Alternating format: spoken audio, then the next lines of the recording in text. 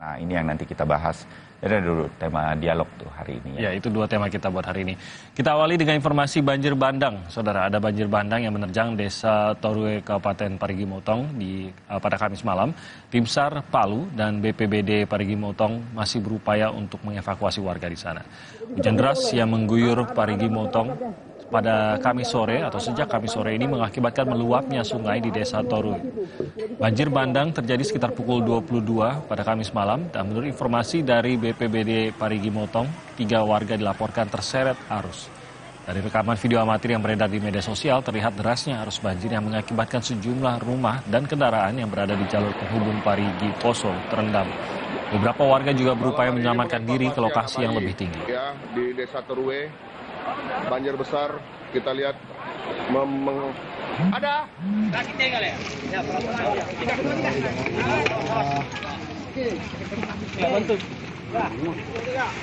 Tim SAR Palu yang berada di lokasi banjir bandang di Desa Torue di Kabupaten Parigi Motong mengevakuasi 3 jenazah korban banjir bandang. Jenazah dibawa ke Rumah Sakit Daerah Umum Anuntalopo. Sementara itu tim SAR Palu bersama BPBD Parigi Motong serta tim gabungan TNI dan Polri juga mengevakuasi warga yang terjebak di lokasi banjir bandang. Berdasarkan data sementara masih ada 4 orang lainnya yang dilaporkan hilang dalam peristiwa banjir bandang ini. Informasi bahwa telah terjadi banjir di Kabupaten Parigi, tepatnya di Kecamatan Torue.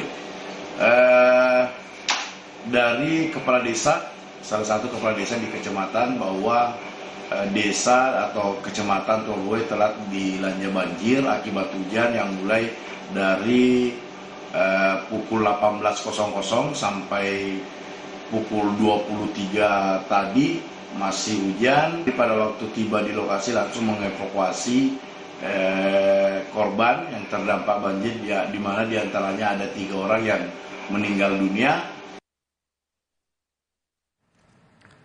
Saudara, jenazah tersangka otak penembakan istrinya sendiri, Kopda Muslimin, yang ditemukan meninggal dunia di rumah orang tuanya di Kendal, Jawa Tengah, kini telah dimakamkan. Jenazah Kopda Muslimin dimakamkan pihak keluarga di Kendal, Jawa Tengah. Meski masih tercatat sebagai prajurit TNI Angkatan Darat, jenazah Kopda Muslimin tidak dimakamkan secara militer. Hal ini dikarenakan Kopda Muslimin terlibat dalam kasus kriminal, yakni sebagai otak dari penembakan terhadap istrinya. Sebelum dimakamkan, jenazah Kopda Muslimin sempat diotopsi Rumah Sakit Bayangkara Semarang.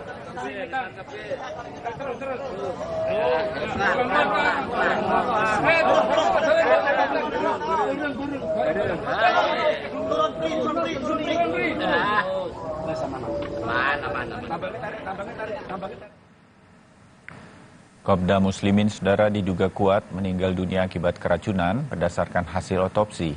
Dari hasil pemeriksaan di dalam tubuh diketahui Kopda Muslimin mati lemas karena penyakit pada otak atau keracunan. Meski demikian, hasil otopsi jenazah Kopda Muslimin ini masih memerlukan tindakan lanjutan berupa patologi anatomi dan pemeriksaan laboratorium toksikologi untuk memastikan penyebab pasti kematian.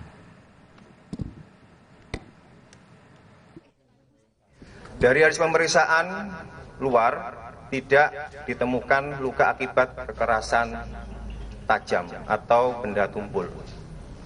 Dari pemeriksaan dalam didapat tanda mati lemas yang diduga oleh karena penyakit pada otak atau keracunan.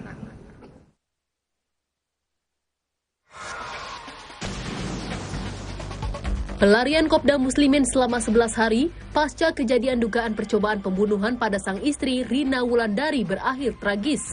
Kopda Muslimin tewas diduga bunuh diri di rumah orang tuanya di Kendal, Jawa Tengah setelah sempat mengalami muntah-muntah. Sebelum meninggal, Kopda Muslimin mendatangi rumah orang tuanya untuk meminta maaf. Orang tuanya pun sempat meminta Kopda Muslimin menyerahkan diri. Polisi pun langsung memasang garis polisi dan telah melakukan olah tempat kejadian perkara di rumah orang tua Kopda Muslimin. Polisi juga menyita sejumlah bukti di TKP, termasuk meminta keterangan orang tua Kopda Muslimin. Jenazah Kopda Muslimin langsung dibawa dari rumah orang tuanya dari Kendal ke Rumah Sakit Bayangkara Polri di Semarang, Jawa Tengah. Jenazah diotopsi untuk mencari tahu penyebab kematian Kopda Muslimin apakah terkait dugaan bunuh diri. Dari Inafis Kemudian dari POM kita melakukan olah TKP untuk memastikan meninggalnya korban yang nanti secara yuridis formal akan kita lakukan otopsi atas persetujuan keluarga.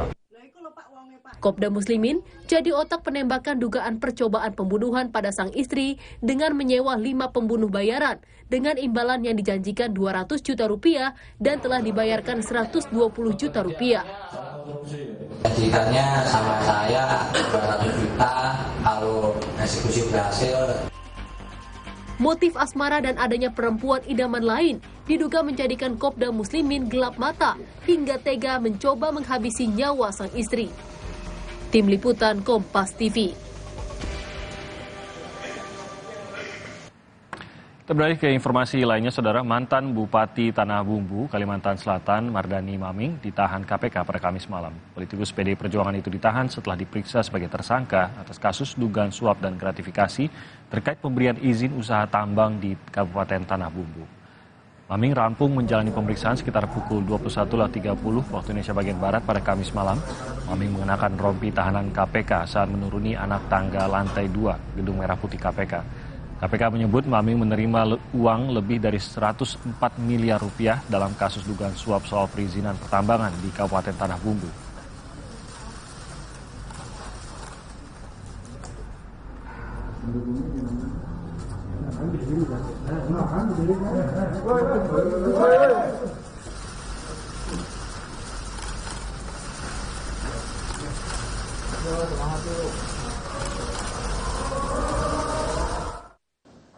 Diduga terjadi beberapa kali pemberian sejumlah uang dari Henry Sutio pada MM melalui beberapa perantaraan orang kepercayaannya dan atau beberapa perusahaan yang terafiliasi dengan MM yang kemudian dalam aktivitasnya dibungkus dalam formalisme perjanjian kerjasama underlying guna memayungi adanya dugaan aliran uang dari PT PCN melalui beberapa perusahaan yang terafiliasi dengan MM.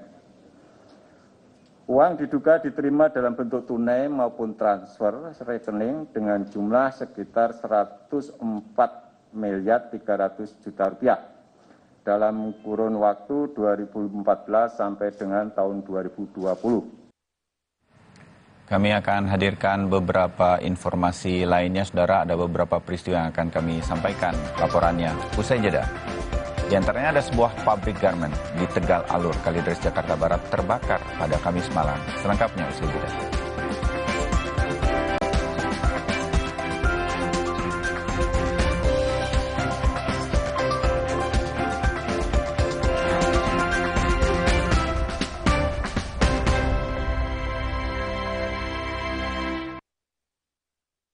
Ada yang seru nih. Oreo ulang tahun ke-110. Yuk tiup semua lilinnya. Cek Instagram Oreo Indonesia dan menangkan hadiahnya.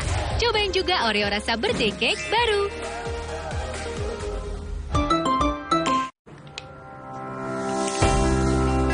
Tahu gak sih, bekas botol plastik jenis PET ini nantinya bisa berubah menjadi barang baru lagi. Seperti bental leher ini. Inilah konsep ekonomi sirkular. Konsep daur ulang plastik berbasis ekonomi sirkular dimulai dari penggunaan plastik dari konsumen, pengumpulan dan pemilahan sampah plastik lalu diproduksi menjadi barang baru. Prosesnya, plastik PET dikumpulkan melalui jasa online, pemulung, dan pengepul dari lingkungan. Lalu dibeli oleh pabrik daur ulang, akan diolah menjadi bahan baku dan barang jadi baru, seperti dakron, baju olahraga, dan juga karpet. Sudah jelas kan? Kemasan plastik PET memberi banyak benefit lain untuk menggerakkan roda perekonomian negara. Untuk membantu menyukseskan gerakan ekonomi sirkular, kita, masyarakat Indonesia, harus memulai pilih sampah dari rumah sekarang juga. Ibu, cacingan dapat menyebabkan stunting. Stunting adalah kondisi gagal tumbuh anak akibat penyerapan gizi yang terhambat. Cegah cacingan dengan minum obat cacing 2 kali dalam setahun.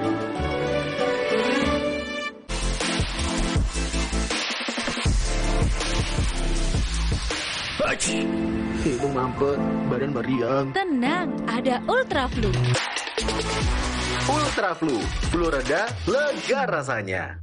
Mau mengiklankan usaha kamu dengan harga terjangkau? Langsung aja ke pasangiklan.com. Pasang iklan segampang upload, bayar, tayang. Ada beragam paket yang bisa kamu pilih di pasangiklan.com. Mulai dari harga Rp50.000 sampai harga Rp1.000.000. Iklan kamu akan tayang di jaringan media milik Kompas Gramedia.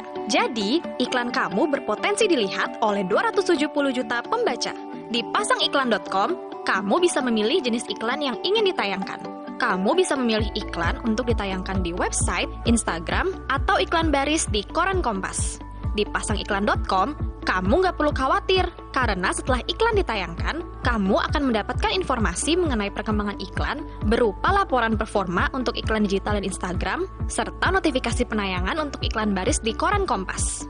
Jadi, mau pasang iklan yang dilihat banyak orang dengan harga terjangkau? Segampang upload, bayar, lalu tayang? Tunggu apa lagi? Langsung aja ke pasangiklan.com. Lanjutkan hari dengan referensi pasti. Puskesmas Kramat Jati, Jakarta Timur menggelar vaksinasi booster perdana hari ini. Untuk aktivitas lebih bernilai, tambah asupan berita dan informasi terpilih. Selain mereka kebutuhan sehari-harinya dipenuhi, juga ada pemantauan khusus dari puskesmas setempat. Kompas Siang, setiap hari pukul 11 siang. Live di Kompas TV. Didukung oleh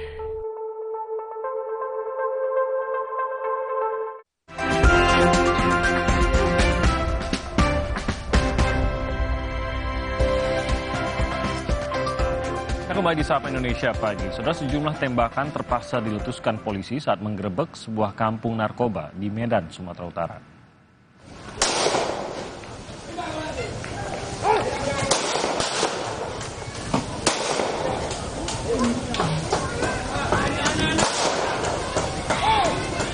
Polisi terpaksa melepaskan sejumlah tembakan ke udara untuk menakuti para pelaku yang diduga adalah bandar narkoba yang menceburkan diri ke sungai. Mereka berupaya untuk kabur saat digerebek polisi di kawasan Gang Pantai, Medan, Sumatera Utara. 4 orang berhasil ditangkap serta barang bukti seperti puluhan alat isap sabu siap pakai dan beberapa paket kecil narkoba.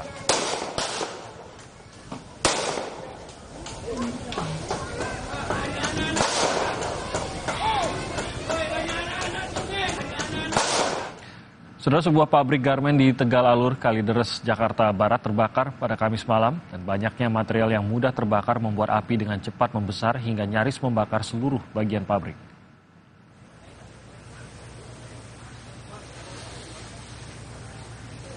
Petugas pemadam kebakaran dibantu warga berupaya untuk memadamkan api yang berkobar di area dalam pabrik garmen milik PT Sinta Pertiwi di Jalan Rawa Melati, Tegal Alur, Kalideres, Jakarta Barat. Banyaknya material dan bahan baku pembuatan pakaian yang mudah terbakar ini membuat api dengan cepat membesar dan meluas ke area gudang. Sebanyak 22 unit mobil pemadam kebakaran dan 75 personel petugas pemadam kebakaran dikerahkan untuk memadamkan api. Belum diketahui apa penyebab pasti kebakaran, namun saat kebakaran terjadi, pabrik sedang tidak beroperasi.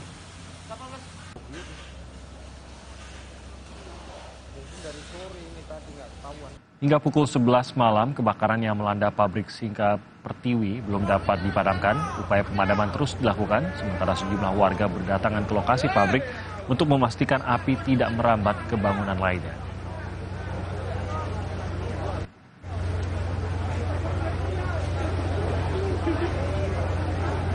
...22 unit mobil pemadam kebakaran dikerahkan untuk melokalisasi kebakaran di pabrik garmen di Jalan Rawa Melati, Kalideres, Jakarta Barat. Setelah 3 jam, api mulai dikuasai petugas. Sementara itu, salah seorang warga harus dievakuasi petugas medis karena terluka saat berupaya memadamkan api.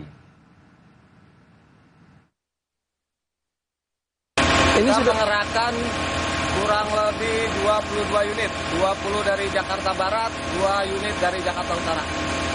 Ada kendala nggak, Dan? Kendalanya tidak, karena cuma hanya bangunan pabriknya itu 2 lantai, yang lantai atasnya sudah. Sumber air sendiri berapa? Sumber air cukup banyak dan cukup lancar. Kita pantau bagaimana situasi terkini kebakaran di pabrik garmen di Jakarta Barat. Kita akan bergabung dengan jurnalis Kompas TV Putu Trisnanda yang memantau lokasi di sana. Putu, selamat pagi. Apakah pada saat ini api sudah sepenuhnya dapat dipadamkan dan apakah ada korban juga akibat peristiwa ini? Ya, selamat pagi Timothy dan juga saudara. Sampai dengan saat ini petugas dari Gulkarmat baik itu Jakarta Barat ataupun juga dari Jakarta Utara, ini ada beberapa personel yang diperbantukan masih terus menyisir area terutama di area gedung operasional dan juga di area gudang untuk kemudian menyisir apakah masih ada titik api, karena sampai dengan saat ini memang kalau berdasarkan pengamatan mata begitu sudah tidak ada titik api lagi yang menyala, tetapi memang masih dilakukan proses pendinginan oleh sejumlah petugas, karena memang seperti yang tadi juga sempat disampaikan oleh petugas yang ada di lokasi bahwa di area operasional terutama di area pabrik ini semula ini merupakan gedung dengan berlantai 2 ataupun juga bertingkat, tetapi karena adanya kebakaran yang terjadi pada malam hari tadi sampai dengan pagi hari ini mengakibatkan gedung tersebut rubuh, sehingga untuk kemudian memastikan apakah kemudian titik-titik api ini sudah padam sepenuhnya, ini yang harus coba dilakukan oleh petugas dan kemudian dilakukan secara hati-hati karena adanya material-material gedung yang juga ambruk. Terutama juga kalau tadi kami lihat begitu proses yang sedang dilakukan adalah persiapan untuk olah TKP. Tadi kami melihat sudah ada beberapa personil ataupun juga anggota dari Polsek Kalideres yang kemudian sudah merapat ke lokasi meskipun belum dimulai olah TKP-nya karena memang masih dilakukan proses pendinginan, tetapi dalam waktu dekat rencananya ini olah TKP akan dilakukan untuk melihat dan juga menimbang apa sebetulnya penyebab dari kebakaran yang terjadi kurang lebih 8 jam, yakni dari pukul 21:40 waktu Indonesia bagian Barat kemarin sampai dengan pada pagi hari ini. Untuk kemudian memantau bagaimana kelancaran ataupun juga akses jalan yang ada di area pabrik, tadi kami lihat memang ada sampai dengan pagi hari ini masih sama jumlahnya, ada 22 unit kendaraan damkar yang disiagakan begitu karena memang untuk mengambil air, kemudian menyalurkan air dan akhirnya air tersebut bisa masuk ke area ataupun juga ke dalam lokasi pabrik untuk digunakan memadamkan api. Jika tadi malam ini 2 ruas jalan sepenuhnya digunakan untuk 22 mobil damkar, tetapi kalau untuk pagi hari ini ada ada penyesuaian begitu di mana hanya ruas kiri saja yang digunakan untuk mobil-mobil damkar ini terparkir begitu dan juga beroperasi, sementara sisi kanan ini bisa digunakan oleh masyarakat. Karena tadi kami lihat memang sempat terjadi kemacetan pada pagi hari karena beberapa warga yang ada di sekitar lokasi ini berangkat bekerja, kemudian beberapa diantaranya juga sekolah begitu, berangkat ke sekolah. Oleh karena itu petugas ini memutuskan untuk melakukan rekayasa lalu lintas, tentu saja bekerja sama dengan pihak kepolisian untuk menyediakan satu lajur yang bisa digunakan oleh masyarakat untuk melakukan ataupun juga melanjutkan aktivitasnya di pagi hari. Timothy. Putus, sedekat apa sebenarnya lokasi pabrik khususnya titik kebakaran ini dengan rumah atau permukiman warga? Mengingat warga juga sempat tadi malam hingga pagi juga mencoba untuk menghalangi agar api tidak merembet ke permukiman mereka. Ya, Timothy, sebetulnya jaraknya cukup dekat karena di area belakang kemudian juga di sisi kiri dari gudang ini ataupun juga dari area pabrik ini memang langsung beririsan dengan area ataupun juga permukiman warga dan hanya dibatasi oleh sebuah tembok begitu yang membatasi antara area pabrik dan juga area permukiman warga. Tetapi memang kalau berdasarkan pernyataan dari pihak Gulkarmat ataupun juga Dinas Penanggulangan Kebakaran begitu yang ada di Jakarta Barat, tadi pagi kami sempat mewawancarai begitu sampai dengan pagi hari ini memang api ataupun juga si jago merah ini tidak ada yang kemudian merembet, artinya berhasil dilokalisir, hanya ada di area pabrik saja. Dan seperti yang tadi juga sudah saya sampaikan bahwa memang dampak terparah ini terjadi di area pabrik di mana satu gedung operasional dan juga satu gedung yang biasa digunakan untuk gudang ini ambruk begitu dan juga isinya ini juga sudah tidak bisa digunakan kembali. Timothy.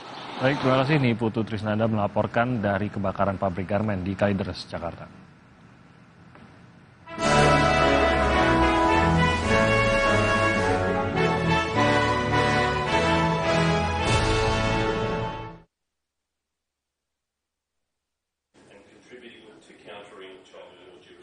Mahkamah Agung bekerja sama dengan Federal Circuit and Family Court of Australia dan Malaysia menggelar dialog yudisial 3 negara dengan menyoroti hak perempuan dan anak pasca perceraian. Tema dialog ini diambil sebagai perlindungan serta kepentingan anak usai perkara perceraian diputus pengadilan. Setidaknya ada 900.000 hingga 1 juta anak terdampak perceraian orang tua. Keterlibatan 3 negara dalam masalah ini untuk saling bertukar informasi maupun pengetahuan agar dapat mengambil kebijakan secara konkret, seperti pemenuhan kebutuhan anak dan mantan istri. Hukum itu baru punya makna kalau dipatuhi. Nah, ini adalah dalam rangka bagaimana putusan-putusan hakim itu dijalankan ya, oleh pihak suami dalam memenuhi kewajiban-kewajibannya membayar nafkah ijazah, ya, biaya hidup anak segala macam itu. Ya banyak kasus yang suami tidak membayar, tidak memenuhi kewajibannya, diputus bayar nafkah ya mantan istri maupun anak tapi nggak dibayar. Sementara itu, perwakilan FCFCOA, Hakim Agung Suzy Christine bilang pembahasan ini sangat berharga dan tak hanya menjalin kerjasama, namun turut memberikan pelayanan sosial, terutama di sistem pengadilan. Australia has had for now more than 17 years a working relationship with the Supreme Court of Indonesia, and share our experiences in Australia and your experiences in Indonesia and learn from one another. And so based on that memorandum of understanding between the two courts, we have had valuable dialogue in the past. Diharapkan pasca pertemuan ini, sistem pra-peradilan memperhatikan mekanisme pemenuhan hak nafkah anak dan perempuan. Arko Sutiono, Kompas TV, Jakarta.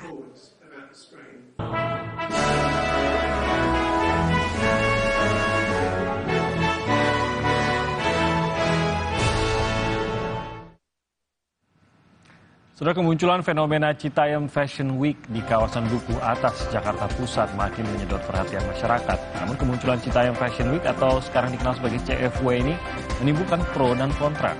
Aktivitas anak muda yang dinilai mengekspresikan diri di ruang publik justru menciptakan masalah baru, mulai dari kemacetan hingga maraknya parkir liar. Lalu seperti apa dan di mana tepatnya anak muda dapat mengekspresikan diri? Kami akan bahas dalam segmen dialog di Sapa Indonesia Pagi bersama Bayu Sutiano saat lagi.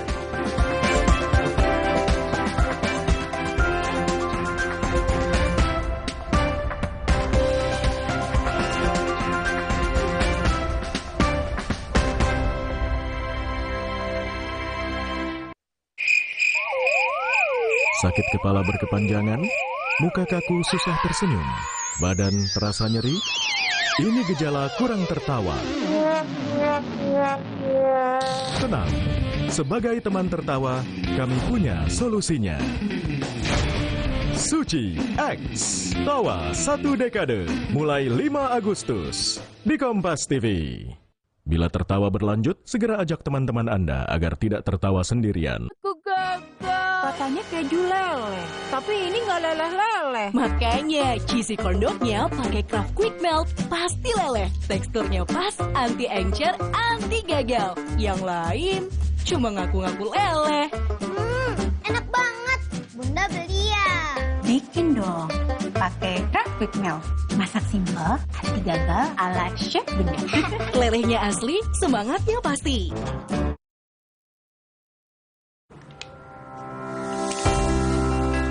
Tahu gak sih, bekas botol plastik jenis PET ini nantinya bisa berubah menjadi barang baru lagi. Seperti bental air ini, inilah konsep ekonomi sirkular.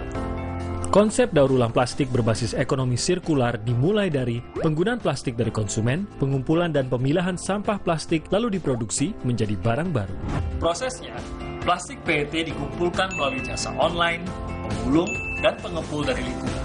Lalu dibeli oleh pabrik daur ulang, akan diolah menjadi bahan baku dan barang jadi baru, seperti dakron, baju olahraga, dan juga karpet. Sudah jelas kan? Kemasan plastik PET memberi banyak benefit lain untuk menggerakkan roda perekonomian negara. Untuk membantu menyukseskan gerakan ekonomi sirkular, kita, masyarakat Indonesia, harus memulai pilih sampah dari rumah sekarang juga. Dengan main di luar, anakku jadi belajar. Banyak kuman loh, gak khawatir dia sakit. Kan ada perlindungan Detol yang efektif melawan kuman. 100% perlindungan lebih baik. Dettol. Untuk mereka yang bangun lebih pagi, agar bisa mendengarkan lebih awal, untuk mendengar lebih banyak hal, membaginya tepat waktu, agar lebih banyak yang mendengar, lebih banyak yang melihat. Dari generasi ke generasi, dengan lebih pasti. Tubuh kehilangan massa otot hingga 33% setelah usia 30 tahun. Minum Ensure 2 kali sehari, nutrisi lengkap dan seimbang dengan triple protein. Bantu jaga massa otot, kekuatan, dan daya tahan tubuh. Ayo beli sekarang. Ambeien, minum Ambeven. Sehari 3 kali 2 kapsul dari ekstrak alami membantu meringankan gejala Ambeien. Atasi Ambeien dengan Ambeven.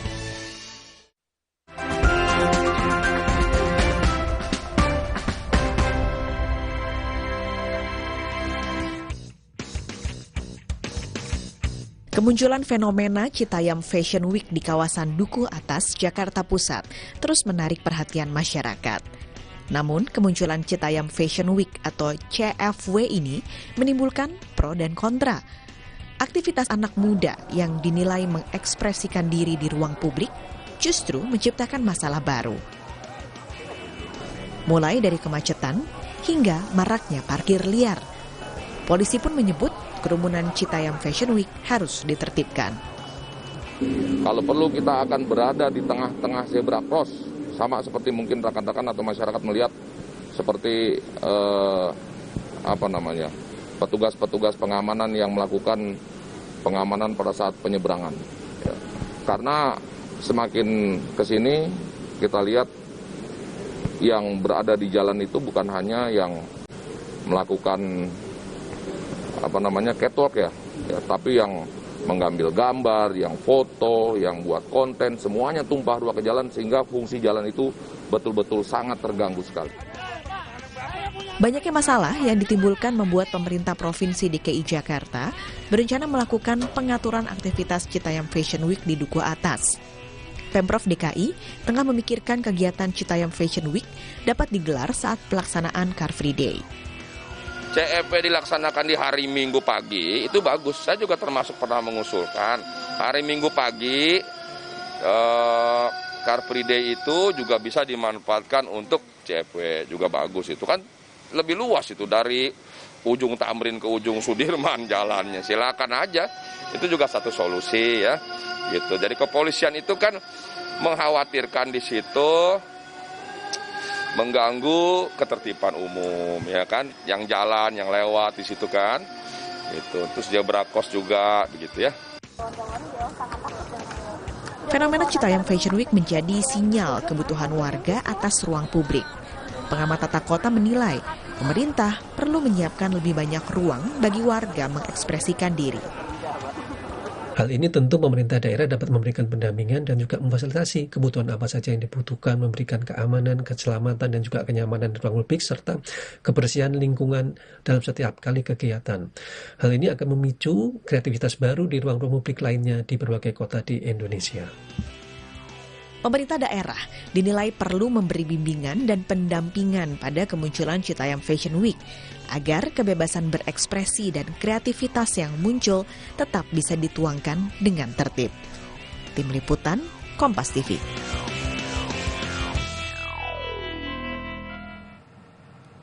Ya, saudara, fenomena CFW, Citayam Fashion Week, apa yang kemudian harus kita bersama-sama lakukan agar mereka bisa tetap mengekspresikan diri dan mereka, kami yakini, bisa diatur. Nah, kita akan bahas bersama narasumber kami yang sudah bergabung secara daring untuk Sapa Indonesia Pagi untuk membahas fenomena Citayam Fashion Week atau CFW.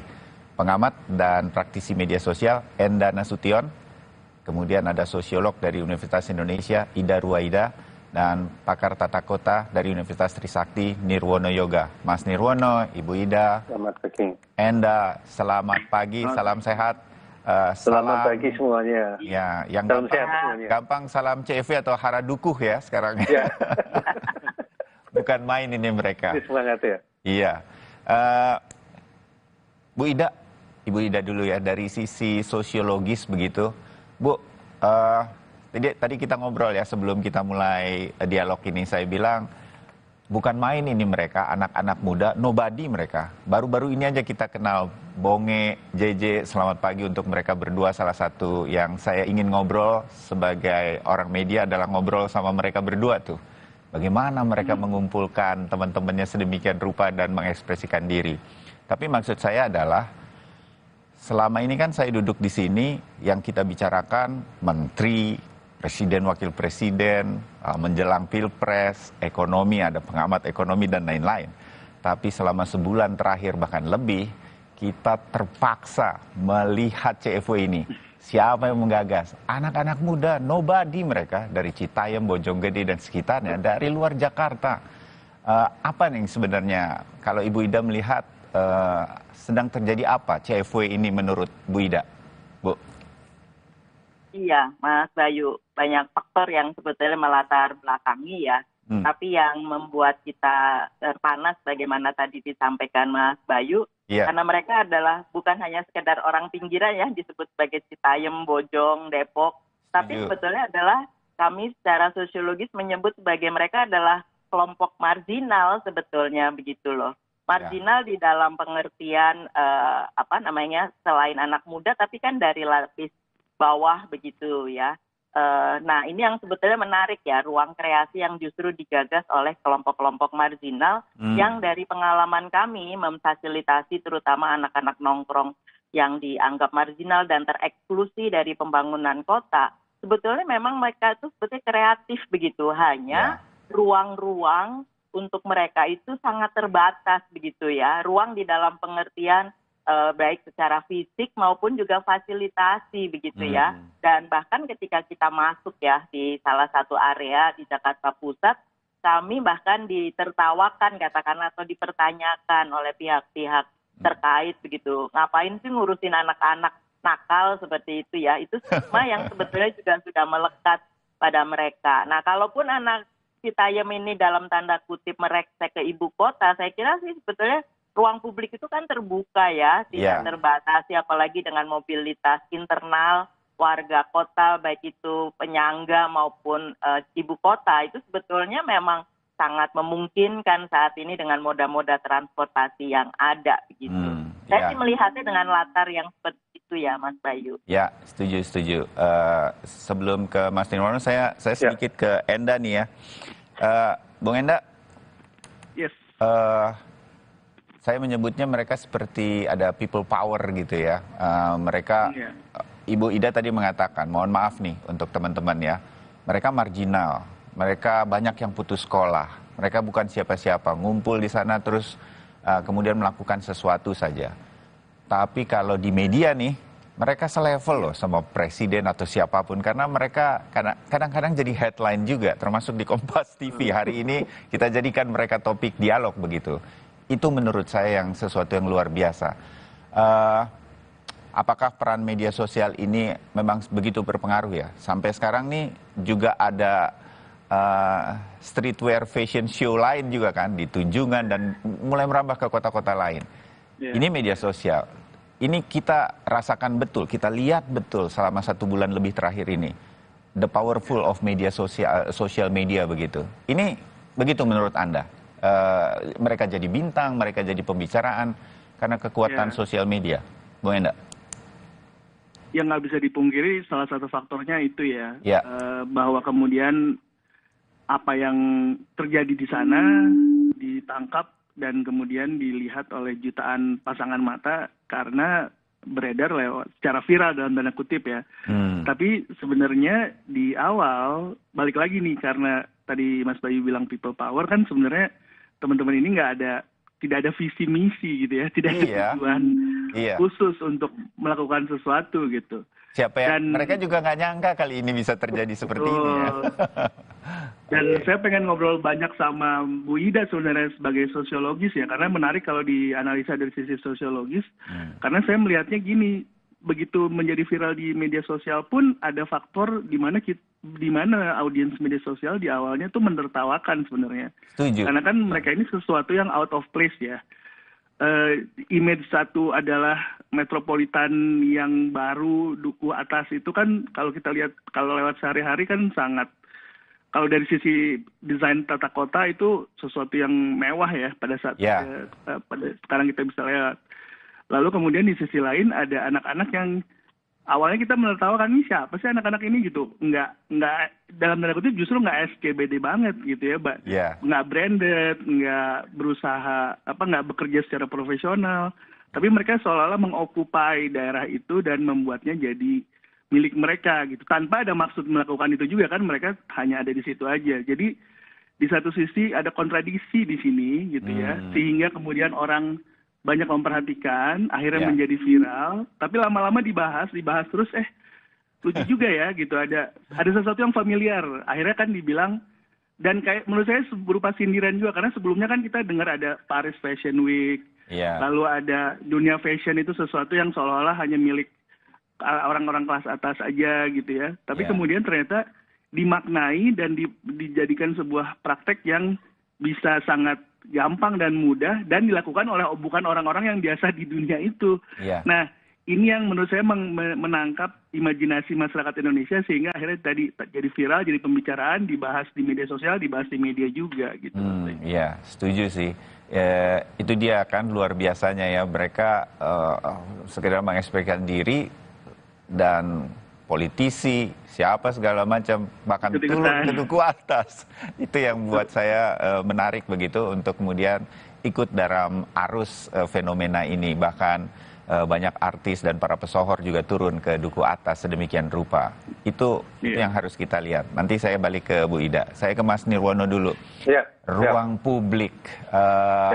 Ini kan udah ditebak lama ya Mas Nirwono, kita butuh ruang publik, Mas Nirwono kalau di Kompas TV itu berapa kali memberikan kritik yang membangun sekaligus mengapresiasi pembangunan kota Jakarta, ada ruang-ruang publiknya.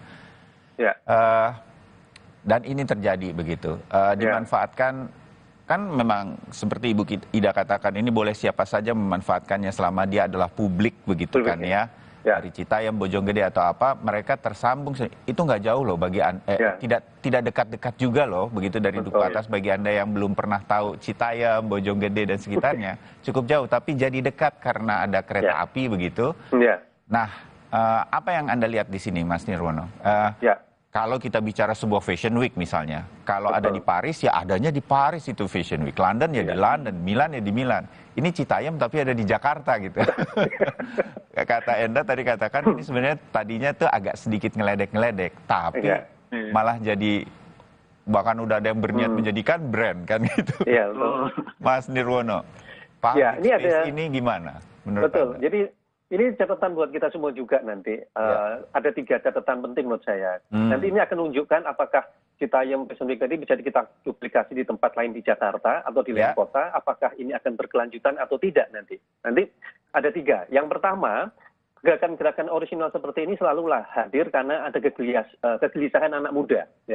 Kegelisahan muda, kemudian dia ingin mencari eksistensi diri dan itu adanya di ruang publik. Nah, di ruang publik itulah mereka menunjukkan eksistensi dengan berbagai macam kegiatan, tentunya yang positif di sini. Nah, kehadiran ruang-ruang publik seperti di duku atas dan juga lokasi-lokasi yang lain sebenarnya sangat dipengaruhi oleh itu. Jadi kegelisahan yang ingin mereka ekspresikanlah di ruang publik, itu yang pertama. Jadi kalau nggak ada kegelisahan, ini akan sulit untuk dikopi, bagi dipindahkan ke tempat lain. Satu itu. Kemudian kedua, kalau dari lokasi, ruang publik di Jakarta kan juga sudah mulai banyak yang bagus. Kalau kita lihat taman-taman kotanya juga sangat bagus. Nah, faktor kedua ini sangat penting yaitu lokasinya harus strategis. Strategis itu apa?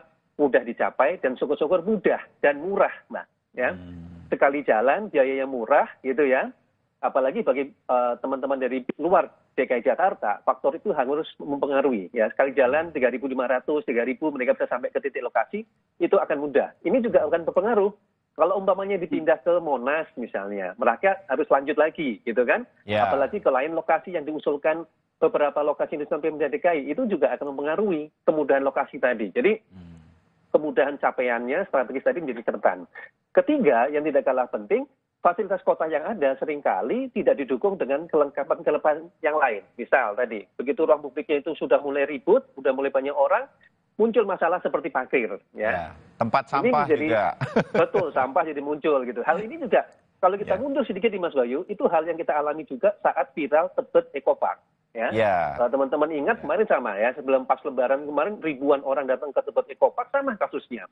Langsung viral juga Mas Indah ya, orang semua setiap hari menginformasikan Tebet Ecopark, munculnya sama Mas Bayu, parkir liar, kemudian PKL. Jadi runutan-runutan tadi menunjukkan bahwa kesiapan dari pemerintah daerah terutama mengantisipasi itu seringkali gagap. Nah, 3 poin ini akan menjadi penentu sebenarnya apakah ini Citayam ini bisa kita pindah ke lokasi-lokasi yang diusulkan oleh Pemda DKI, ataukah ini akan ditiru oleh kota-kotanya tapi berkelanjutan atau tidak. Nah, kuncinya di situ, Mas. Ya, oke. Terbayang bagaimana kemudian, seperti saya bilang nih, ngobrol kita mungkin masih seputar Citayam Fashion Week, tapi mungkin dari berbagai sisi, saya berharap ini mudah-mudahan menjadi pertimbangan-pertimbangan untuk melihat bahwa ini adalah ekspresi anak muda yang mudah-mudahan hal-hal positifnya bisa diteruskan begitu. Dari sisi sedikit ya Mas Nirwono ya, saya kebayangnya tuh gini, ini bisa nggak sih juga jadi semacam kritik bagi pemerintah kota Citayam ya, itu di bawah Depok atau Bogor ya. Demikian rupa sehingga anak-anak ini terpaksa cukup jauh sebenarnya ke Jakarta untuk mendapatkan ruang publik yang nyaman bagi mereka. Mungkin Bogor juga sebetulnya bisa punya tempat sedemikian rupa, atau bahkan saya ekstrim nih, mungkin Bojonggede atau Citayam juga harusnya punya ruang publik bagi anak-anak ini sedemikian rupa begitu.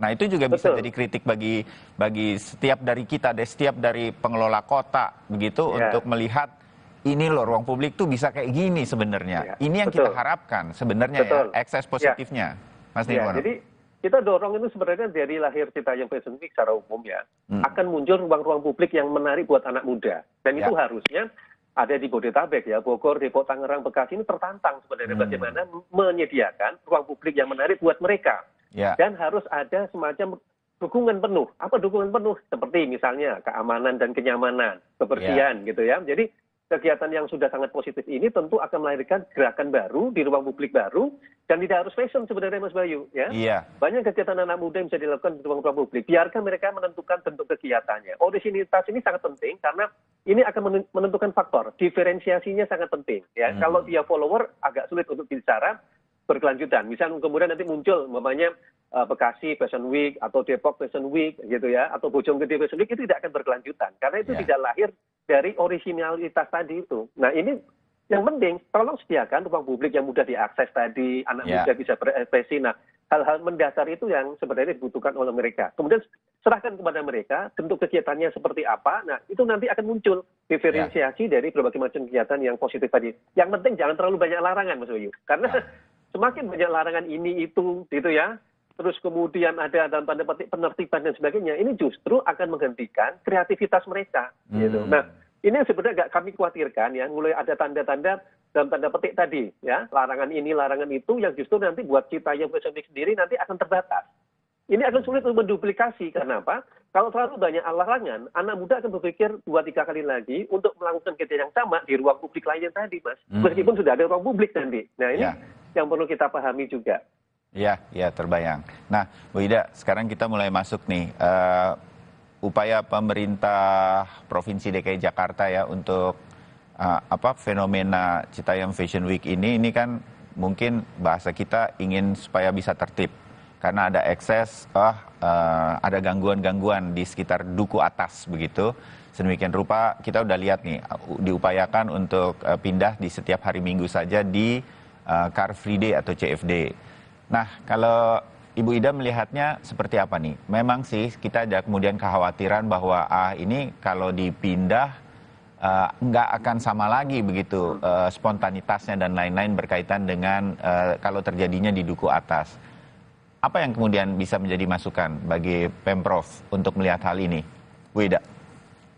Iya, kalau saya pribadi sih sebetulnya karena saya kemarin juga turun mengamati ya lokasi Duku Atas itu, sebenarnya Duku Atas itu pas banget ya menurut saya tempat lokasinya ya, karena saya kalau minjem istilah teman-teman arsitektur itu 3E ya, jadi engineeringnya itu pas gitu dari konteks desain dan sebagainya, environment, meskipun tadi yang disampaikan ya kesan SCBD sebagai elit gitu ya, kelas menengah atas, saya kira itu yang sebetulnya justru menjadi perlu dicairkan ya, bahwa image-image seperti itu, karena pembangunan kota kita memang bias kelas selama ini begitu ya. Jadi kita lebih banyak membangun mall. Saya selalu mengkritik gitu. Kenapa kita bilang mall masih kurang, misalnya seperti itu ya. Sekarang kafe-kafe. Nah, tapi yang menjadi sangat penting menurut saya, kalaupun sekarang pendekatannya dengan ketertiban itu, sebenarnya karena pembiaran juga dari pemerintah kota. Kan begitu ya. Karena ini setiap hari begitu ya, jamnya tidak jelas gitu ya. Tapi kemudian dari simpati akhirnya membangun antipati. Itu menurut saya kita salah gitu. Kita sudah melakukan pendekatan yang berbeda akhirnya, mematikan, saya khawatir. Nah, oleh sebab itu saya sepakat bahwa itu hanya tetap bisa di dukuh atas, tapi diaturlah waktunya begitu ya. Dan kemudian ada E yang berikutnya, environment tadi sudah, E yang berikutnya adalah edukasi. Mereka itu adalah kelompok-kelompok yang bisa diedukasi, tapi jangan diintervensi. Itu beda, dua hal yang berbeda begitu ya. Jadi pengalaman kami sebetulnya mereka punya kreativitas yang sebetulnya sangat potensial untuk kemudian membantu mereka untuk direkognisi oleh publik. Kita sebetulnya sekarang sudah merekognisi ya, tapi juga kemudian ada stigma-stigma yang menyertai masih begitu. Saya kira faktor itu yang sebetulnya menjadi penting sekarang, pendampingan, karena dengan keviralan ini bisa jadi mereka juga tidak siap, dan saya khawatir juga mereka kemudian dimanfaatkan oleh berbagai pihak. Oke, jadi justru kalau bisa didampingi. Poin menarik nih, Bu Ida. Kita lanjutkan sebentar lagi.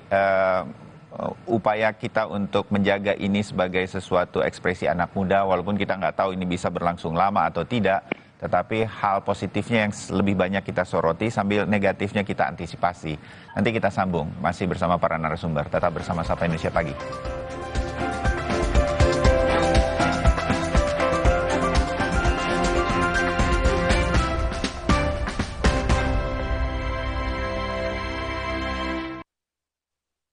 Optik Melawai Great Over Buy One Get One Vivo Eyewear. Dapatkan promo dan info menarik lainnya. Syarat dan ketentuan berlaku. Optik Melawai.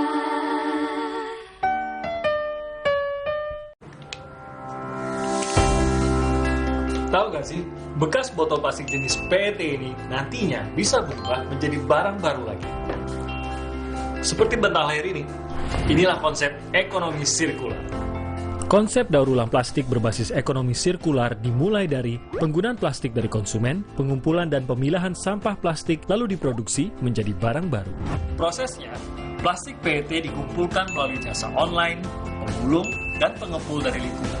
Lalu dibeli oleh pabrik daur ulang, akan diolah menjadi bahan baku dan barang jadi baru, seperti dakron, baju olahraga, dan juga karpet. Sudah jelas kan?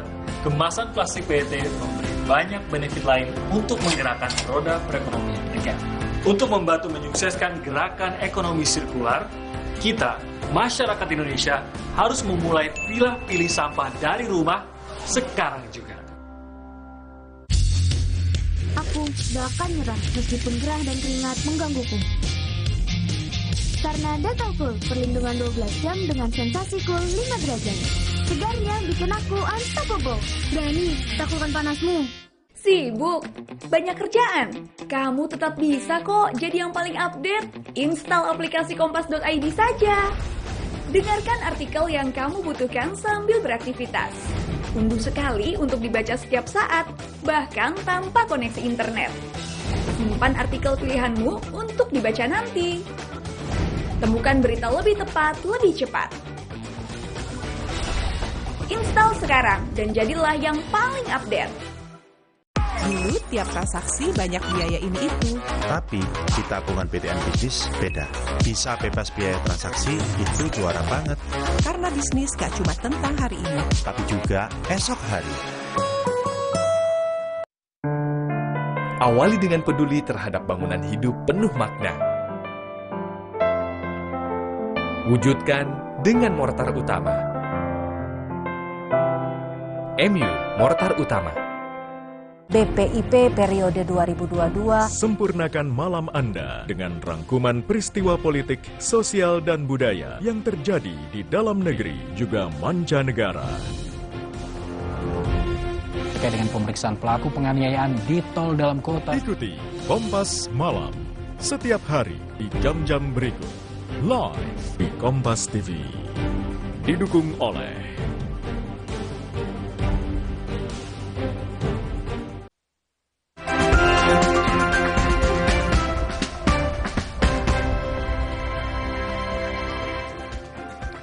Ya, kita sambung lagi perbincangan mengenai fenomena CFW yang Pemprov DKI Jakarta menyatakan untuk mengaturnya akan ada pemindahan lokasi begitu. Masih bersama para narasumber, ada Enda Nasution, pengamat media sosial, Ibu Ida Ruwaida, sosiolog dari Universitas Indonesia, Mas Nirwono Yoga, pengamat tata kota Universitas Trisakti.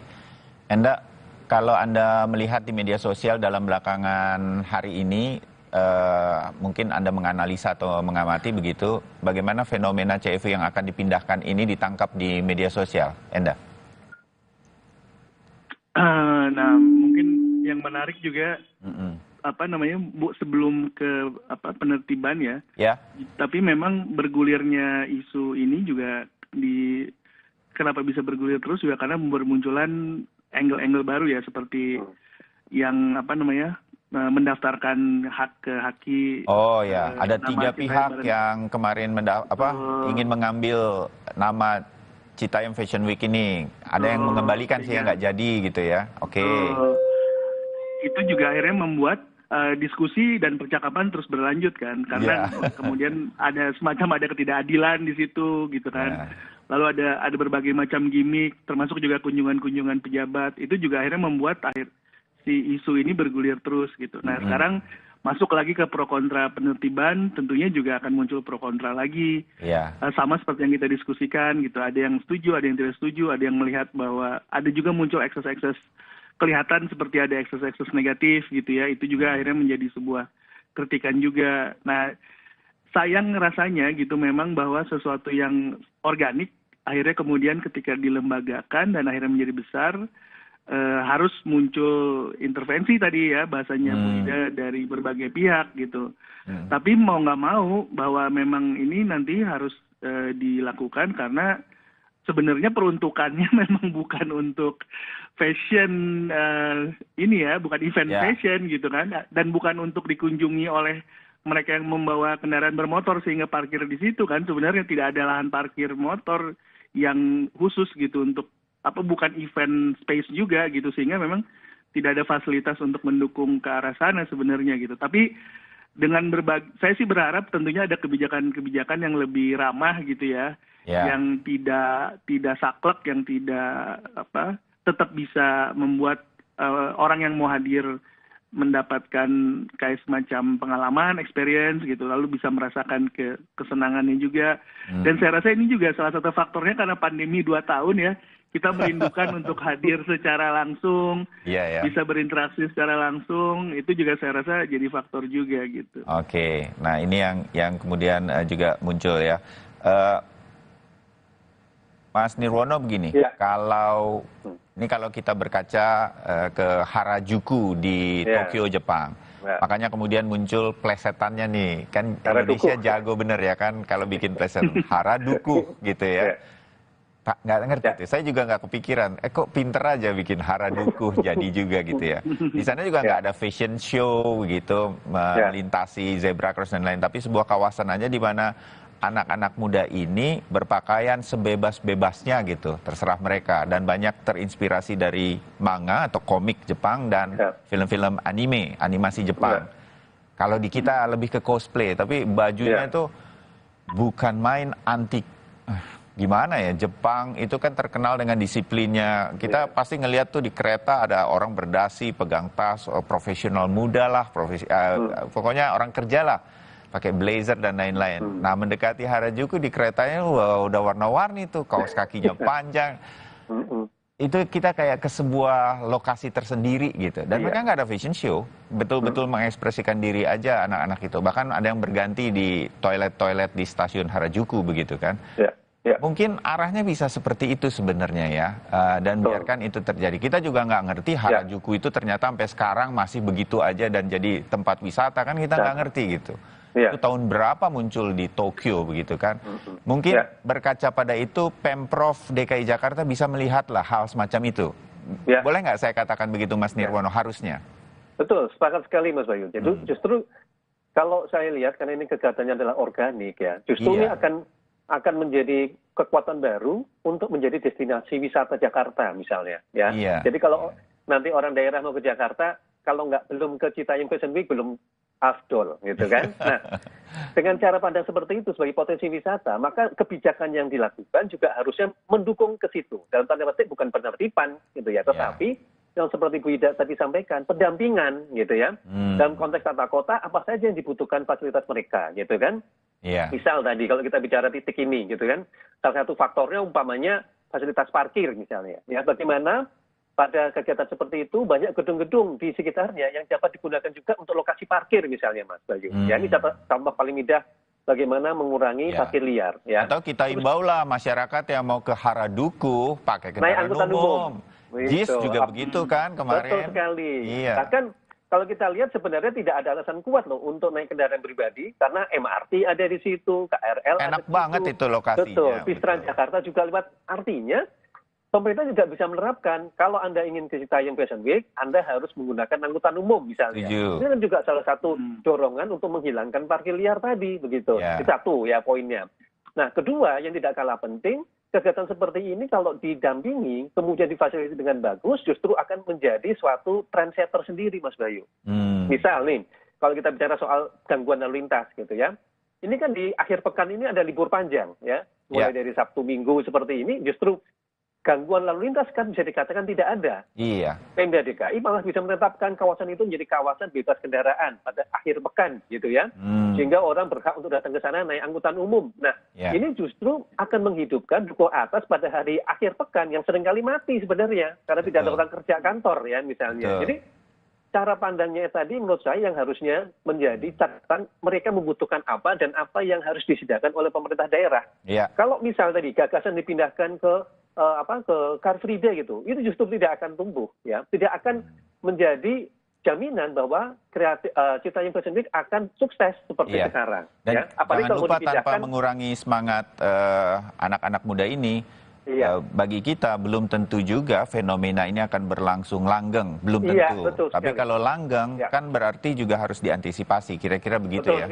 Betul sekali. Jadi waktu yang akan menentukan nanti. Tetapi cara kita mengantisipasi, cara kita mendampingi, cara kita mengelola itu akan menunjukkan program seperti ini berkelanjutan atau tidak dalam konteks tata kota. Termasuk tadi upaya untuk menduplikasi di lain tempat atau juga kota-kota lain yang juga sudah mulai meniru. Nah, ini beberapa catatan tadi yang harusnya menjadi momentum ya, bahwa pada dasarnya kita butuh ruang publik, ya. Sekarang bentuk kegiatan seperti apa yang dibutuhkan di anak-anak muda ruang publik itu menjadi PR kita semua, Mas Bayu. Oke.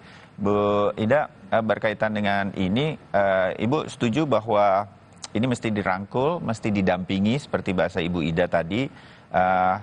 Saya sempat membaca juga bahwa kalau ada fenomena-fenomena seperti ini, termasuk di Harajuku di Jepang begitu, itu sebetulnya anak muda berekspresi seperti itu 180 derajat melawan kemapanan dari sisi berpakaian, ekspresi itu semacam kritik sebetulnya terhadap situasi. Nah, ini juga begitu, anak-anak dari marginal datang ke ibu kota, mereka nggak bisa loh ke sebuah mall besar di sebelah kanan, sebelah Duku Atas, tapi mereka bikin tempat sendiri. Kira-kira kan saya melihatnya begitu tuh. Nah, apakah ini mereka bisa diajak bicara sedemikian rupa menurut Bu Ida sehingga kemudian Pemprov DKI Jakarta juga harus duduk bareng sama mereka sebenarnya, apakah ini bisa dilakukan? Berbicara dengan mereka, tanya mereka mau apa dan bagaimana kemudian diatur sehingga kemudian tanpa harus memindahkan, karena mungkin kalau dipindahkan bisa jadi organiknya, keunikannya justru mungkin belum tentu akan sama kalau ini terjadi di Duku Atas. Bu Ida, bisakah ini kemudian terjadi tanpa kemudian ekses negatifnya menjadi lebih muncul begitu? Karena sebetulnya ekses negatif ini bisa diatur, kata Mas Nirwono tadi kan, Bu Ida?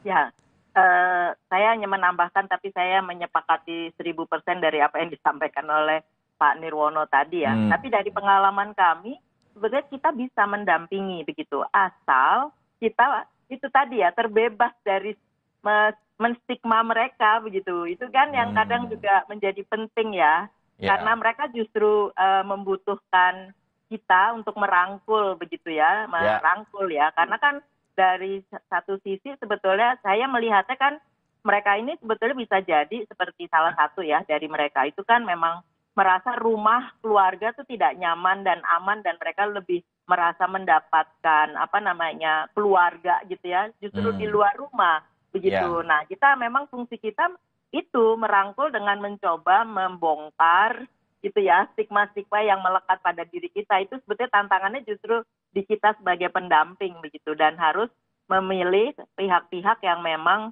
bisa tidak berjarak ya dengan mereka begitu. Syaratnya itu kalau menurut saya ya. Nah, berkelanjutan atau tidak saya sepakat ya, tergantung pada bagaimana positioning pemerintah kota dan pihak-pihak yang sebetulnya nanti akan dirangkul begitu dan kemudian bentuk programnya apa. Karena saya sepakat juga fashion ini kan lebih bukan karena catwalk-nya di zebra cross ini saja sih sebetulnya, karena kita jadi akhirnya terpusat di sini perhatian kita. Padahal kan ketika bicara tentang ruang ekspresi tadi ya salah satunya bisa yang tadi dari cara berpakaian mereka begitu ya. Karena ini era digital, memang era disrupsi ya. Jadi kita keluar dari pakem-pakem gitu. Jadi masyarakat juga cara pandangnya juga harus berbeda juga begitu loh. Karena mereka belajar dari media sosial yang sangat mudah diakses oleh mereka. Dan kemarin saya sampaikan kepada teman saya, dengan media sosial ini sebetulnya kita tidak ada lagi desa, kota, jauh. Karena konektivitas kita sudah melalui media yang ada tersebut begitu. Ya, setuju Bu, Ibu Ida ya. Bukan main apa yang kemudian kita lihat ini sebetulnya kita jadi satu level kalau sudah di media sosial kira-kira begitu untuk melihat ini semua. Enda, mungkin bagian-bagian akhir, apakah pemerintah provinsi juga bisa memanfaatkan di dalam bayangan saya ya media sosial juga untuk merangkul, mensosialisasikan, walaupun sebelumnya dalam bayangan saya mudah-mudahan pemerintah provinsi bisa duduk bareng dengan anak-anak di Haradukuh ini, di CFW ini untuk kemudian mendengarkan mereka dan mau apa. Itu kan pasti akan lebih mudah ya. Apakah mereka mau dipindah? Kalau tidak bisa dipindah harus apa dan bagaimananya, pasti mereka mau mendengarkan. Tolong dibantu di sisi kiri dan kanannya atau apa. Selain ya kalau parkir liar dan lain-lain, itu pemerintah kota pasti memiliki caranya, sudah banyak kasusnya dan sudah tahu cara menanganinya. Tapi bisa apa di media sosial ini kemudian untuk membantu semua ekspresi anak muda ini agar bisa tetap berjalan secara organik, asli begitu, tanpa kemudian seperti Bu Ida dan Mas Nirwono katakan jangan diintervensi gitu, tapi mereka bisa didampingi ya agar ekses negatifnya jauh lebih turun. Enda? Ya, sebenarnya efek media sosial ya, atau mungkin yang kalau dulu sebelumnya efek Instagram, sekarang mungkin efek TikTok gitu ya, kita bisa bilang. Kan memang luar biasa besar, dan ini kita lihat juga fenomena yang sama untuk berbagai destinasi wisata yang viral dalam tanda kutip ya. Ada spot-spot tertentu yang sebelumnya nggak ramai sama sekali, tapi lalu kemudian ada beberapa video, ada beberapa foto yang muncul dalam tanda kutip jadi viral, tiba-tiba dikunjungi oleh ribuan orang, lalu kemudian tidak nyaman lagi, dan akhirnya mungkin sampai sekarang masih dikunjungi tapi tidak lagi viral awalnya gitu ya. Begitu juga efek yang sama yang ingin dirasakan oleh berbagai tempat makan ya, oleh berbagai hotel misalnya atau destinasi wisata juga sama mengharapkan efek yang sama seperti ini sebenarnya. Tapi balik lagi ke Citayam, menurut saya sekarang memang Citayam Fashion Week sendiri sudah jadi sebuah brand ya, sebuah nama yang masyarakat Indonesia aware gitu. Itunya sendiri mungkin bisa dijadikan jadi kayak semacam didampingi dalam arti diberi makna yang lebih, tapi mungkin oleh orang-orang kreatif menurut saya gitu ya, oleh mereka yang peduli, bukan oleh pemerintah. Karena pemerintah nanti ujung-ujungnya mentok gitu kalau kita bicara soal bagaimana memanfaatkan sesuatu yang organik secara kreatif dan sudah muncul ini. Pemerintah cukup memberi fasilitas dan menjaga agar semua semua tidak ada yang saling mengganggu lah gitu ya, jalan tidak terganggu, lalu kemudian sampah bersih, keamanan dijamin. Menurut saya sampai di situ sudah cukup. Bahwa memang nanti mau mendukung lebih jauh, mungkin posisinya lebih di samping gitu, bukan yang memberikan, bukan yang melid gitu. Yang lead menurut saya lebih cocok buat teman-teman yang memang mau membawa Citayam Fashion Week ini ke level yang lebih tinggi, kalaupun mau gitu. Kalau tidak pun menurut saya seperti sekarang aja, memang sebuah destinasi, orang mau jalan di zebra cross, orang mau tampil dengan berbagai yang menurut mereka menarik atau mereka ingin mengekspresikan diri, oke juga gitu. Jadi tidak semua yang kemudian jadi viral itu harus kemudian jadi sesuatu juga menurut saya gitu ya. Yang nanti mungkin akan muncul lagi ya, hal-hal viral lainnya yang kita bisa hargai bersama gitu. Cuma ya itu tadi, mungkin asas keadilannya dijaga supaya kemudian yang mendapatkan manfaat sebanyak-banyaknya memang mereka yang ada di situ gitu, bukan orang-orang lain yang memanfaatkan dan mengambil keuntungan dari apa yang sudah ada di situ gitu. Oke. Ya, dari berbagai sisi sudah kita lihat CFW-nya, mudah-mudahan ini menjadi masukan. Biasanya Pak Anies Baswedan paling jago lah mendekati anak-anak muda seperti ini untuk kemudian bisa ketemu titik tengah terbaiknya. Saya sih berharap ini bisa tetap ada di sana dengan lebih tertib. Kalau ada CFW yang lain boleh saja, tetapi ini titik munculnya gitu, ini sejarahnya di sini, tapi harus tertib. Nah itu bagaimana? Dan kemudian saya berharap ini bisa menjadi sesuatu seperti di Harajuku, Jepang, bahkan bisa menjadi industri fashion streetwear yang kemudian dikenal di seluruh dunia. Saya bisa membayangkan itu terjadi di dukuh atas dari Jakarta, goes internasional. Mudah-mudahan ini terjadi dengan pendampingan teman-teman kreatif yang memang bidangnya di bidang fashion nanti. Nah, itu bayangannya. Jadi mudah-mudahan tidak berhenti di sini. Kita tidak pernah tahu apakah ini hanya sementara atau bisa berlangsung lama. Tapi biarkan ekspresi ini didampingi. Jangan serius-serius amat melihatnya, tetapi ini bisa menjadi sesuatu yang penting ke depan, bisa jadi. Mudah-mudahan kita semua memberikan masukan yang baik bagi semua pihak yang terlibat di sini. Makasih Mas Nirwono, Bu Ida, Enda, ketemu lagi. Terima kasih Mas Bayu. Mungkin ketemunya di duku atas kita ya kapan-kapan. Oke, terima kasih, selamat pagi. Sampai ketemu. Selamat pagi. Ya. Nah itu tadi perbincangan kami mengenai fenomena CFW, bagaimana langkah pemerintah provinsi menanganinya sangat penting. Masukan dari para narasumber kami, didampingi mereka. Nah mudah-mudahan ini berarti banyak bagi pemerintah Provinsi DKI Jakarta, yang sekarang sebenarnya memiliki banyak tempat publik yang berpotensi untuk menjadi ekspresi-ekspresi dari anak muda dan masyarakat dari sekitar Jabodetabek. Baik, kami akan jeda untuk kemudian kembali lagi dengan perbincangan satu lagi hari ini di Sapa Indonesia Pagi. Beberapa hari terakhir kasus COVID-19 dilaporkan di Indonesia terus naik dan kenaikan ini menjadi khawatiran terutama untuk orang tua murid terkait pelaksanaan pembelajaran tatap muka atau PTM yang sekarang masih digelar di sekolah-sekolah. Kami segera kembali dengan perbincangannya.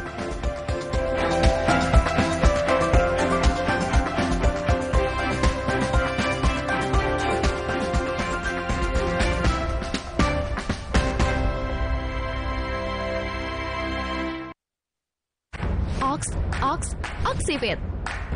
Oxyfit. Oxyfit. Oxyfit baru, vitamin D3 1000 IU, penuhi kebutuhan vitamin harian dengan Oxyfit. Dexa. Aku tetap latihan, meski keringat bawa kuman penyebab bau badan. Karena Detol Cool, sensasi cool 5 derajat dan perlindungan 12 jam. Segarnya bikin aku unstoppable. Berani takutkan panasmu. Yuhu, saatnya pesta-pasta kejutan rasa. Wow, delicious, yo! Wah, coba semuanya sekarang. Pizza Hut, selalu lebih banyak pilihan. Baru bangun kerjaan udah numpuk. Aqua dulu. kawin seperangkat alat sholat dibayar tunai. Paham? Silakan. Gak usah gugup, Aqua dulu. Datang dari sumber alam yang terlindungi, murninya air mineral Aqua, berikan air minum berkualitas. Apapun aktivitasmu, Aqua dulu.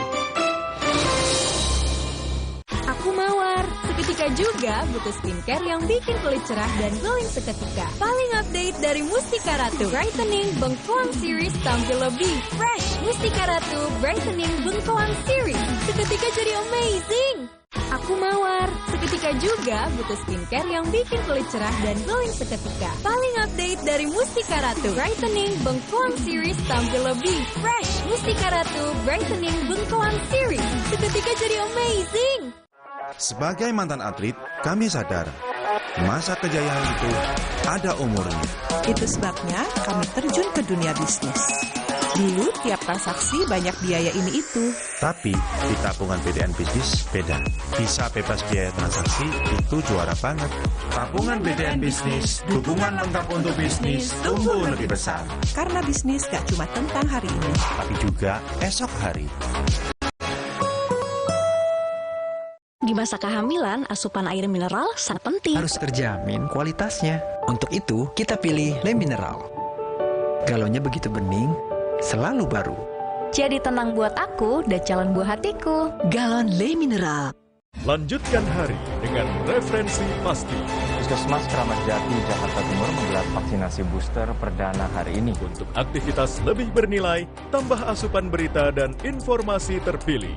Selain mereka kebutuhan sehari-harinya dipenuhi, juga ada pemantauan khusus dari puskesmas setempat. Kompas Siang, setiap hari pukul 11 siang. Live di Kompas TV. Didukung oleh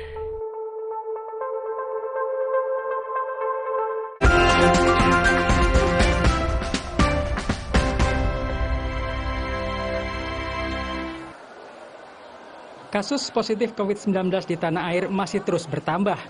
Satgas COVID-19 menyebut kasus aktif COVID-19 mencapai lebih dari 46.000 kasus. Total kasus COVID-19 di Indonesia sejak awal pandemi hingga kemarin sebanyak lebih dari 6 juta kasus.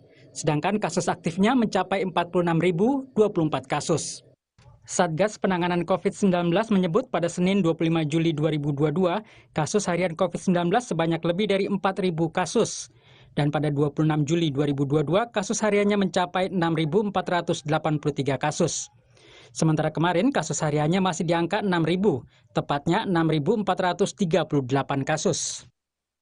Kondisi ini membuat Kementerian Kesehatan merencanakan pemberian vaksinasi COVID-19 booster kedua atau dosis keempat kepada masyarakat, utamanya tenaga kesehatan. Kita memang sekarang sedang mempelajari untuk vaksinasi booster untuk tenaga kesehatan. Memang ada beberapa tenaga kesehatan kita yang kena, kata Menteri Kesehatan Budi Gunadi Sadikin seperti kami kutip dari Kompas.com. Naiknya kasus COVID-19 membuat Presiden Joko Widodo kembali mengharuskan mengenakan masker baik di dalam maupun luar ruangan karena pandemi COVID-19 belum berakhir. Dan juga utamanya untuk kota-kota yang interaksi masyarakatnya tinggi.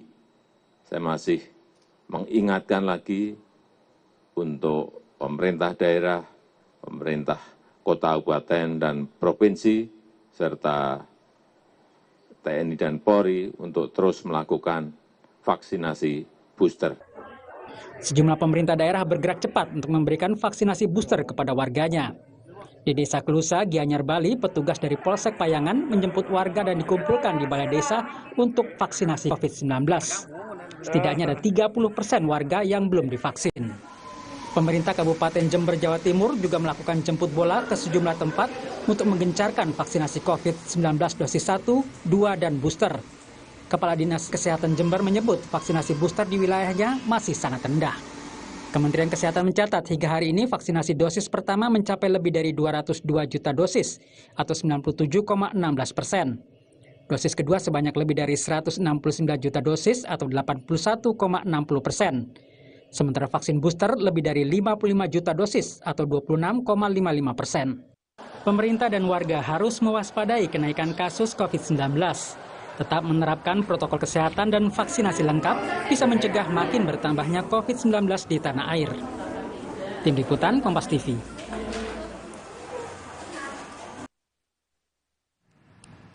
Ya, saudara, kasus aktif COVID-19 di Indonesia mencapai 46.000. Sementara itu lonjakan kasus COVID-19 di atas 6.000 kasus per hari ini memunculkan kekhawatiran terhadap pelaksanaan sekolah tatap muka. Komisi Perlindungan Anak Indonesia menyarankan sistem pembelajaran jarak jauh untuk kembali diterapkan di beberapa daerah yang sedang terjadi kenaikan kasus COVID-19.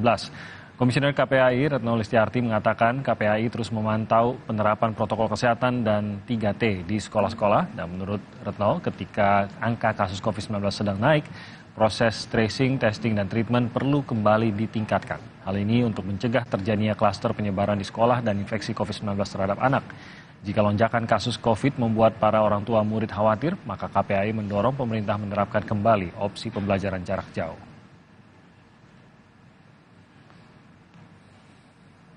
Apakah 3T dilakukan secara konsisten di berbagai daerah ketika di sekolah ada ditemukan kasus. Nah, efektivitasnya tergantung bagaimana 3T ini dilaksanakan. Dan terakhir, KPAI mendorong ya, karena kenaikan kasus ini, maka pemerintah sebaiknya membuka opsi jika orang tua khawatir atau tidak yakin dengan kondisinya anaknya ya jika harus bersekolah, maka sebaiknya dibuka opsi pembelajaran jarak jauh. Ini kita akan bahas soal kenaikan kasus COVID-19 dan apakah pembelajaran tatap muka perlu dievaluasi. Ada sejumlah narasumber yang sudah bergabung bersama kami. Ada juru bicara Kementerian Kesehatan, Bapak Muhammad Syahril. Ada juga bergabung secara daring Komisioner KPAI, Ibu Retno Listiarti, dan epidemiolog sekaligus Kepala Bidang Pengembangan Profesi Perhimpunan Ahli Epidemiologi Indonesia, Ibu Mas Dalina Pane, yang hadir bersama kami di studio. Selamat pagi, Bu Lina. Terima kasih sudah bergabung bersama kami. Selamat pagi, Mas Timothy. Dan juga Pak Syahril yang sudah bergabung bersama kami. Pak Syahril, selamat pagi. Dan juga Mbak Retno, selamat pagi. Selamat pagi. Saya ke Pak Syahril terlebih dahulu. Pak Syahril, yang kita ketahui adalah angkanya memang belum yang terburuk, kita sudah pernah melalui yang jauh lebih parah lagi. Tapi ada kenaikan yang cukup stabil untuk kenaikan harian COVID kita hingga saat ini. Kemarin sudah melebihi 6.000. Juga kenaikan positivity rate. Bisa diceritakan Pak Syahril, sebenarnya kondisi kita ini saat ini bagaimana? Apakah kita harus mewaspadai akan ada lonjakan besar seperti yang sudah kita lihat dalam masa Omikron maupun Delta? Ya, terima kasih. Memang saat ini kita masih masa pandemi dengan fluktuasi yang naik turun ya. Nah, memang kemarin sampai 6.000 lebih, tapi 3 hari ini turun lagi. Dan mungkin saja besok lusa akan naik lagi. Nah, dalam keadaan seperti ini, itu menunjukkan menuntut suatu kewaspadaan kita semua. Ya. Ya, menuntut kewaspadaan kita semua, di mana kita harus betul-betul memberikan perhatian untuk pengendalian ini, Pak. Ya.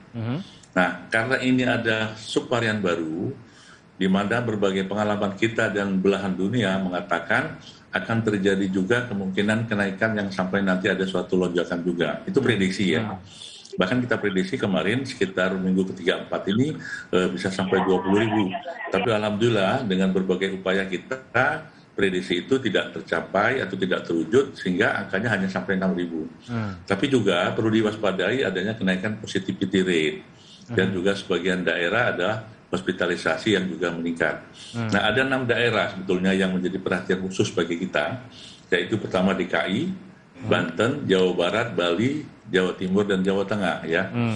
Nah, berkaitan dengan pembelajaran tatap muka tadi, saya kira perlu didiskusikan saja apakah kenaikan kasus ini cukup memprihatinkan dan juga kenaikan positivity rate dan juga sebagian hospitalisasi ini menjadi bahan evaluasi. Nah, keadaan ini yang mungkin perlu kami sampaikan kepada pemirsa semua, tapi ada satu hal kondisi yang membahagiakan kita semua, yaitu angka kematian.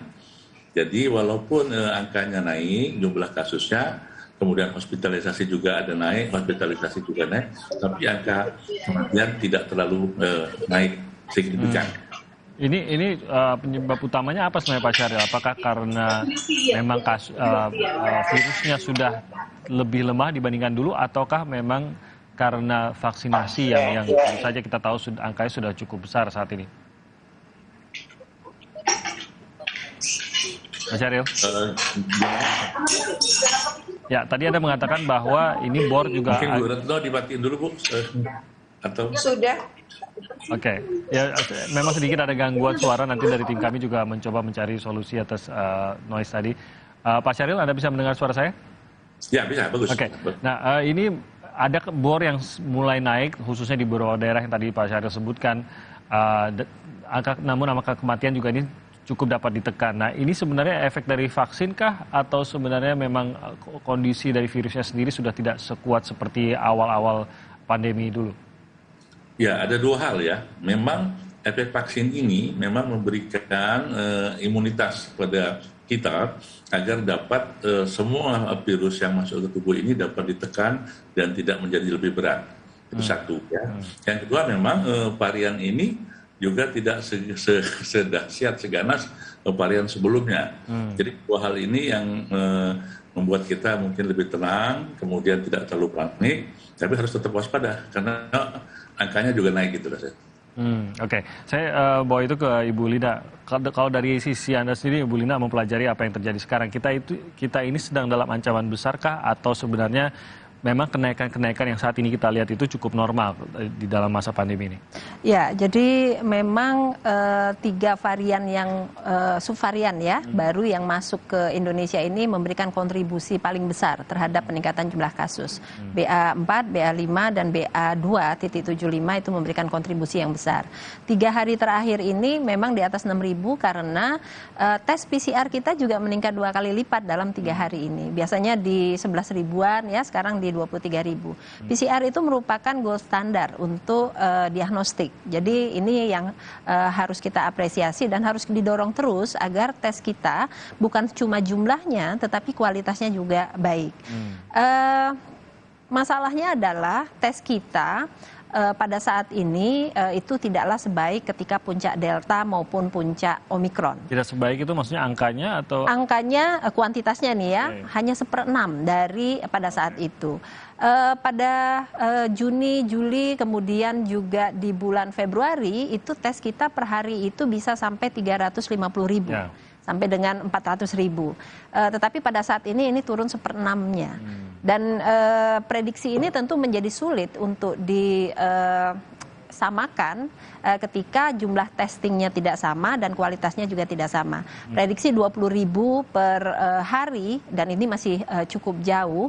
Tetapi memang seperti yang dikatakan Pak Syahril tadi, 3 subvarian ini tidak virulen, tidak ganas begitu ya, sehingga itu berdampak kepada angka kematian kita yang rendah bukan cuma di Indonesia, tetapi di banyak negara juga sama, termasuk negara-negara yang vaksinasinya sangat rendah, seperti Afrika, hampir seluruh Afrika itu cakupan vaksinasinya rendah, tetapi itu tidak meningkatkan kematian juga di sana. Jadi secara lingkup global pun subvarian yang saat ini sedang ganas-ganas yang dalam tanda kutip itu adalah subvarian yang tidak terlalu ganas seperti mungkin Delta yang paling kita kenal sebagai yang berat gitu. Nah, tapi apakah berarti kita tidak perlu khawatir bagaimana agar menyimbangi itu kewaspadaan melawan kekhawatiran? Gitu? Ya. Jadi kita biasanya selalu menyatakan kita tidak perlu panik gitu ya. Jadi kita waspada terus ya. Artinya kewaspadaan kita itu diimplementasikan melalui tindakan pencegahan. Protokol kesehatan yang ketat itu dilakukan.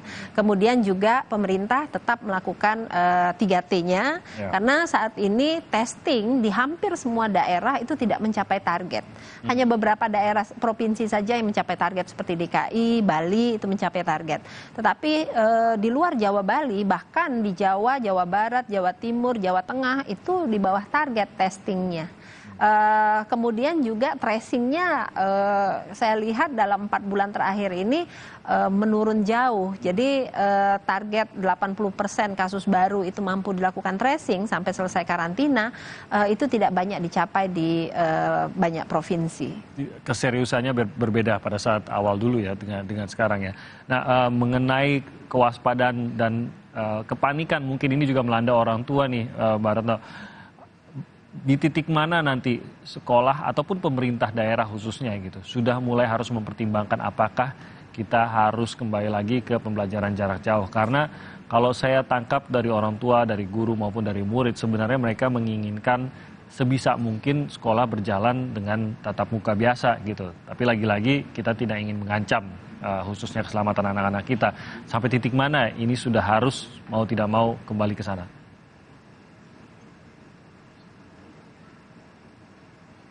Mbak Retno, suaranya belum terdengar? Ya, baik Mas Amati, sekarang sudah terdengar ya? Terdengar, silakan.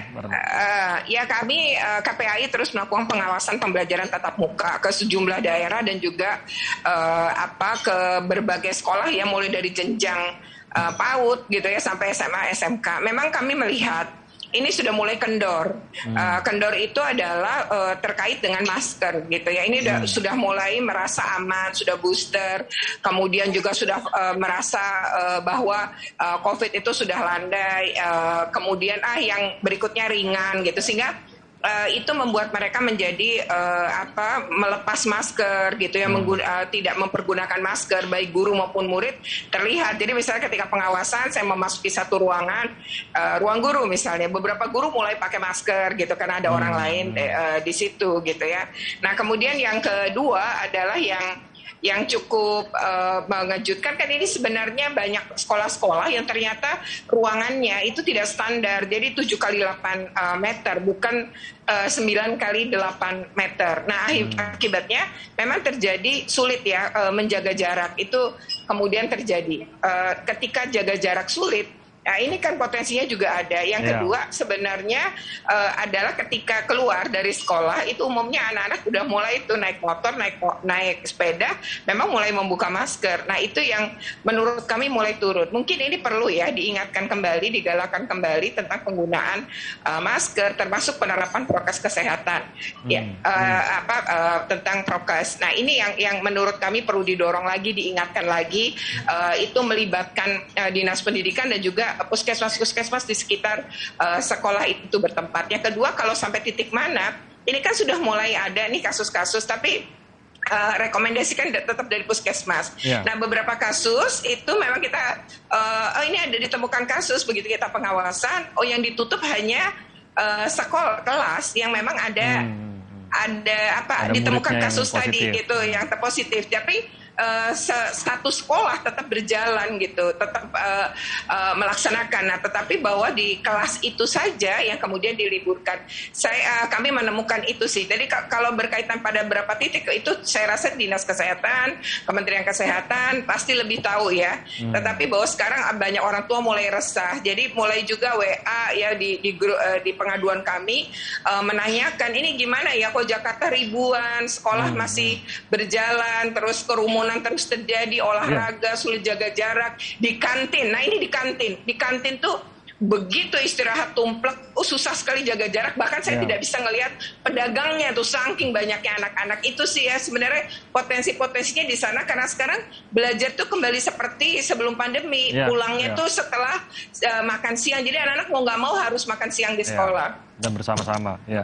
Dan nanti kita akan bahas lebih jauh lagi mengenai bagaimana kekhawatiran orang tua ini bisa dicarikan solusinya dan solusi yang aman khususnya untuk anak-anak. Kita akan bahas lebih lanjut usai jeda berikut ini.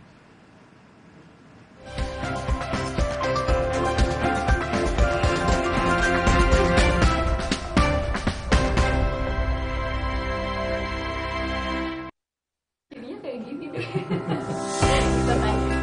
Mau kemana sayang? Mau buang sampah, Ma. Stop! Sekarang, budaya membuang sampah pada tempatnya enggak cukup. Kita juga harus punya kebiasaan memilah sampah. Gini nih caranya. Siapkan kardus dan spidol, tulis di masing-masing kardus jenis sampah. Sampah organik, kertas, metal, PET, dan sampah plastik lainnya. Lalu pilah deh. Plastik seperti PET lebih mudah didaur ulang untuk kebersihan lingkungan. Nah, hal sederhana yang dimulai dari diri sendiri ini akan memberi dampak besar bagi pengelolaan sampah, khususnya sampah plastik PET, karena setelah didaur ulang akan menghasilkan dakron, bahan baku karpet, bahan konstruksi jalan tol, dan sebagainya. Gimana? Gak ribet kan? Enggak dong.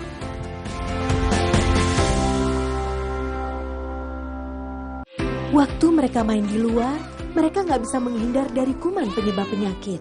Karena itu, mereka perlu perlindungan yang selangkah di depan. Perlindungan Dettol efektif melawan kuman. 100% perlindungan lebih baik. Dettol. Masuk angin, pakai plosa, oles, kerok, pijat di sini. Angin terasa cepat keluar. Plosa, atasi tubuh dan kepala. Oxifit. Oxifit.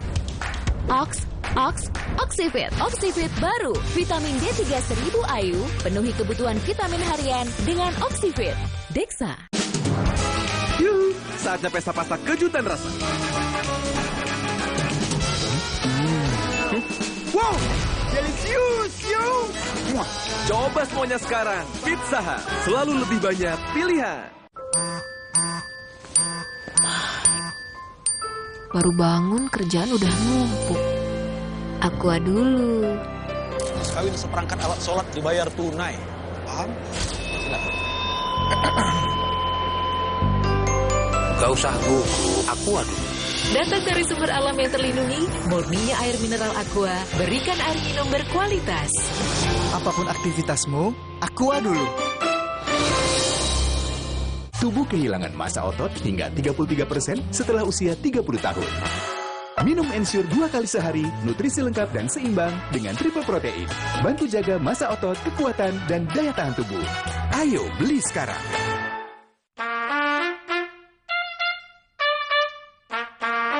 Gangguan prostat? Minum Prostakur. Prostakur melancarkan kencing karena gangguan prostat. Referensi utama untuk mengambil keputusan. Selamat malam saudara, kita jumpa lagi di program Berita Utama. Fokus utama untuk memantapkan langkah. Tapi bagaimana campur tangan dari Kementerian Agama, kasus Omikron juga tidak melebar di Indonesia. Untuk Anda pemirsa utama, ikuti Berita Utama Senin sampai Jumat pukul 7:30 malam live di Kompas TV, didukung oleh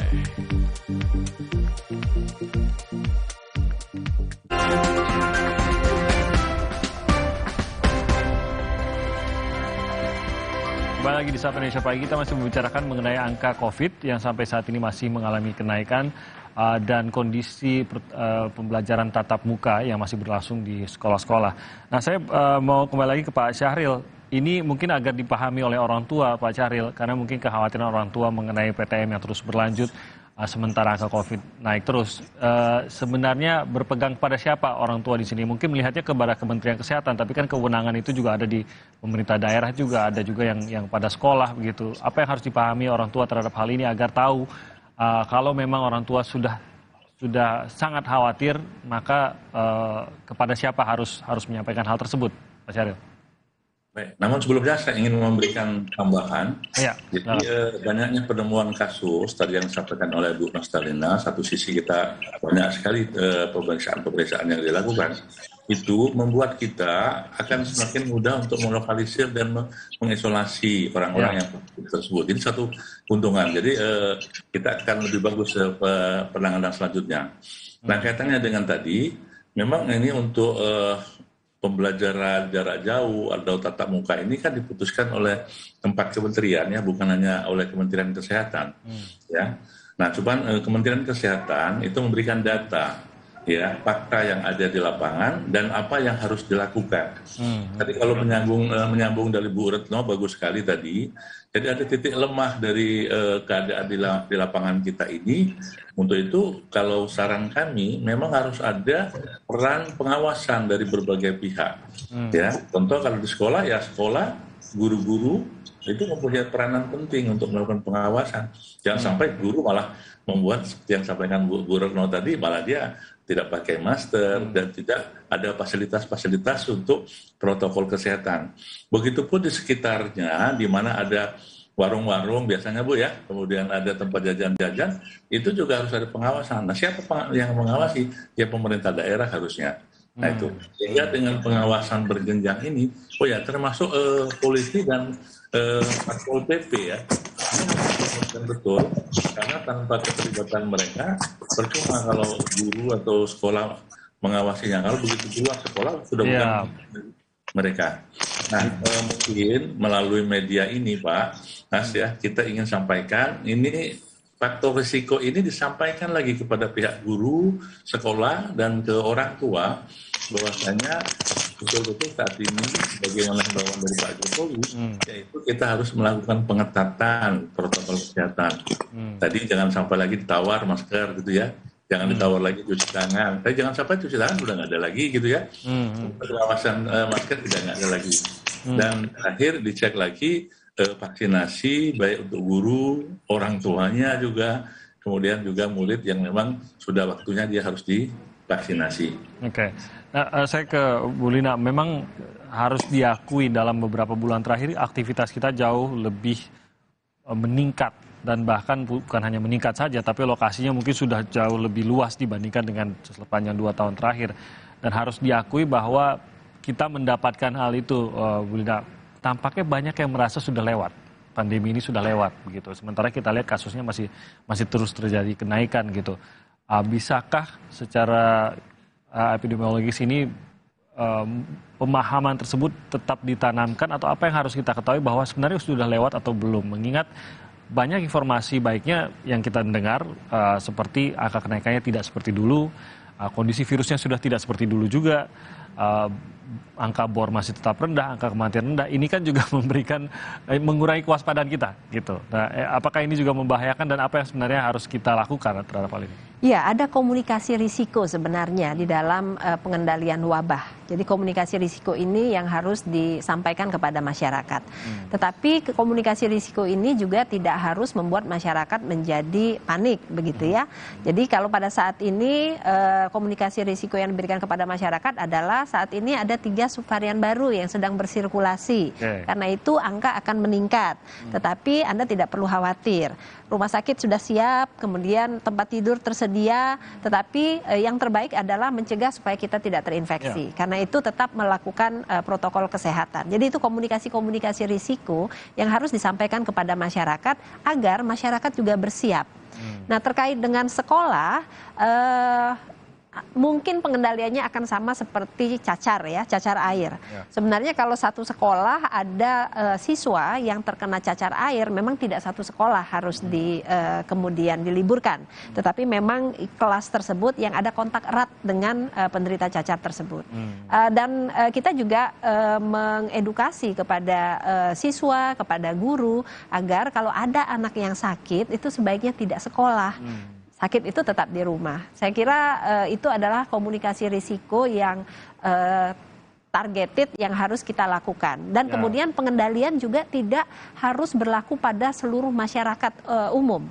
Artinya kalau ada kasus seperti yang dikatakan Pak Syahrir tadi, langsung dilakukan containment, dilakukan isolasi. Tapi benar-benar dilakukan sesuai. Tapi benar-benar dilakukan. Itu yang seharusnya kita pegang gitu. Step-stepnya kan kita sudah pahami, kita sudah jalani selama bertahun-tahun. Nah, masalahnya ini mulai longgar, mulai tidak disiplin juga. Nah, ini mungkin yang harus ditingkatkan. Ini saya bawa ke Mbak Retno juga. Mbak Retno sudah bergabung ya secara telepon ya? Oke. Mbak Retno, apakah ini kan dari KPAI juga sudah mulai ada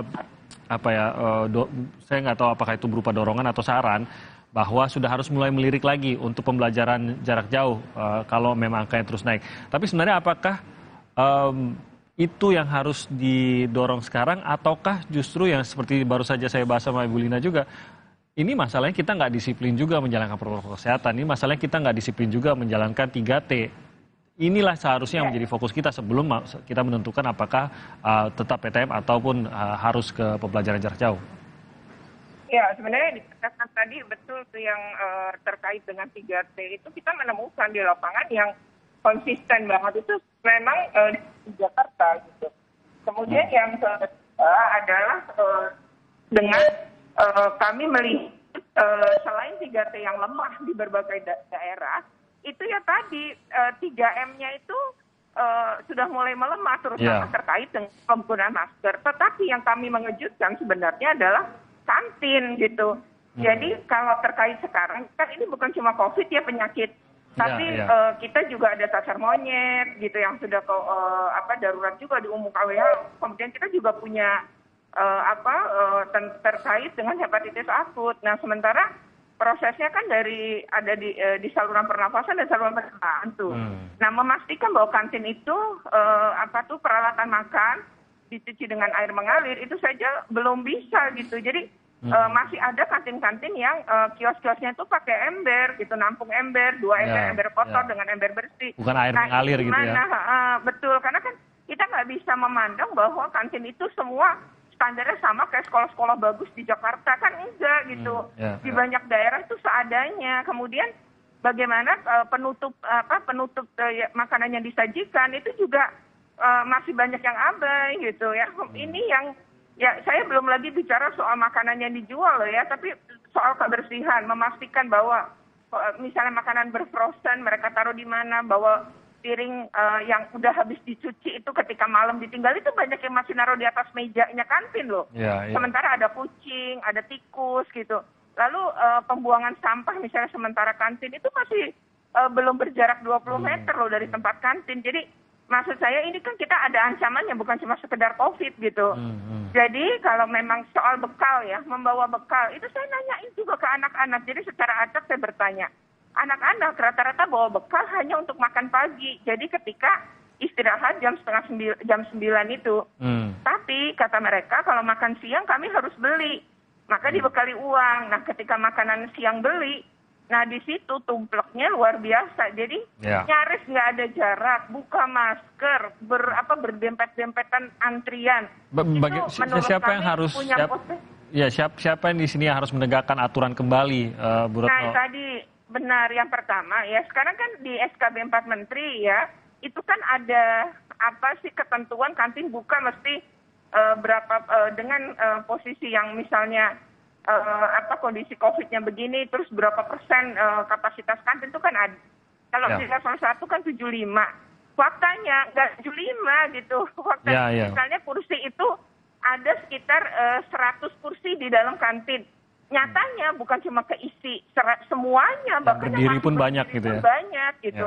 Nah ini yang menurut kami jadi bukan sekedar ngomongin COVID gitu atau sekedar orang yang terinfeksi, tapi dengan kondisi-kondisi berkerumun itu kan juga tanpa masker loh ya, karena lagi makan kan sama minum. Kemudian kalau ada yang batuk tadi ya, anak yang sakit nggak boleh sekolah. Faktanya kami menemukan anak-anak yang pilek pun datang gitu. Jadi mereka merasa itu ringan, penyakit ringan dan nggak masuk sekolah. Itu maksud saya fakta-fakta di lapangan ini penting menjadi perhatian semua pihak gitu. Ya, bisa saya simpulkan kalau begitu sebenarnya belum sampai ke pembelajaran jarak jauh, tapi mengenai evaluasi PTM kita memang harus evaluasi masing-masing, termasuk orang tua dan muridnya juga gitu di sini.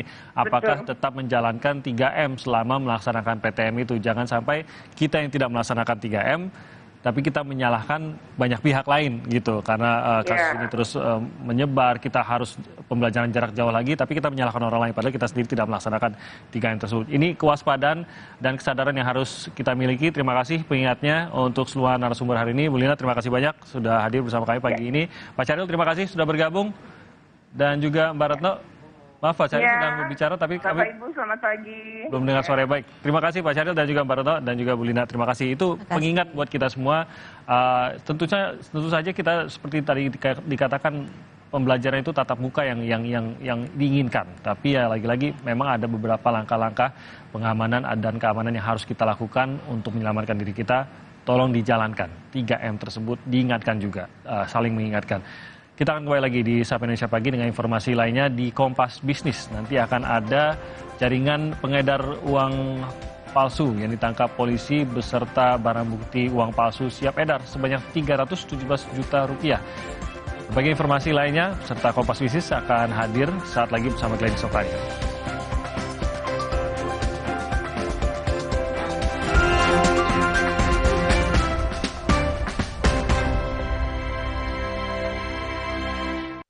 Rumah tangga saya itu seperti rumah tangga pada umumnya lah. Masalah kami sebagai suami itu ya punya istri. Istri saya itu sering belanja online. Saya kalau lihat keranjang belanjanya, kalau saya pusing. Rasanya kayak cekot. Suci Liga Komunitas Grand Final Jumat 29 Juli pukul 9:30 malam di Kompas TV. Dengan main di luar, anakku jadi belajar. Banyak kuman loh, gak khawatir dia sakit. Kan ada perlindungan Detol yang efektif melawan kuman. 100% perlindungan lebih baik, Detol.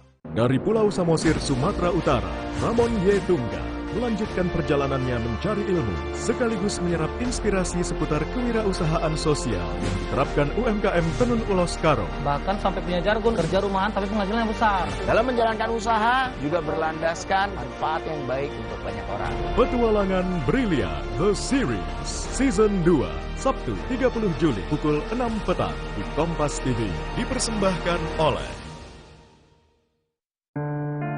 Awali dengan peduli terhadap bangunan hidup penuh makna. Wujudkan dengan mortar utama. MU Mortar Utama. Yuh, saatnya pesta pasak kejutan rasa. Wow, delicious, yo! Coba semuanya sekarang. Pizza Hut, selalu lebih banyak pilihan. Baru bangun kerjaan udah numpuk. Aqua dulu. Mas kawin seperangkat alat sholat dibayar tunai. Paham? Silakan. Gak usah gugup, Aqua dulu. Datang dari sumber alam yang terlindungi, murninya air mineral Aqua, berikan air minum berkualitas. Apapun aktivitasmu, Aqua dulu.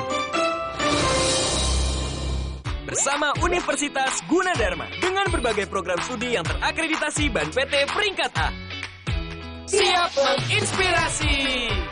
Halo masa depan, kami siap. Let's join us. Belum. Ya Brian. Aku Pengen apa? Lagi. Minum top white coffee. Kopinya smooth, enaknya autentik. Relaxing, bikin kalem. The authentic taste of white coffee dari Wings Food. Ayah, ada yang seru nih. Oreo ulang tahun ke-110. Yuk tiup semua lilinnya. Cek Instagram Oreo Indonesia dan menangkan hadiahnya. Cobain juga Oreo rasa birthday cake baru.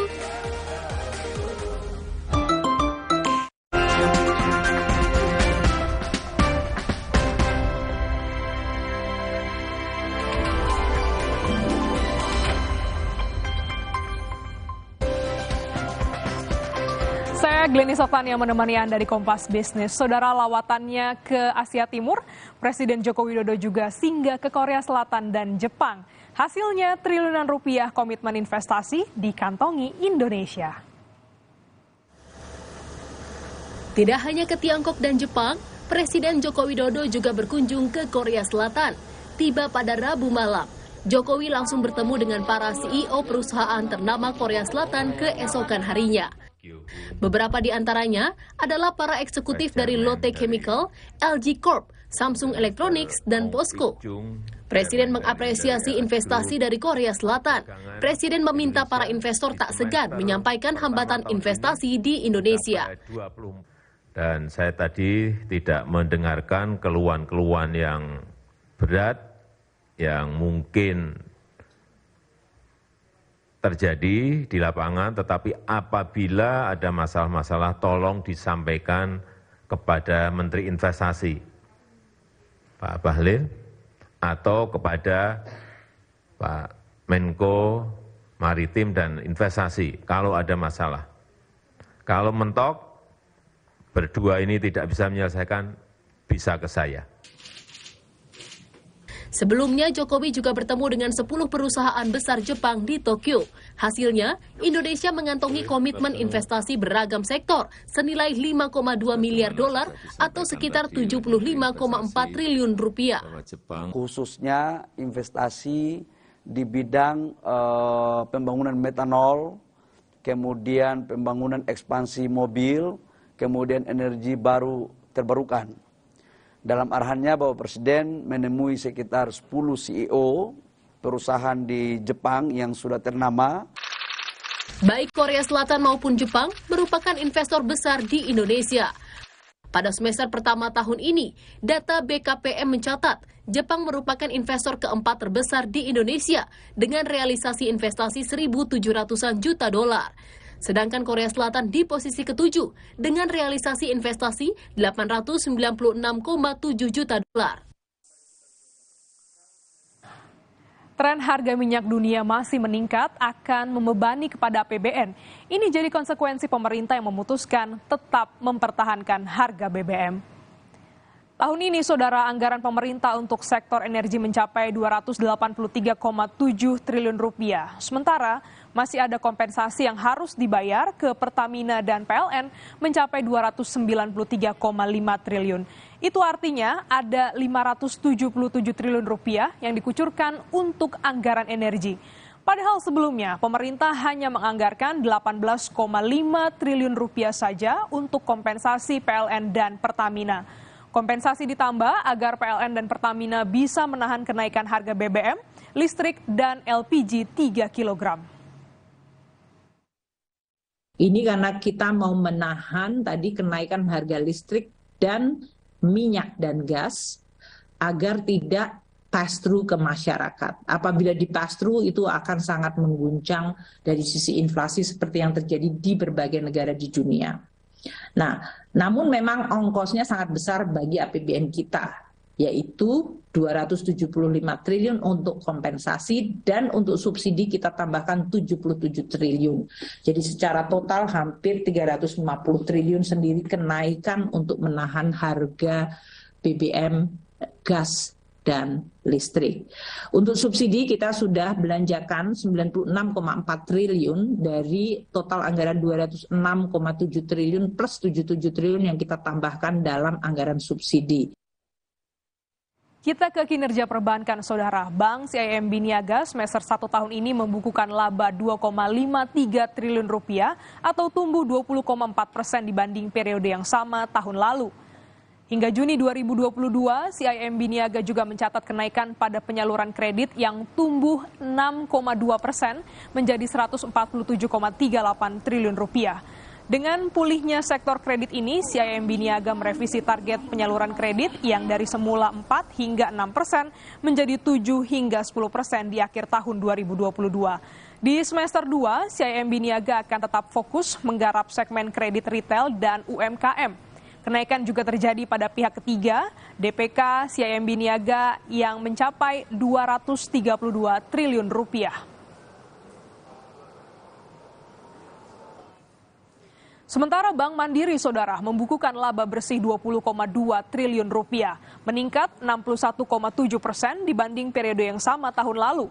Raihan laba ini disumbang kinerja kredit Mandiri yang tumbuh 12,22% menjadi 1.138 triliun rupiah.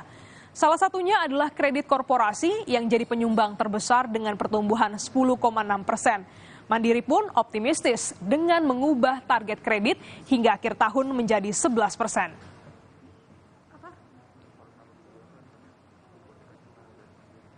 Kita ke sorotan lainnya, saudara. Polisi menangkap jaringan pembuat dan pengedar uang palsu.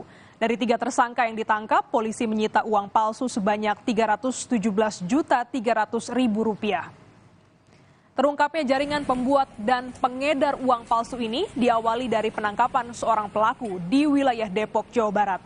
Dari keterangan tersangka Novi, polisi memperoleh informasi keberadaan tersangka lain, yakni Andi dan Riza. Keduanya ditangkap di daerah Tegal, Jawa Tengah. Petugas juga menyita sejumlah barang bukti, diantaranya lembaran uang palsu, mesin cetak, dan sejumlah telepon seluler. Uang palsu ini sudah diedarkan hingga ke Pulau Bali. Ini dua-duanya ditangkap di Tegal. Yang mana salah satu ini yang namanya Andi Mansur ini adalah pernah kita lakukan penangkapan juga pengungkapan uang palsu. Menjalani hukuman 2 tahun, setelah itu kembali berbuat. Uang palsu yang diamankan kurang lebih Rp317.300.000. Semuanya pecahan 100.000. Kalau kita lihat ini hampir sempurna ini. Peralatannya cuma ya ini aja. Kalian mereka tuh printer dan mainnya di tinta. Saudara, jangan terburu-buru menggadai SK kerja untuk mendapatkan utang. Ada risiko yang seringkali tak terfikirkan dan justru jadi beban berat di kemudian hari. Dengar kata perencana keuangan di Kompas Bisnis sesaat lagi.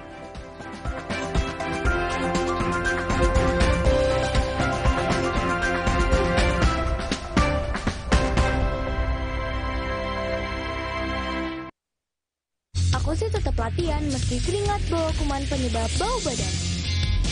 Karena Detolcool, sensasi cool 5 derajat dan perlindungan 12 jam. Segarnya bikin aku unstoppable. Berani takutkan panasmu. Jadinya kayak gini deh. Mau kemana sayang? Mau buang sampah, Ma. Stop! Sekarang, budaya membuang sampah pada tempatnya enggak cukup. Kita juga harus punya kebiasaan memilah sampah. Gini nih caranya. Siapkan kardus dan spidol, tulis di masing-masing kardus jenis sampah. Sampah organik, kertas, metal, PET, dan sampah plastik lainnya. Lalu pilah deh. Plastik seperti PET lebih mudah didaur ulang untuk kebersihan lingkungan. Nah, hal sederhana yang dimulai dari diri sendiri ini akan memberi dampak besar bagi pengelolaan sampah, khususnya sampah plastik PET, karena setelah didaur ulang akan menghasilkan dakron, bahan baku karpet, bahan konstruksi jalan tol, dan sebagainya. Gimana? Nggak ribet kan? Enggak dong.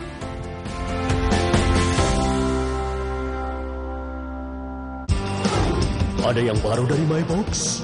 Ada, baru, MyBox Plus. Ada apanya? Ada tambahan pilihannya. Ada yang lebih banyak lagi? Ada dong, MyBox XL. Baru, MyBox Plus dan MyBox XL. Selalu lebih puas kenyangnya. Kokom, pergi kamu. Tunggu apa lagi, Kokom?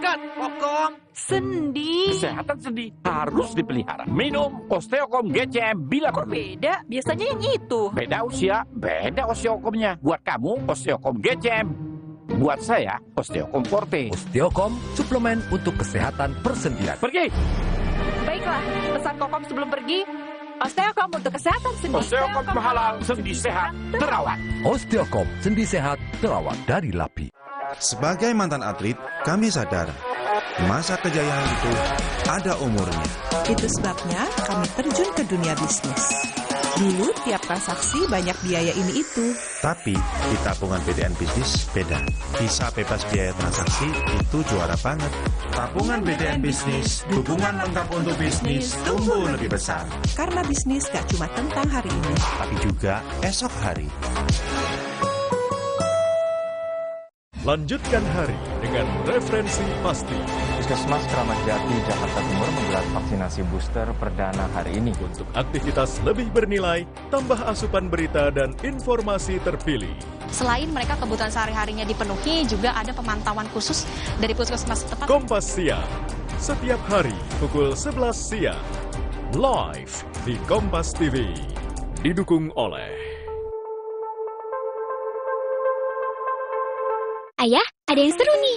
Oreo ulang tahun ke-110. Yuk tiup semua lilinnya. Cek Instagram Oreo Indonesia dan menangkan hadiahnya. Cobain juga Oreo rasa birthday cake baru.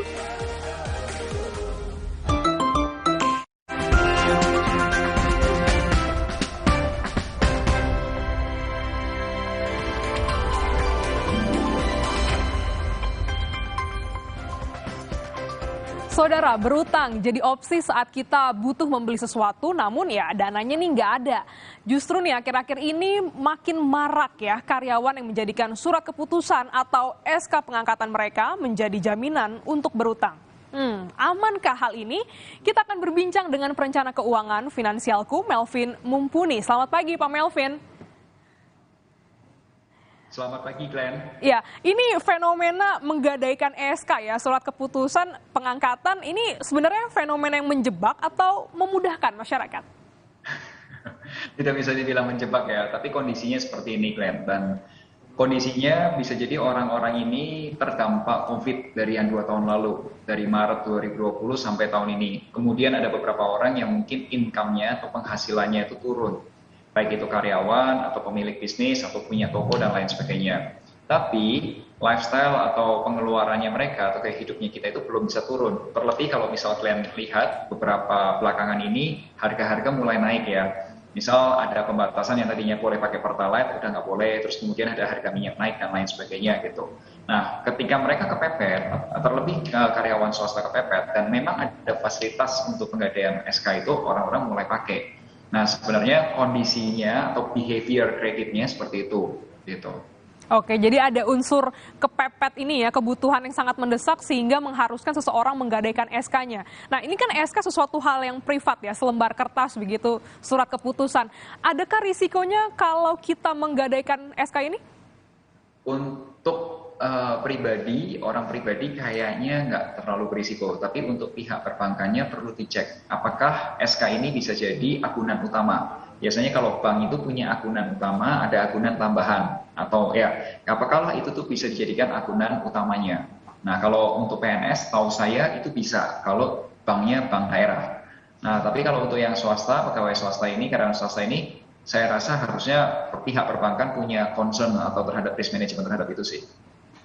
Kalau misalnya ini kan selembar kertas ya begitu ya Pak ya. Bagaimana sebenarnya untuk pengertiannya? Kalau menggadai sertifikat rumah, kalau nggak bisa bayar itu bisa diambil begitu ya. Nah kalau ini SK pengangkatan ini seperti apa mekanismenya? Nah itu dia risikonya. Jadi sekarang ini memang itu tren baru. Perbankan juga belum memberikan sosialisasi lebih. Jadi memang saya juga sedang mengamati hal ini karena risikonya cukup gede. Ini berbeda banget dengan yang model PNS ya, karena kontrak kerja seorang pegawai negeri sipil atau aparatur negeri sipil dan juga seorang karyawan swasta itu berbeda ya kontrak kerjanya gitu. Oke, jadi ini memang sedikit lebih berbahaya begitu ya. Dan untuk masyarakat sendiri bagaimana cara untuk memutuskan perlu atau tidak berutang dengan menggunakan SK sebagai jaminan? Sebenarnya gini, kalau kondisi keuangan seseorang itu aman, itu sebenarnya tidak perlu ambil utang untuk kepepet itu. Nah, dalam kondisi ini saranku adalah pertama, kalau memang penghasilannya itu dirasa turun, coba cari cara untuk nambah penghasilan. Cari cara, usahain. Nah, yang kedua, kalau memang bisa menurunkan pengeluaran yang tidak dirasa genting banget atau urgent banget, it's okay, kalau bisa turunin. Nah, yang ketiga, punya dana darurat, tabungan lah, paling nggak 6-12 bulan ke depan tuh terpenuhi. Terlebih kalau misal Glenn dan teman-teman semua tahu, tadi malam itu ada berita dari Amerika bahwa Amerika itu terkonfirmasi masuk ke resesi teknikal ya, secara teknikal. Nah, yang keempat itu kalau bisa utang-utang yang sudah punya, yang konsumtif, kalau bisa mulai diberesin. Jadi kalau bisa jangan nambah utang lagi. Kenapa? Kalau nambah utang lagi itu concernnya akan nambah cicilan lagi. Dan yang kelima, punya proteksi. Kenapa punya proteksi? Sekarang ini cerita COVID itu belum selesai. Malah tadi dijelaskan bahwa COVID itu ada varian baru. Dan bahkan ada ancaman monkeypox dan lain sebagainya kan. Nah, oleh sebab itu aku rasa asuransi itu penting. Jadi 5 hal itu ketika sudah dimiliki, seharusnya tidak perlu harus kepepet lagi gitu. Oke, jadi memang harus mulai ngerem nih ya, karena kondisi ekonomi belum begitu stabil, pandemi juga belum ada ujungnya. Nah, ini untuk masyarakat, tips and triknya Pak Melvin untuk bisa menghitung anggarannya cukup atau enggak untuk bisa mengambil utang. Misalnya dalam kebutuhan sehari-hari sebulan begitu, apa yang perlu ditambah dan apa yang perlu dikurangi? Oke, kalau misal memang mau ngambil utang, apapun bentuk utangnya, saranku coba cek dulu cicilannya. Karena utang itu idealnya atau maksimalnya lah ya, maksimalnya itu cicilan itu 35% dari penghasilan. Jadi kalau seseorang penghasilannya 10 juta, cicilan maksimalnya itu 3,5 juta per bulan. Nah, kalau bisa jangan dimentokin, tapi kalau bisa secepatnya diberesin. Nah, coba diperhatikan seperti itu. Karena kalau nambah utang, itu konsekuensinya akan nambah cicilan atau beban bulanan gitu. Oke, jadi perlu diperhatikan untuk jumlah utangnya, cicilannya, jangka waktunya juga. Kalau terlalu lama mungkin kita akan kelelahan untuk terus membayar ya, Pak Melvin. Perlu ini jadi catatan juga bagaimana mengelola keuangan yang bijak di tengah kondisi ekonomi yang belum stabil. Jangan sampai terburu-buru menggadaikan SK demi mendapatkan uang. Meskipun memang kepepet keuangannya. Terima kasih Pak Melvin Mumpuni telah bergabung di Kompas Bisnis pada pagi hari ini. Sehat selalu. Dan saudara tetaplah bersama kami karena usai jeda kami akan kembali dengan sejumlah informasi lainnya di Sapa Indonesia Pagi.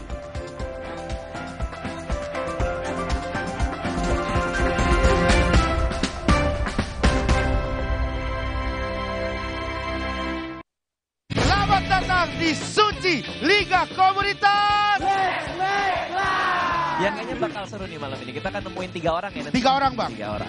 Juga lebih sengit lagi nih kayaknya pertarungannya, Gen. Betul. Ini momen lo gitu untuk berubah. Makasih Wi udah bikin materi sekeren ini. Malah tulis 100 di sini. Liga Komunitas Grand Final Jumat 29 Juli pukul 9:30 malam di Kompas TV. Kau itu terlalu sempurna buat aku. Bang Radit. Aku gagal. Katanya keju leleh, tapi ini nggak leleh-leleh. Makanya cheesy corn dog-nya pakai Kraft Quick Melt, pasti leleh. Teksturnya pas, anti encer, anti gagal. Yang lain cuma ngaku-ngaku leleh. Enak banget. Bunda beli ya. Bikin dong, pakai Kraft Quick Melt. Masak simpel, anti gagal ala Chef Bunda. Lelehnya asli, semangatnya pasti. Ibu, cacingan dapat menyebabkan stunting. Stunting adalah kondisi gagal tumbuh anak akibat penyerapan gizi yang terhambat. Cegah cacingan dengan minum obat cacing 2 kali dalam setahun. Ada yang baru dari MyBox? Ada, baru MyBox Plus. Ada apanya? Ada tambahan pilihannya. Ada yang lebih banyak lagi?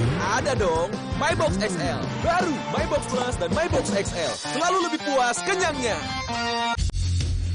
Aku gak akan nyerah meskipun gerah dan keringat menggangguku. Karena Detol Cool, perlindungan 12 jam dengan sensasi cool 5 derajat. Segarnya bikin aku unstoppable. Berani, taklukkan panasmu. Hangat Counterpan Clean untuk redakan nyeri otot. Sensasi Counterpan Cool untuk pendinginan saat olahraga. Hangat Counterpan Clean untuk redakan nyeri otot. Sensasi Counterpan Cool untuk pendinginan saat olahraga. Kemasan paket duo Counterpain. Beda kegiatan, beda masalah, beda counterpain-nya. Kemasan paket duo Counterpain. Harga hemat. Harga hemat, dapat 2 manfaat. Hangat Counterpan Clean untuk redakan nyeri otot. Sensasi Counterpan Cool untuk pendinginan saat olahraga. Di masa kehamilan, asupan air mineral sangat penting. Harus terjamin kualitasnya. Untuk itu, kita pilih Le Mineral. Galonnya begitu bening, selalu baru. Jadi tenang buat aku dan calon buah hatiku. Galon Le Mineral. Kecap sedap kedelai hitam spesial kemasan pouch. Isi lebih banyak, cuma 2.000. Beli 6 pouch, berhadiah piring cantik. Beli kecap sedap kedelai hitam spesial kemasan pouch. Berhadiah piring cantik. Isi lebih banyak, cuma 2.000. Yuk masak sedap setiap hari. Lanjutkan hari dengan referensi pasti. Puskesmas Kramat Jati, Jakarta Timur menggelar vaksinasi booster perdana hari ini. Untuk aktivitas lebih bernilai, tambah asupan berita dan informasi terpilih. Selain mereka kebutuhan sehari-harinya dipenuhi, juga ada pemantauan khusus dari puskesmas setempat. Kompas Siang, setiap hari pukul 11 siang. Live di Kompas TV. Didukung oleh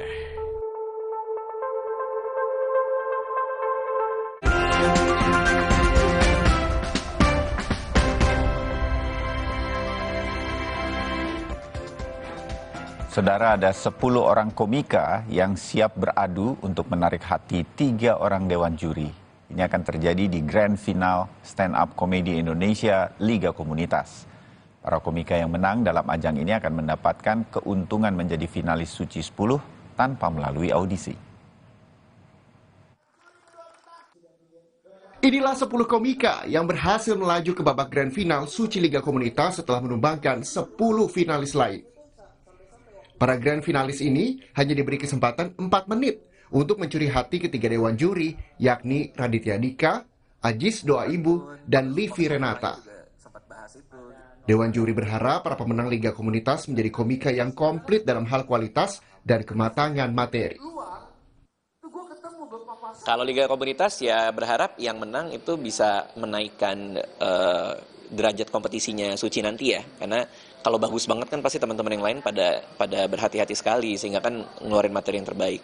Buat Sucinya pemenangnya diharapkan ya bisa jadi komika yang komplit ya dan membanggakan lah ketika nanti lepas dari Suci. Pembeda utamanya mungkin ketika mereka bermain udah banyak yang senior-senior juga ya. Kalau kemarin kita lihat aja udah ada yang 9 tahun stand up, ada yang 11 tahun stand up. Jadi kematangan itu ya mungkin akan cukup membedakan dengan Suci nantinya. Ke-10 peserta di final diharapkan dewan juri dapat menunjukkan ciri khas, serta mampu menyampaikan materi yang dekat dengan keseharian para komika. Oleh karena itu, Para komika harus mempersiapkan materi sematang mungkin untuk mendapatkan berbagai keuntungan, mulai dari uang tunai hingga masuk menjadi finalis suci 10 tanpa audisi. Iya, bukan materi yang baru dibuat. Materi yang sudah solid sebelumnya, tinggal setlist. Setlist itu menyusun-nyusun materi-materi yang mana saja yang mau dipakai dalam 5 menit gitu loh. 5 menit tahap audisi, tahap 1 dan tahap 2 gitu. Persiapan saya waktu sebelum audisi itu ya kayak nulis-nulis, terus materi-materi yang lama yang mungkin bisa saya bawakan di audisi itu juga saya persiapkan.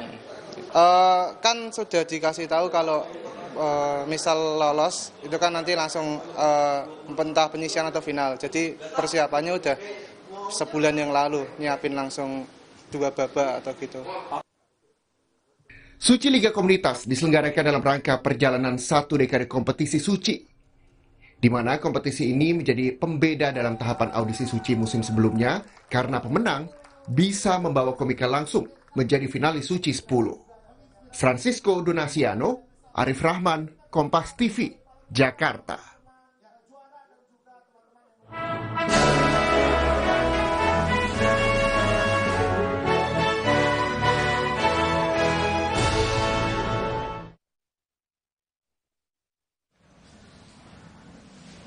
Perkembangan media sosial berdampak pada pembentukan opini masyarakat dalam sejumlah perkara yang berada di meja hijau. Untuk menjaga kepercayaan publik dalam proses penyelesaian perkara, Pengadilan Negeri Jakarta Selatan berupaya membangun sinergitas dengan awak media.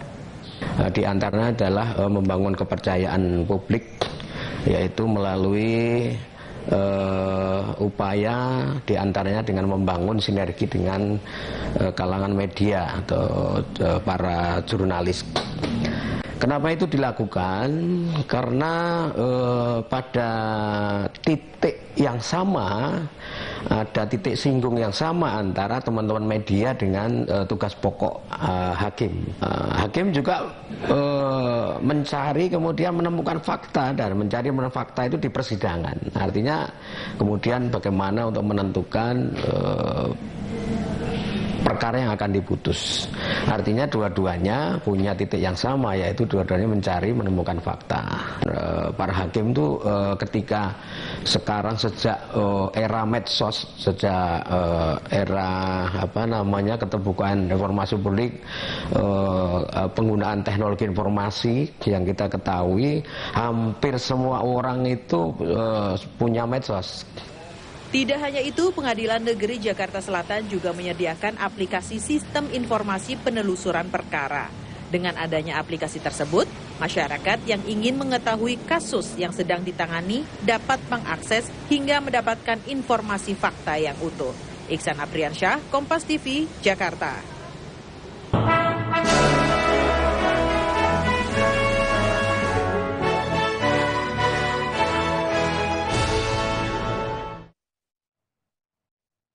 Saudara tetap bersama kami untuk bagian akhir Sapa Indonesia pagi hari ini.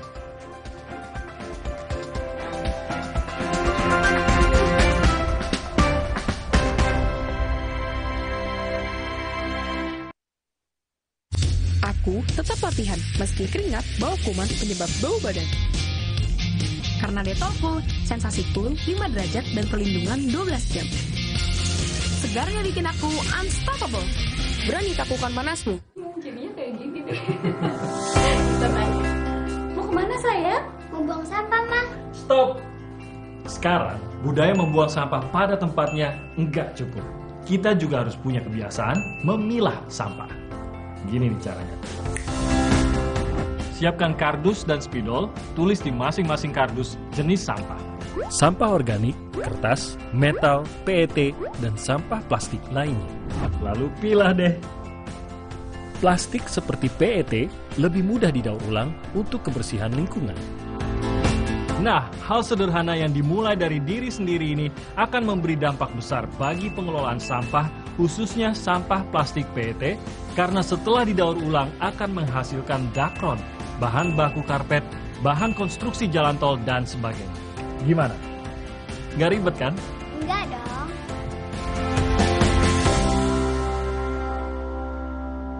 Ibu, cacingan dapat menyebabkan stunting. Stunting adalah kondisi gagal tumbuh anak akibat penyerapan gizi yang terhambat. Cegah cacingan dengan minum obat cacing 2 kali dalam setahun.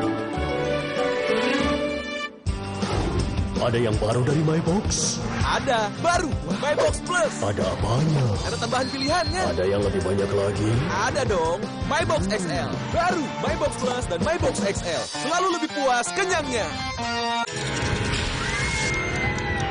Awas, screen time tinggi, 9 jam setiap hari. Sekarang, semua aktivitas serba online. Beban mata sangat tinggi. Mata jadi kerja keras. Agar mata sehat dan kuat, minum iFit. Formula iFit, mata jadi kuat, kurangi mata minus.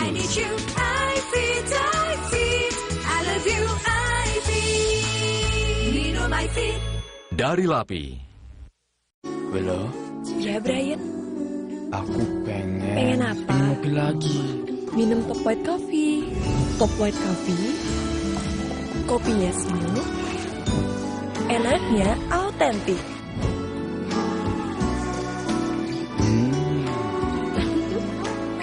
Relaxing, bikin kalem. Bisa sering ngopi deh. Jadi love banget. The authentic taste of white coffee dari Whisper. Kopi lagi yuk? Bareng Top White Coffee. Diabetasol Sweetener, bantu kontrol gula darah. Pemanis alami, 0 kalori. Ganti gula dengan Diabetasol Sweetener. Pilihan manis, kontrol gula darahku. Diabetasol Sweetener. Kilaf sama makanan. Gue sih sering banget. Terus ya nyesel banget sih. Habis makan langsung Benekol. Plan Stanol Esternya hajar kolesterol dari makanan yang habis kita makan. Nutrif Benekol. Cara enak turunkan kolesterol.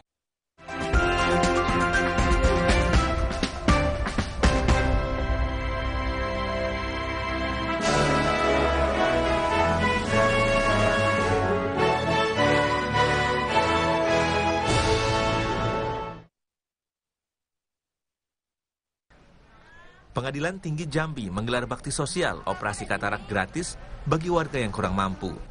Bakti sosial ini sebagai rangkaian kegiatan memperingati hari ulang tahun ke-77 Mahkamah Agung pada Agustus mendatang. Ratusan warga kota Jambi mendatangi gedung Geraha di Rumah Sakit Umum Daerah Raden Matahir untuk mengikuti operasi katarak secara gratis.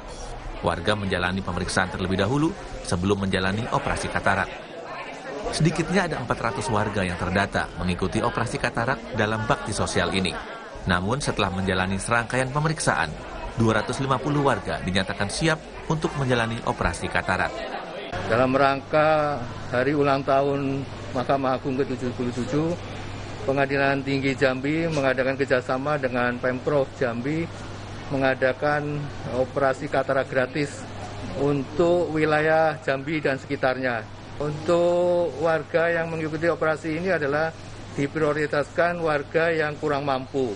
Sehingga diharapkan warga-warga yang kurang mampu ini yang belum terwadahi dengan upaya BPJS akan kita tuntaskan dengan operasi katarak ini.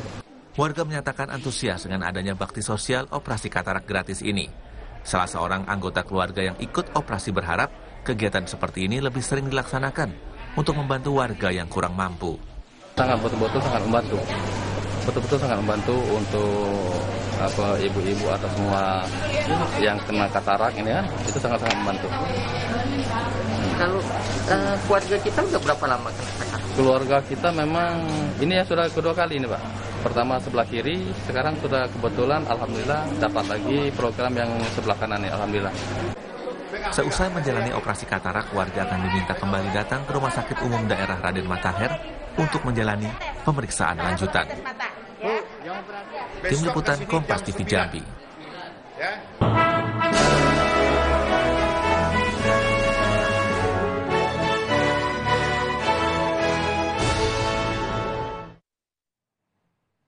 Ya, saudara, di bagian akhir Sapa Indonesia Pagi kita kembali lagi mengingatkan, tadi juga berbincang-bincang dengan epidemiolog, dengan mengenai COVID yang masih terus naik ya, Tim. Betul. Ya mungkin saatnya kita menyadari bahwa bukan bukan kita menyalahkan siapa-siapa, tapi karena kita sudah beraktivitas seperti biasa, maka memang saat ini kita harus menjaga 3M tersebut. Gitu. Jangan sampai kita menyalahkan COVID-nya, menyalahkan pihak lain terutama, tapi kita sendiri tidak menjaga 3M. Nah, itu yang harus kita pertahankan. Tetap protokol kesehatan dijalankan, memakai masker, menjaga jarak, mencuci tangan juga terus dilanjutkan karena yang kita hindari bukan hanya COVID saja, banyak juga penyakit lain yang mengancam. Nah, mudah-mudahan itu selalu bisa menjadi kebiasaan kita lah, karena kita sudah menghadapi pandemi COVID-19, jadikan kebiasaan. Kami pamit dulu dan selamat berakhir pekan untuk Anda di kesempatan kali ini. Kita akan ketemu lagi hari Senin, mulai pukul 7 waktu Indonesia Barat. Besok ada Sapa Indonesia akhir pekan. Saya Bayu Sutiono. Dan saya Timothy Marbun. Sampai jumpa.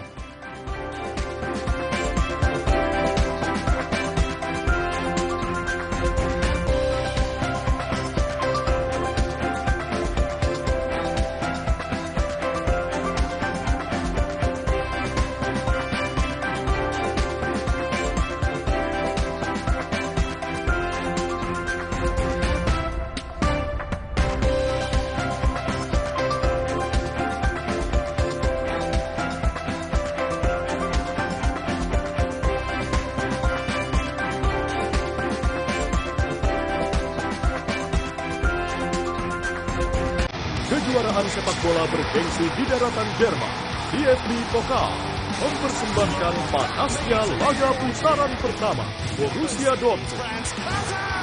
Gagal kekuatan DSV 1816 Munich. Buktikan aksinya dalam International Football Match DSV 1816 Munich versus Borussia Dortmund, Sabtu 30 Juli pukul 1:30 dini hari, live Kompas TV.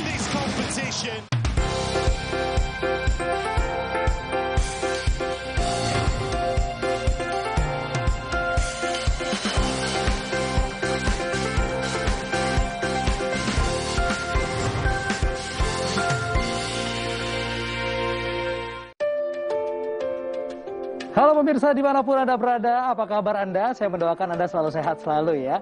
Ya pastinya ketemu lagi bersama saya Asmi Zen ya. Di sini kita akan membahas seputar produk kesehatan dan juga solusinya. Tapi saya nggak sendirian nih ya. Kali ini saya sudah berpakaian seperti ini, tandanya kita akan membahas soal kesehatan yang berhubungan dengan makanan. Saya sudah bersama produk spesialis beserta narasumber kita pada hari ini yang sudah hadir. Ada Bu Mirani, apa kabar Bu? Baik. Sehat selalu ya Bu. Ibu Ya, kayaknya harus. selalu fit ya, karena memang makanan yang dimasuk ke tubuhnya itu bagus ya Bu ya. Betul, harus tetap sehat dong kita ya. Nah, Bu, kalau kita ngomongin soal makanan, ini kan menjadi kebutuhan kita sehari-hari, Bu. Nah, kalau kita makan, orang Indonesia biasanya nih pemirsa juga pasti setuju dengan saya ya, nggak bisa lepas sama yang namanya nasi. Betul. Kalau belum makan nasi, orang Indonesia itu belum merasa makan, Bu. Betul. Nah, pertanyaannya, Bu, kalau kita ngomongin soal data, di Indonesia ini ya pemirsa ya, aku sempat riset sedikit, kalau misalnya ternyata angka diabetes Indonesia itu udah nomor 6, Bu. Betul, sangat ini udah mengerikan. Mengerikan sekali, jangan sampai kita jadi juara pertama ya, Bu. Angka kematian. Angka kematiannya. Ya, karena diabetes. Karena diabetes, betul sekali. Nah, pertanyaannya Bu, sebenarnya apa sih, mungkin pemirsa ada yang belum ngerti ya, hubungannya makan nasi sama diabetes? Betul, kenapa kok makan nasi Kenapa bisa jadi diabetes betul. ya? Ada penjelasannya nggak sih Bu? Iya, nah gini, nasi itu mengandung banyak gula. Oke. Nah, ya mengandung banyak gula dan terus dia adalah karbohidrat.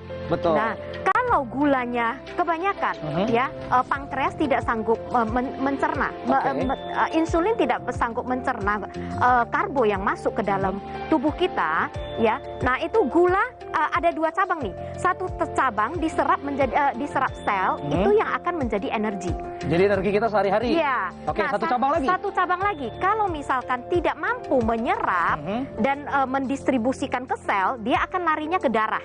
Waduh. Nah, kalau lari ke darah, itulah yang akan menjadi diabetes. Oke. Itu yang akan mengerikan banget. Ini mengerikan ya. Saya salah satu pemirsa, saya salah satu orang yang merasa kalau misalnya belum makan nasi itu belum makan. Betul, gitu ya, Bu. apalagi makanan di Indonesia itu kan kayak rendang, nasi goreng, gulai, ya kan? betul, Kalau makan yang kayak gitu tidak mungkin nggak pakai nasi, Nah, pasti udah harus nasi, itu gitu dia, kan? betul. Apalagi kalau ada sambel-sambelnya, Makin nikmat lagi. Betul, nggak mungkin deh kalau makan satu piring doang. Kalau bisa tambah-tambah lagi karena ada sambelnya gitu kan. Sekali, betul. Nah, makanya makanan yang kita makan sehari-hari itu betapa banyaknya karbo, betapa banyaknya gula. Belum lagi anak-anak zaman sekarang nih ya, suka banget makan minuman manis-manis, boba lah, apa ya kan? Benar. Minuman zaman now istilahnya. Minuman zaman now, betul banget. Nah, itu makanan yang sangat mengerikan kalau kita tidak benar-benar kontrol dalam sehari seberapa banyak itu yang masuk ke dalam tubuh kita. Benar juga nih, saya juga baru mikir nih pemirsa nih ya. Berarti apalagi kalau misalnya kita jarang gerak, berarti energi yang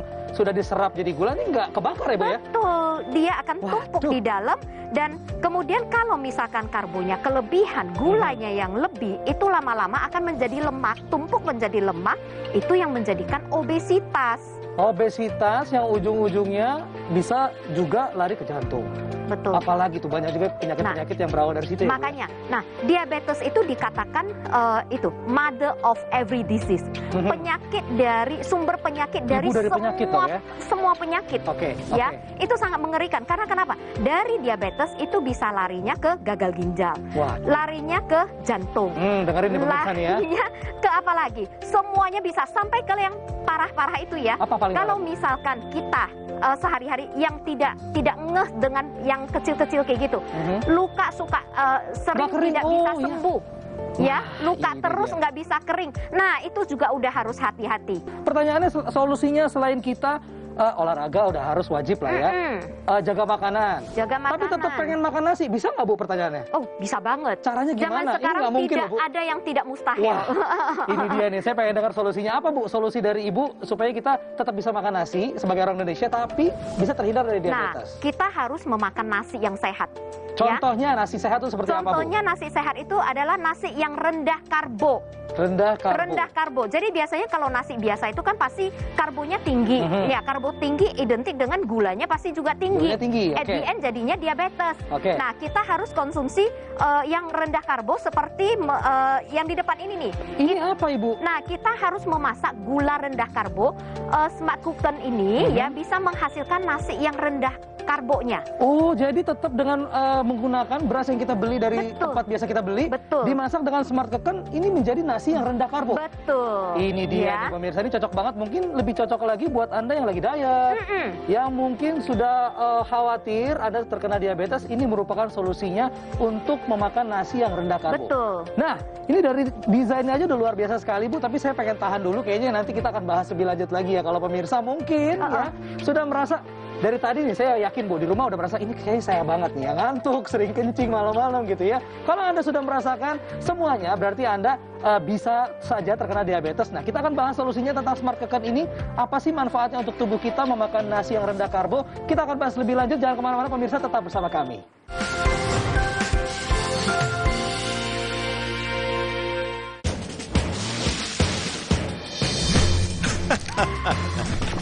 Ada-ada saja ide.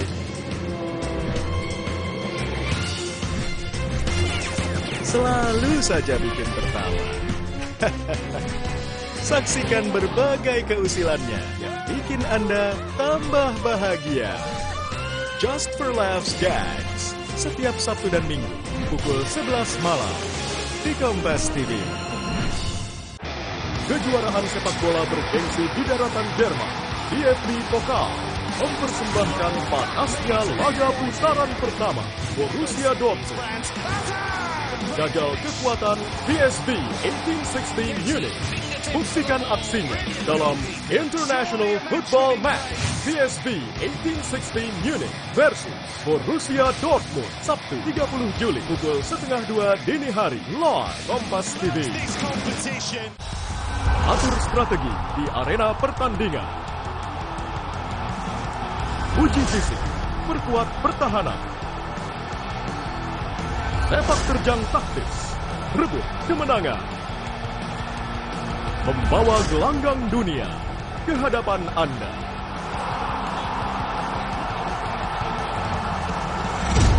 House of Sport. Kompas TV.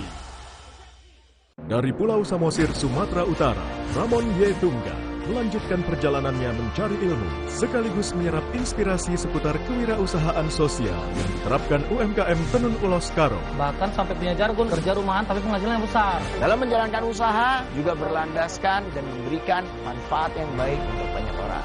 Ikuti perjalanannya dalam Petualangan Brilian The Series Season 2, Sabtu 30 Juli pukul 6 petang di Kompas TV.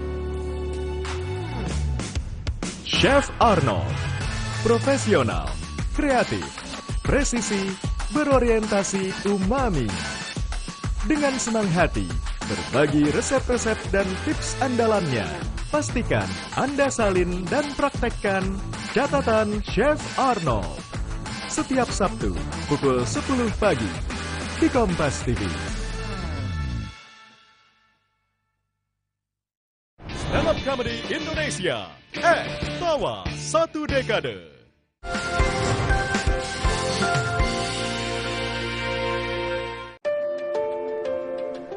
Baiklah pemirsa, kita kembali lagi masih bersama saya dan juga kita masih membahas seputar kesehatan, khususnya makanan yang hal yang tidak bisa kita hindari setiap hari untuk memakan nasi, apalagi kita sebagai orang Indonesia ya Bu Mir ya.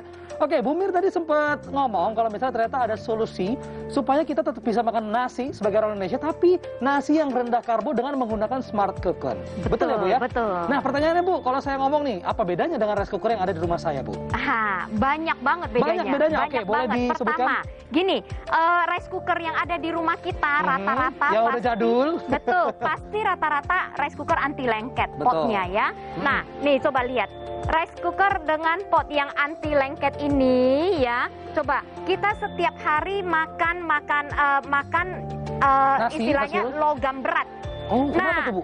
kalau sudah dipakai lama, coba lihat. Oh, iya. Anti lengketnya copot-copot, kita nggak sadar dan masih tetap pakai. Akhirnya tercampur di dalam nasi kita. Juga, Tiap ya. hari kita makan 1 hari 3 kali. Bayangin nggak sih logam beratnya seberapa banyak yang kita konsumsi? Waduh, selama setahun aja deh. Jadi penyakit dong Bu ya? Nah iya, itu adalah cikal bakal. Salah satu cikal bakal itu kanker. Aduh. Nah, dengan Smart Cooker Gen 2 ini ya sudah menggunakan pot stainless steel. Oh, ya, iya, pot iya, stainless benar. steel seperti ini. Oke, kemudian 304 stainless steelnya.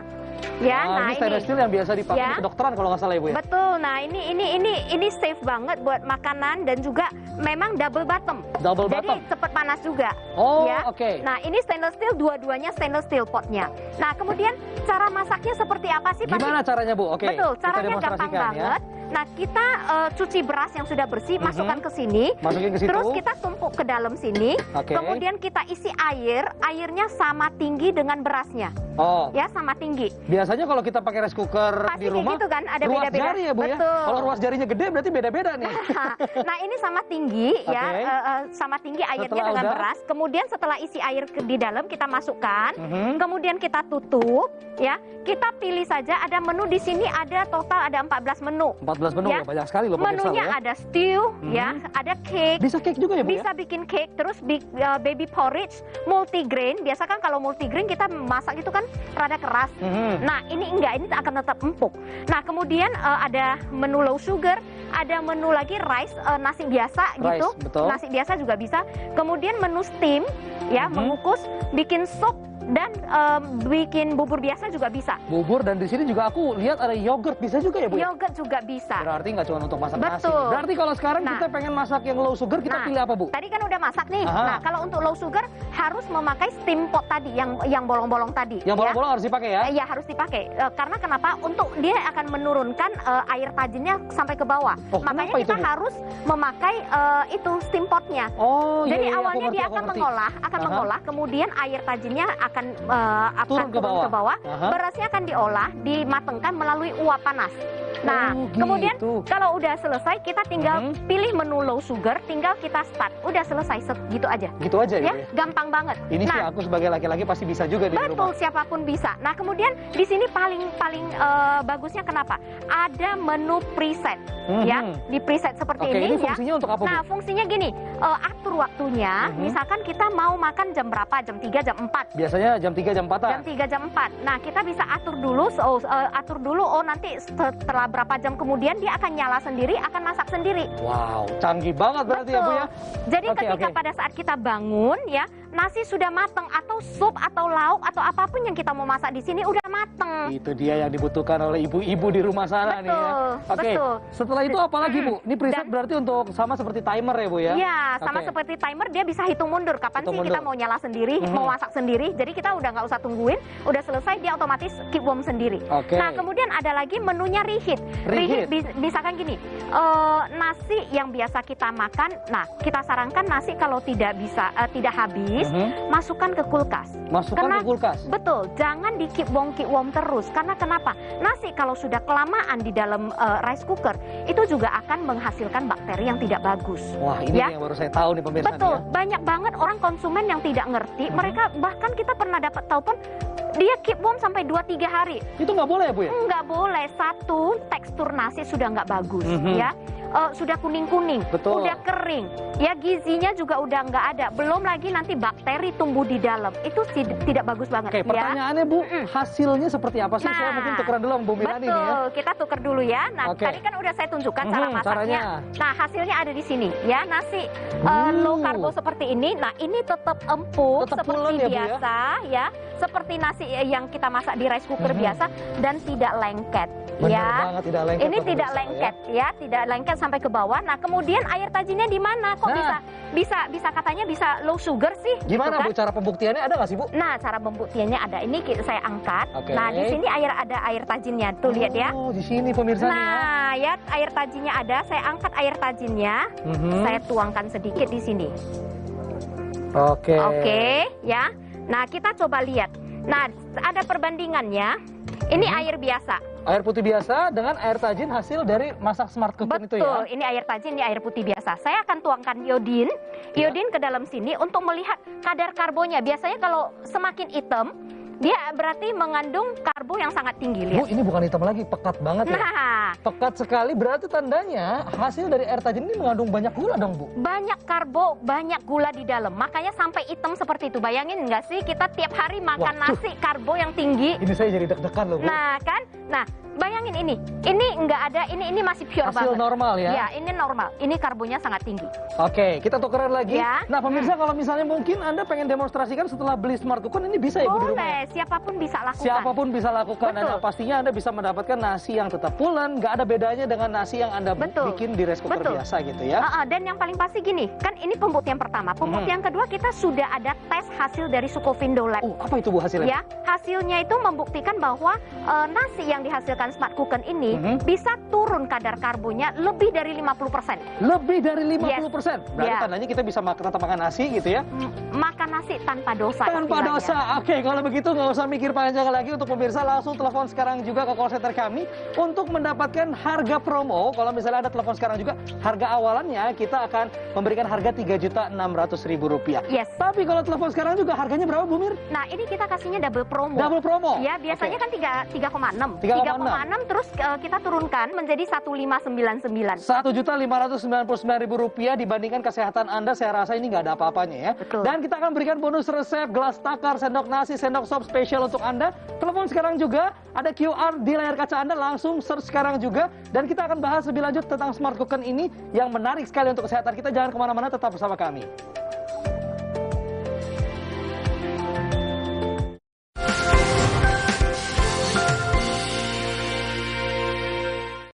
Ajang pencarian komika Indonesia sesungguhnya kembali digelar. Jadilah komika terpecah. Daftar dan ikuti audisinya. Hadir di Jakarta. Pelengkap, ikuti dan kunjungi Instagram @sucikompas.tv serta klik suci.kompas.tv. Stand Up Comedy Indonesia X. Tawa 1 dekade. Let's make life!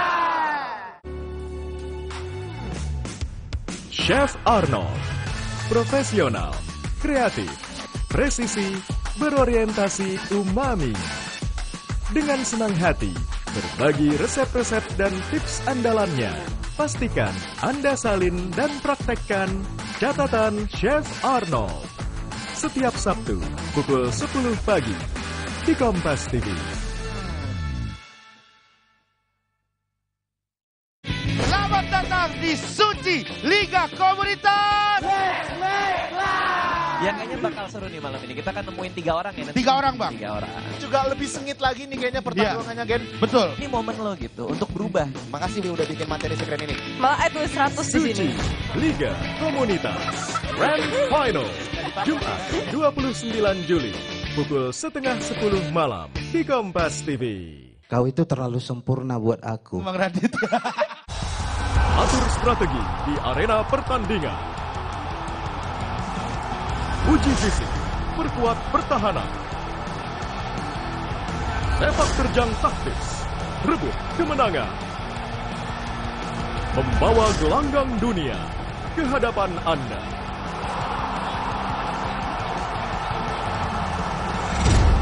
House of Sport. Kompas TV.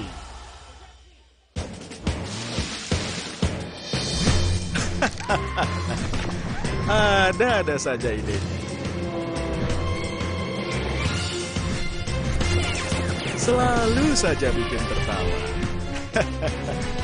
Saksikan berbagai keusilannya yang bikin Anda tambah bahagia. Just for Laughs Gags, setiap Sabtu dan Minggu, pukul 11 malam, di Kompas TV.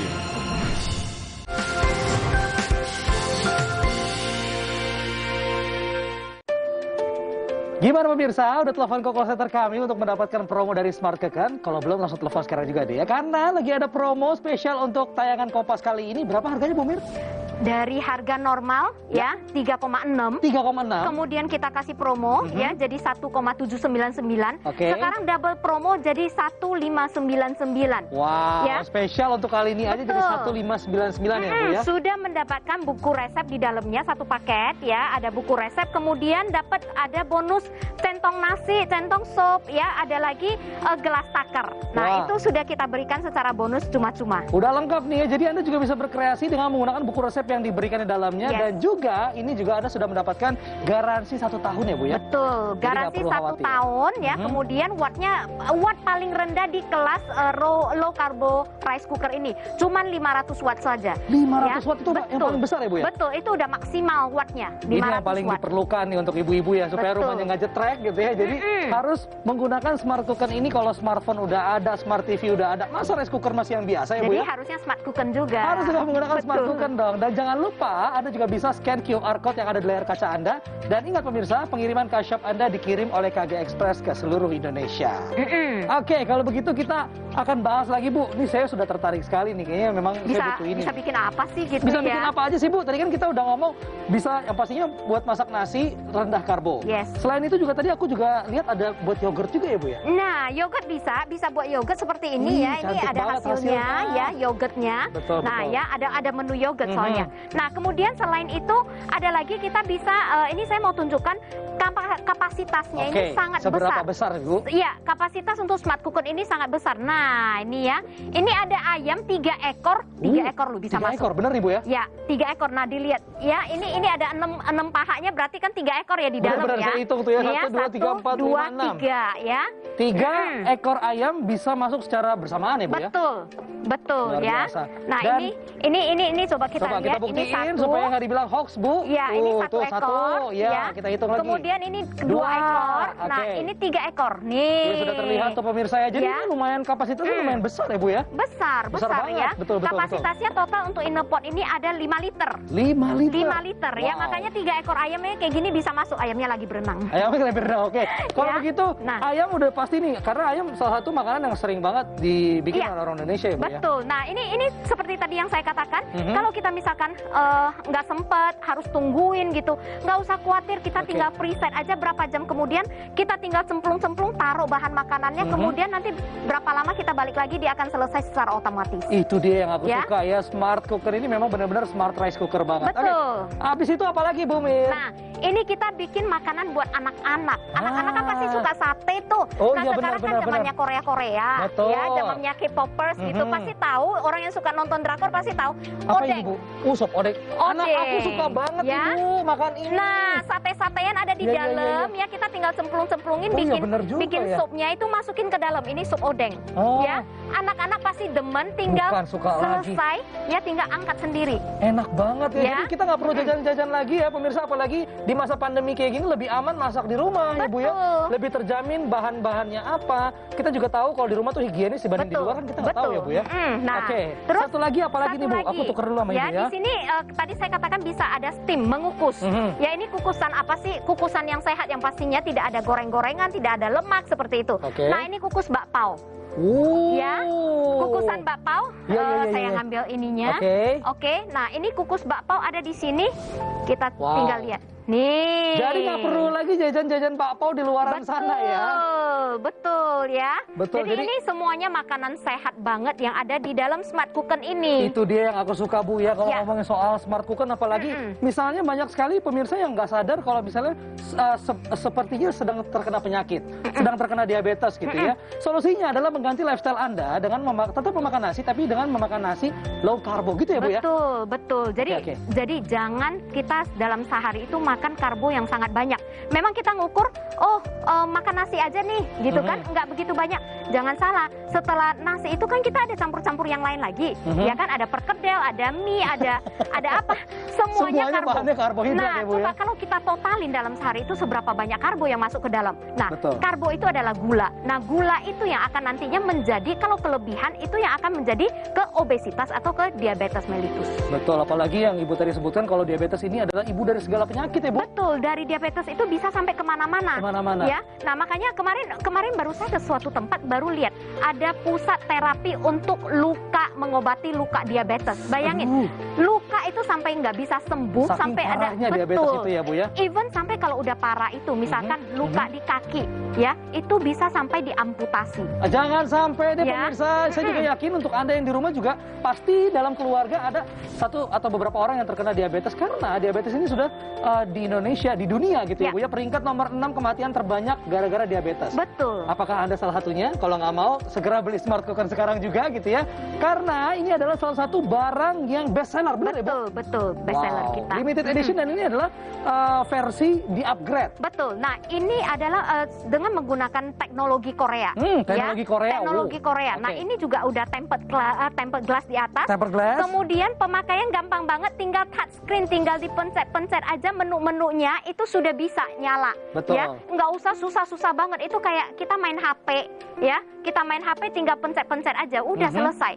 Selesai ya, smart banget tentunya ya. Dan Anda nggak perlu mikir lagi karena kita sedang ada promo. Kalau misalnya Anda telepon sekarang juga. Tapi pertanyaannya sebelum saya kasih tahu harganya lagi nih pemirsa, mungkin tadi udah stay di sini ya Bu. Cara bersih ini gampang nggak sih Bu? Bersihinnya sangat gampang banget. Gimana caranya Bu? Kita maintenance-nya seperti ini. Di dalam ada inner pot, yang pot besar sama yang steam pot itu. Kita cuci pakai sabuk biasa aja. Yang penting jangan yang sabuk yang kasar banget ya. Nah kalau misalkan ada nempel nasi atau apa, direndam dulu. Direndam dulu dengan menggunakan air. Betul, baru kita masak seperti cuci seperti biasa. Nah kemudian kalau ada tetesan air sedikit, tinggal kita pakein kain untuk diserap, udah selesai. Selesai ya, berarti tidak memerlukan yang namanya perawatan yang gimana-gimana ya Bu ya. Betul. Dan juga kita ingatkan sekali lagi kalau misalnya Smart Cooken ini luar biasa, yang saya suka adalah ini mempunyai watt yang paling rendah di kelasnya ya Bu ya. Betul ya, watt paling rendah itu hanya 500 watt. 500 watt. Kemudian ada garansi kita berikan selama 1 tahun. Kapasitas potnya juga besar, 5 liter ya, karena ada juga yang menjualnya kelihatan besar padahal dia cuma 3 liter. Berarti tipuan ya Bu ya. Nah ini kapasitas besar tadi udah lihat ya, 3 ekor ayam juga bisa masuk ya. Kemudian kita sudah ada tes lab Sukovindo yang membuktikan bahwa karbohidrat bisa turun hingga lebih dari 50%. 50% ya? Dan ini tesnya di lab yang terkemuka, Anda juga bisa cek sendiri. Dan yang pastinya Anda bisa langsung pesan sekarang juga di call center kami atau di QR Code. Dengan harganya berapa Bu Mir? Harga double promo ini menjadi Rp1.599.000 saja. Dan kita akan berikan bonus buku resep, gelas takar, sendok nasi, dan sendok sop. Dan Anda juga bisa langsung kirim sekarang juga karena pengiriman cash shop Anda dikirim oleh KG Express ke seluruh Indonesia dan bisa scan QR Code yang ada di layar kaca Anda. Oke, kalau begitu Bu Mir, sepertinya waktu kita udah selesai nih Bu. Terima kasih atas informasinya. Semoga juga saya merasa pemirsa gitu ya mendapatkan informasi dan juga insight mengenai perbincangan kita pada hari ini. Dan ganti lifestyle Anda sekarang, kalau bukan Anda yang mengganti beserta keluarga Anda, nanti biayanya akan lebih parah lagi ya Bu ya untuk perawatan. Oke pemirsa, kita ketemu lagi untuk membahas produk berkualitas lainnya. Jangan lupa selalu menerapkan 3M, mencuci tangan, memakai masker, dan menjaga jarak. Saya Asmisen pamit, dan juga Bu Mirani pamit ya Bu. Kita ketemu lagi di episode selanjutnya untuk membahas produk kesehatan lainnya. Sampai jumpa.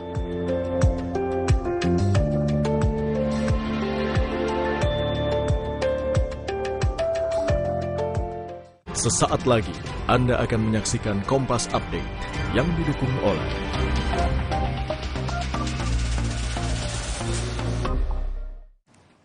Anda menyaksikan Kompas Update bersama saya Gleni Soktania. Saudara, 2 anggota grup boyband Mirror terluka saat menggelar pertunjukan di Hong Kong. Sebuah layar video raksasa yang menggantung di atas panggung tiba-tiba terjatuh. Insiden yang terjadi di Hong Kong, Colosseum ini terekam oleh kamera seorang penonton dan kemudian viral di media sosial. Pihak otoritas dan penyelenggara acara belum memberikan tanggapan siapa dari 12 anggota boyband Mirror tersebut yang terluka. 1 diantaranya dilaporkan mengalami luka yang serius dan kini sudah ditangani tim medis Rumah Sakit Queen Elizabeth. Konser pun langsung dihentikan setelah insiden itu terjadi dan seluruh penonton diminta untuk langsung meninggalkan lokasi. Mirror merupakan grup boyband asal Hong Kong yang sedang berada dalam popularitas. Mereka dibentuk melalui acara pencarian bakat di salah satu TV di sana.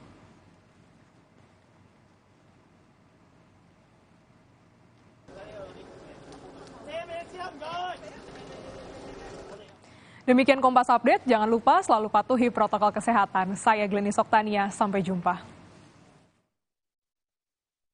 Terima kasih Anda telah menyaksikan Kompas Update yang didukung oleh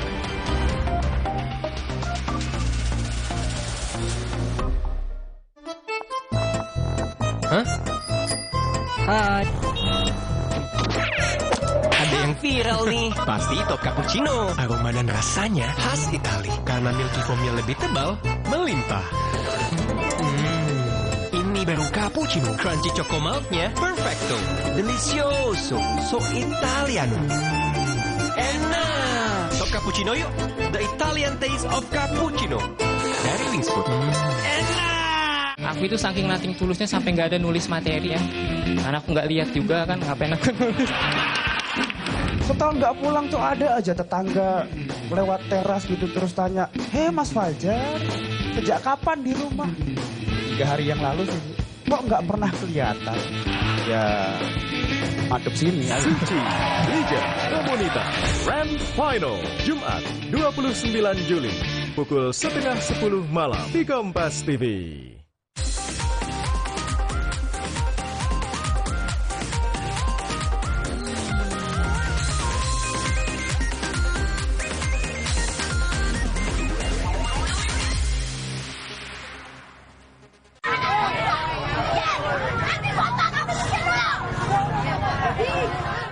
Fenomena Citayam Fashion Week masih mencuri perhatian publik. Meski mendapat protes hingga dibubarkan berkali-kali, para remaja tetap mendatangi kawasan Duku Atas.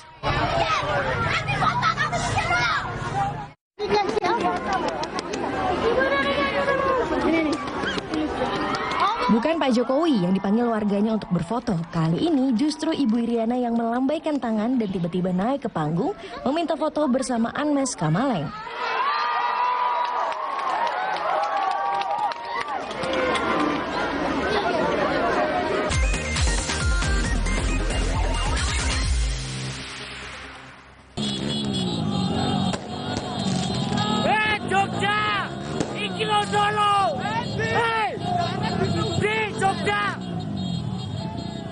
Bentrokan supporter Persis Solo ini terjadi di kawasan Tugu, Yogyakarta. Bentrokan diduga terjadi akibat konvoi supporter Persis Solo yang memprovokasi warga. Warga yang terprovokasi akhirnya menyerang supporter Persis Solo yang melintas di Jalan Gejayan. Aksi pukul dan lempar batu tak terhindarkan. Sejumlah warga terluka dan beberapa kendaraan rusak. Bentrokan bahkan terus terjadi hingga di Jembatan Layang Jombor.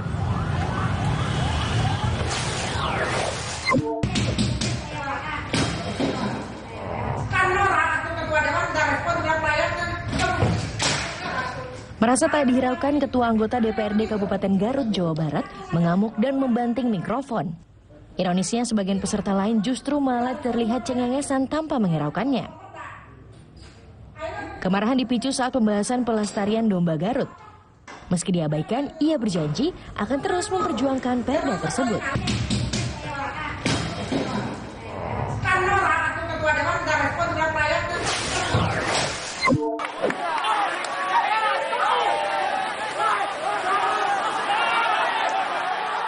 Bentrokan antara mahasiswa dengan aparat ini terjadi di depan gedung DPRD Probolinggo. Aksi saling dorong antara mahasiswa dan polisi tak bisa dibendung, saling pukul pun sempat terjadi. Buntut kericuan ini, sejumlah polisi dan mahasiswa terluka. 3 orang diamankan polisi karena dianggap sebagai dalang kerusuhan.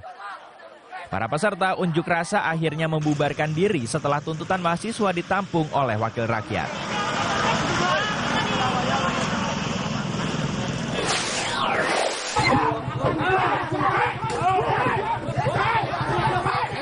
Video amatir ini merekam aksi pengeroyokan terhadap seorang supir truk.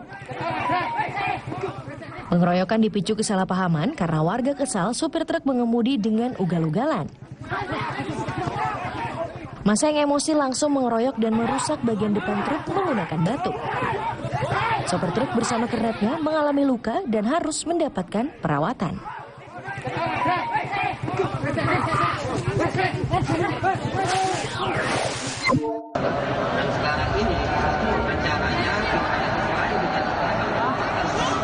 Inilah detik-detik pagar tribun penonton sepanjang 20 meter di Jakarta International Stadium roboh saat acara Grand Launching Stadion.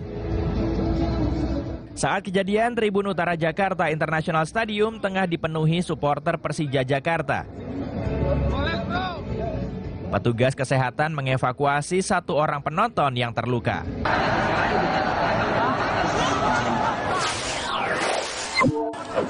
Odong-odong ketabrak kereta di Cilebu. Kendaraan odong-odong penuh penumpang tertabrak kereta api di perlintasan tanpa palang pintu. Di desa Cilebu rel kereta. Ya. 9 penumpang tewas termasuk anak-anak, sementara sopir odong-odong selamat dan telah diamankan di Polsek Keragilan. Odong-odong ketabrak kereta di Cilebu.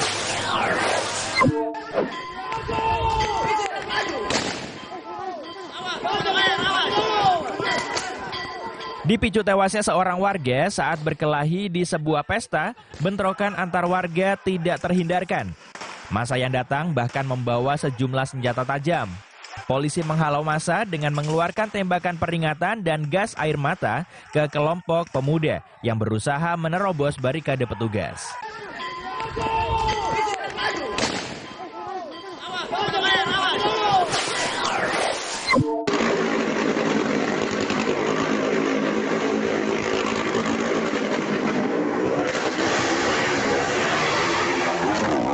Inilah detik-detik saat atraksi pertunjukan roda gila di wahana hiburan keliling di Jember, Jawa Timur yang memakan korban.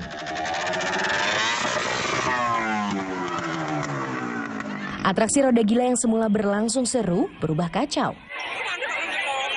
Joki terjatuh saat atraksi sedangkan sepeda motor terlepas dan terus berputar tanpa arah hingga menghantam sejumlah penonton. 2 orang penonton terluka dan 1 penonton dilarikan ke rumah sakit karena mengalami luka serius.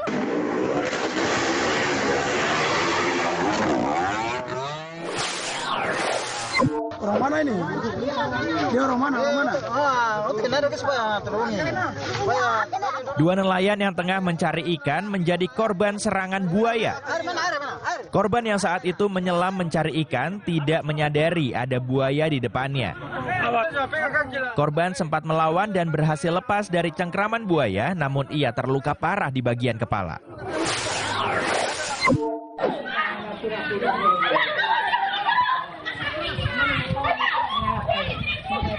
Akibat cemburu, seorang warga di Kabupaten Pamekasan, Jawa Timur mendapat penganiayaan dari tetangganya sendiri. Pelaku yang marah terhadap korban karena menduga korban bermain api dengan istrinya. Korban langsung dibawa ke rumah sakit, sementara pelaku langsung ditangkap oleh polisi dan terancam hukuman selama 5 tahun penjara.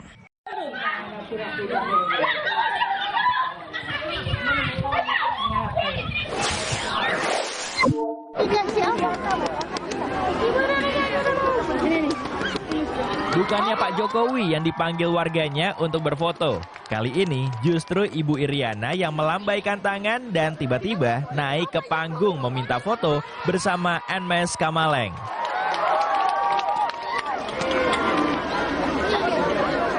Penonton di kawasan Marina Labuan Bajo ini pun langsung bersorak-sorai. Tak lama berselang ternyata Presiden pun tak mau ketinggalan momen untuk ikutan berfoto bersama.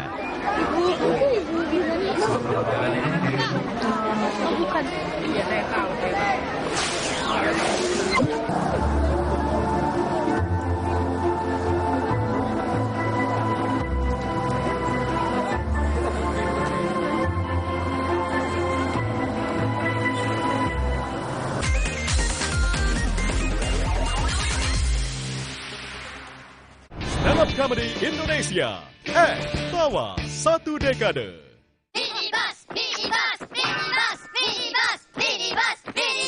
Get Good Dairy Milk Clickable dengan Minion Toys baru.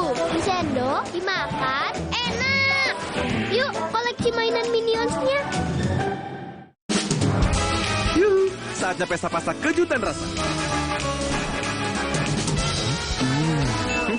Wow, delicious, yo. Coba semuanya sekarang. Pizza Hut, selalu lebih banyak pilihan. Power dalam kelenturan. Power dalam tekanan dan kekuatan. Power PVC, pipa kuat tanpa timbal. Dengan main di luar, anakku jadi belajar. Banyak kuman loh, gak khawatir dia sakit. Kan ada perlindungan Dettol yang efektif melawan kuman. 100% perlindungan lebih baik, Dettol. Ini Kalsel, salah satu kuliner otentiknya ada di Indomie Soto Banjar Limau Kuit. Gurih kuahnya endes, tapi limau kuitnya segar. Indomie Soto Banjar Limau Kuit, gurih segar kuah limaunya, nyaman banget. Yuh, saatnya pesta-pesta kejutan rasa. Wow, delicious, yo. Coba semuanya sekarang. Pizza Hut, selalu lebih banyak pilihan. Belum. Ya, Brian. Aku pengen. Pengen apa? Lagi. Minum Top White Coffee. Kopinya smooth, enaknya autentik.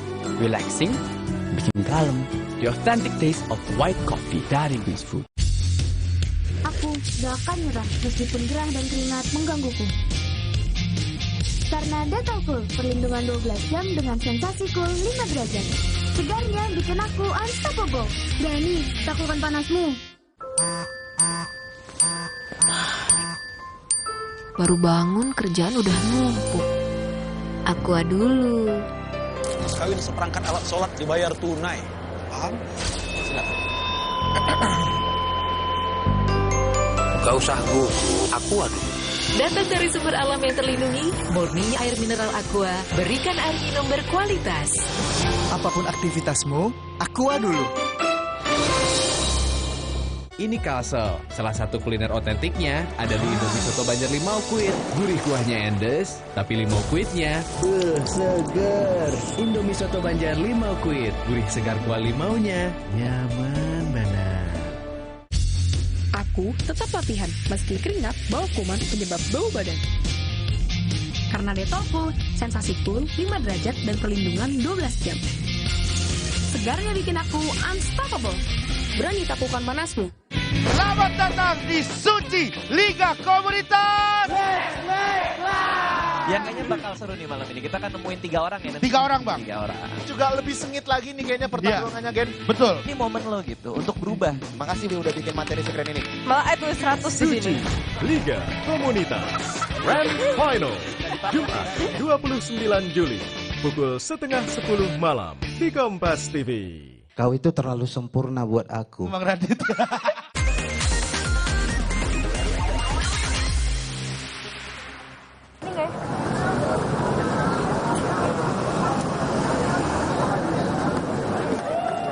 Fenomena Citayam Fashion Week masih mencuri perhatian publik.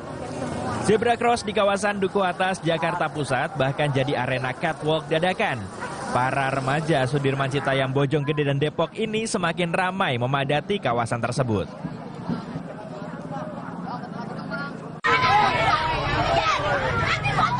Salah satunya remaja yang disebut menjadi ikon Citayam Fashion Week, JJ Slebeo, menjadi sorotan. Dirinya terekam tengah emosi karena kesulitan melintas di antara kerumunan masyarakat. Memang kawasan Duku Atas kini bagai tertutup lautan manusia yang memenuhi jalan untuk dijadikan ajang membuat konten. Iya boleh yuk. Iya lo. Bang nggak bisa gerak. Kepopuleran Citayam Fashion Week ini bahkan membuat artis Baim Wong ingin mendaftarkan brand Citayam Fashion Week ke Pangkalan Data Kekayaan Intelektual atau PDKI Kemenkumham. Menurut Baim Wong, pengajuan haki Citayam Fashion Week untuk membuat tren Citayam Fashion Week sebagai wadah legal. Jalannya di mana? Oh, keramaian nih. Aduh, keramaian. Gak bisa jalan dong. Langkah itu menuai kritik banyak pihak. Tak cuma warganet, Pemprov DKI Jakarta juga ikut berkomentar. Kalau Citayam didaftarkan sebagai apa? Haki oleh Bainglo, ya itu punya publik ya. Punya pemerintah. Tidak hanya Wakil Gubernur DKI Jakarta, Gubernur Jawa Barat Ridwan Kamil juga menuliskan tanggapan di media sosialnya. RK memberikan nasihat bahwa tidak semua urusan di dunia harus selalu dilihat dari sisi komersial. Fenomena Citayam Fashion Week adalah gerakan organik akar rumput yang tumbuh kembangnya harus natural dan organik pula. Banyak kritik atas pendaftaran ini membuat Baim Wong akhirnya resmi mencabut pendaftaran hak atas kekayaan intelektual Citayam Fashion Week di Kementerian Hukum dan HAM. Kita buat acara Citayam Fashion Week, ketika ada yang punya, ya kita akan nanti kena denda ya. Nah, takut itu aja, makanya kita cari siapa yang punya, ketika nggak ada kita yang ini malah jadi salahnya di situ. Maaf banget saya nggak tahu ya.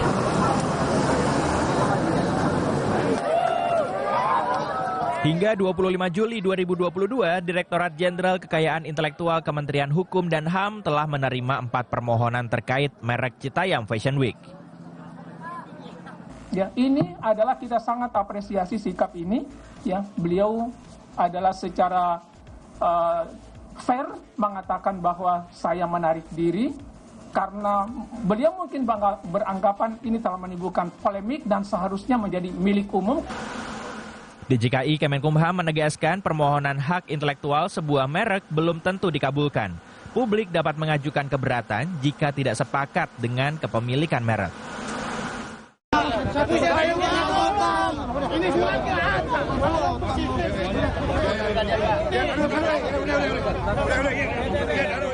Di sisi lain, fenomena Citayam Fashion Week di kawasan Duku Atas, Jakarta, ini keberadaannya dinilai makin mengganggu lalu lintas dan fasilitas umum.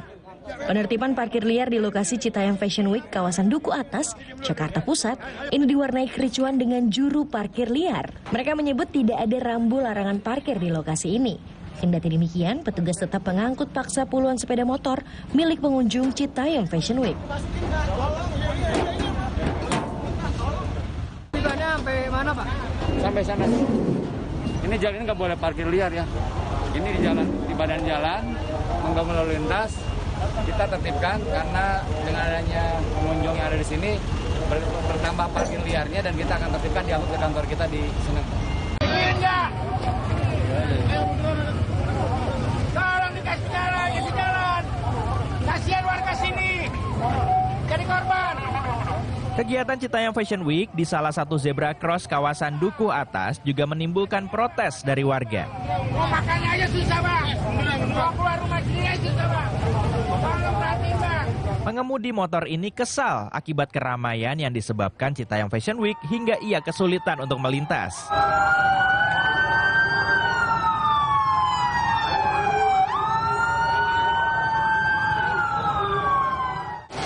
Tak tinggal diam, polisi akhirnya menutup zebra cross di kawasan Duku Atas ini. 2 mobil patroli sengaja diparkir di sisi zebra cross sehingga tidak bisa digunakan untuk melakukan fashion show.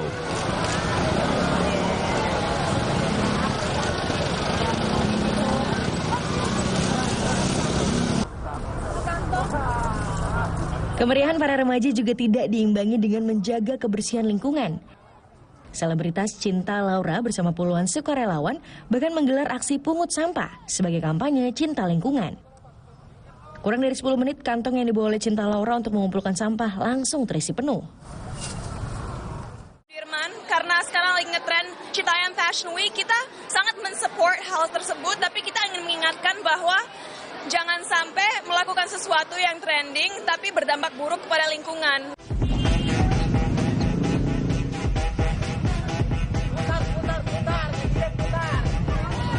Citayam Fashion Week di Jakarta membuat anak muda di sejumlah daerah seperti di Makassar, Sulawesi Selatan untuk ikut unjuk kebolehan dengan melenggang di jalanan.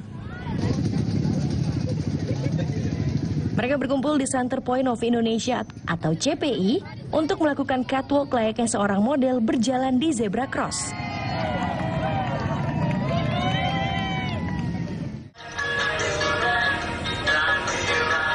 Tren fashion show di jalan raya juga merambah di kota Surabaya, Jawa Timur.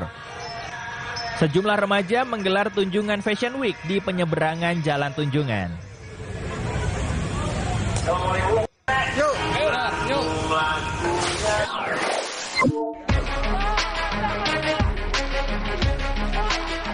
Informasi menarik lainnya masih akan hadir. Tetaplah di Pop News.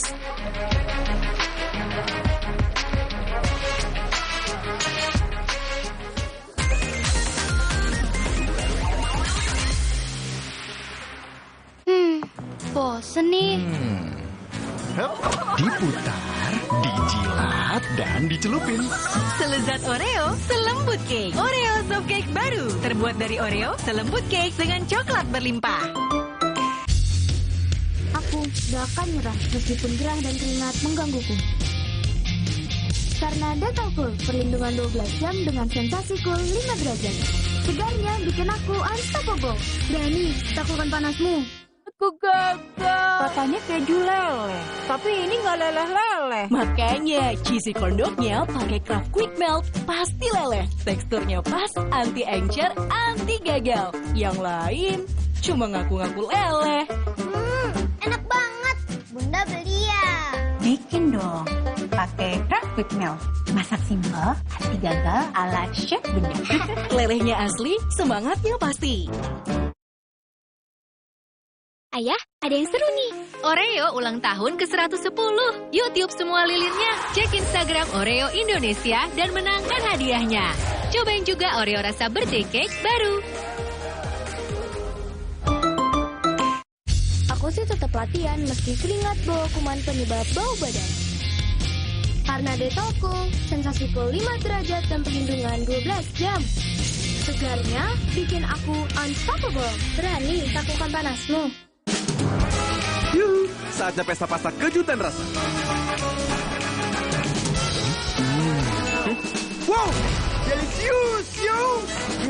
Coba semuanya sekarang. Pizza Hut, selalu lebih banyak pilihan. Aku tetap latihan meski keringat bawa kuman penyebab bau badan. Karena Dettol Cool, sensasi cool 5 derajat dan perlindungan 12 jam. Segarnya bikin aku unstoppable. Berani taklukkan panasmu. Baru bangun kerjaan udah numpuk. Aqua dulu. Mas kawin seperangkat alat sholat dibayar tunai. Paham? Silakan. Gak usah gugup, Aqua dulu. Datang dari sumber alam yang terlindungi, murninya air mineral Aqua, berikan air minum berkualitas. Apapun aktivitasmu, Aqua dulu. Kecap sedap kedelai hitam spesial kemasan pouch. Isi lebih banyak, cuma 2.000. Beli 6 pouch, berhadiah piring cantik. Beli kecap sedap kedelai hitam spesial kemasan pouch. Berhadiah piring cantik. Isi lebih banyak, cuma 2.000. Yuk, masak sedap setiap hari. Aku sih tetap latihan meski keringat bawa kuman penyebab bau badan. Karena Dettol Cool, sensasi cool 5 derajat dan perlindungan 12 jam. Segarnya bikin aku unstoppable. Berani taklukkan panasmu. Selamat datang di Suci Liga Komunitas. Ya kayaknya bakal seru nih malam ini. Kita akan nemuin 3 orang ya. 3 orang, Bang. 3 orang. Juga lebih sengit lagi nih kayaknya pertarungannya, Gen. Betul. Ini momen lo gitu untuk berubah. Makasih Bi udah bikin materi sekeren ini. Malah itu 100 di sini.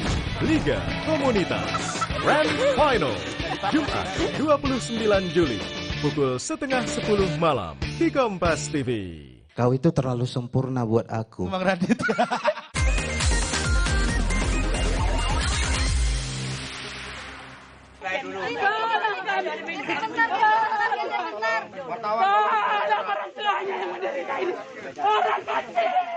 Tangis Ibu Brigadir Yosua pecah saat mengiringi pembongkaran makam anaknya untuk otopsi ulang. Otopsi ulang dilakukan untuk dijadikan bukti tambahan dalam menangani kasus dugaan pembunuhan berencana terhadap Brigadir Yosua.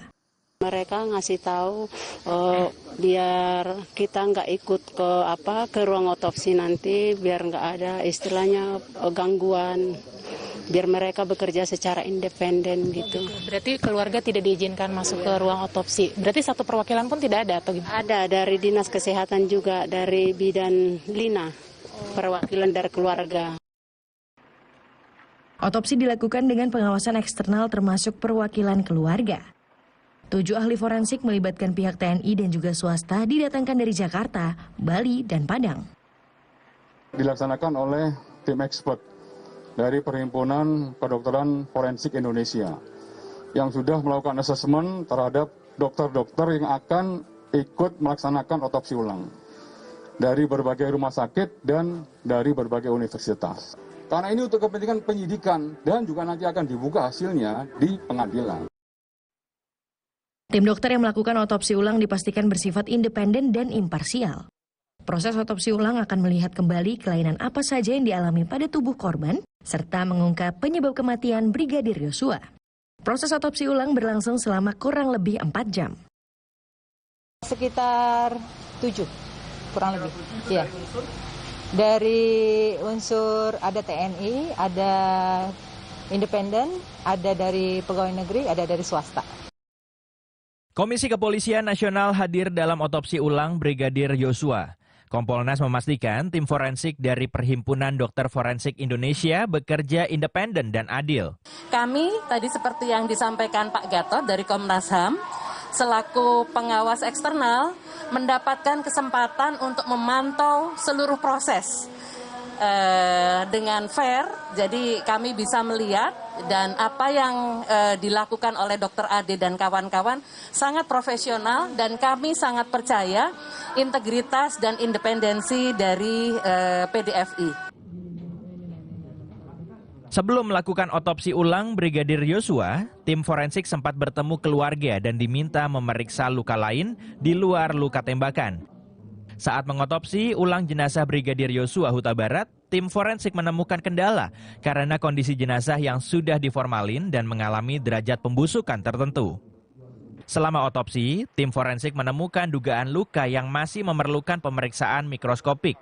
Untuk itu, sampel jenazah hasil otopsi ulang dikirim ke laboratorium milik RSCM Jakarta untuk diteliti lebih lanjut dan hasilnya bisa 2 hingga 4 pekan. Pemeriksaan otopsi ini untuk menjelaskan lagi, serta pada saat kemarin kita juga melakukan pertemuan dan keluarga, didapatkan beberapa informasi terkait mana yang menjadi ada masukan dari keluarga dan penasihat hukumnya bahwa ada beberapa tempat yang diduga ataupun dicurigai oleh keluarga sebagai adanya perlukaan-perlukaan lain seperti itu selain luka tembak. Jenazah Brigadir Yosua langsung dimakamkan kembali usai otopsi ulang di RSUD Sungai Bahar Jambi. Polda Jambi menggelar upacara pemakaman kembali Brigadir Yosua Huta Barat secara kedinasan usai dilakukan otopsi ulang. Baru saja dikonfirmasi oleh Kapolres bahwa akhirnya disetujui pemakaman dilakukan secara kedinasan. Mereka sedang mempersiapkan dan sekarang masuk. Terima kasih atas dukungan dari semua rakyat, ya, Panglima TNI, Presiden dan Pak Menko Polhukam. Doakan terus agar ini terbongkar. Kapolri memastikan semua proses dilakukan transparan dan meminta semua pihak untuk mengawasi mulai proses otopsi ulang Brigadir Yosua hingga hasilnya keluar nanti. Setelah dilaksanakan otopsi ulang dan tentunya juga pada saatnya akan disampaikan ke publik. Jadi saya kira semua kegiatan-kegiatan tersebut tentunya menjadi perhatian publik dan kita minta untuk semuanya ikut mengawasi. Di sisi lain, Komnas HAM melanjutkan pemeriksaan terhadap tim digital forensik dan siber Polri terkait rekaman CCTV dan telepon genggam. Komnas HAM melihat 20 video kejadian sejak rombongan Irjen Verdi Sambo kembali dari Magelang hingga sampai di rumah dinasnya di kawasan Duren 3, Jakarta Selatan.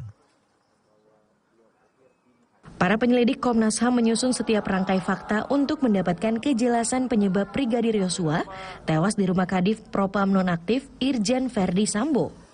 Dari pemeriksaan para ajudan dan forensik, Komnas HAM mendapatkan temuan luka tembak di tubuh Yosua dilakukan dalam jarak berbeda-beda termasuk jarak dekat.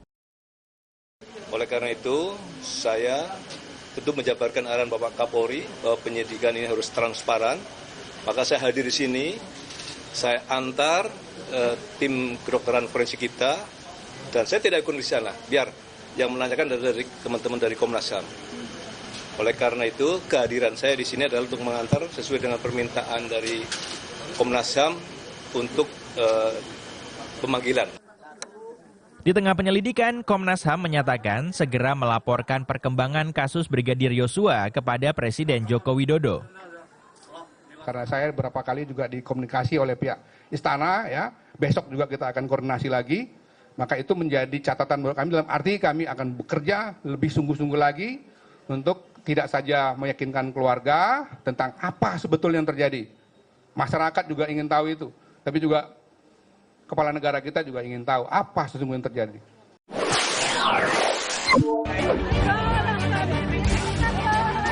Informasi tadi mengakhiri perjumpaan kita hari ini. Jangan lupa saksikan Pop News setiap hari Jumat pukul 10 pagi waktu Indonesia Barat. Terima kasih dan sampai jumpa.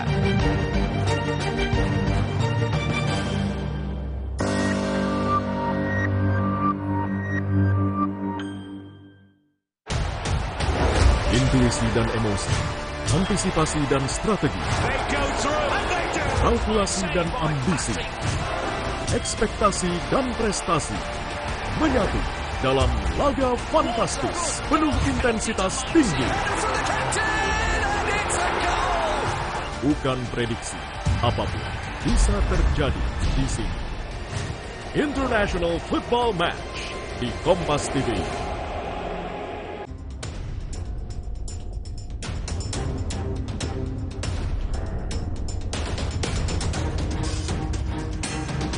I have decided that the global monkeypox outbreak represents a public health emergency of international concern.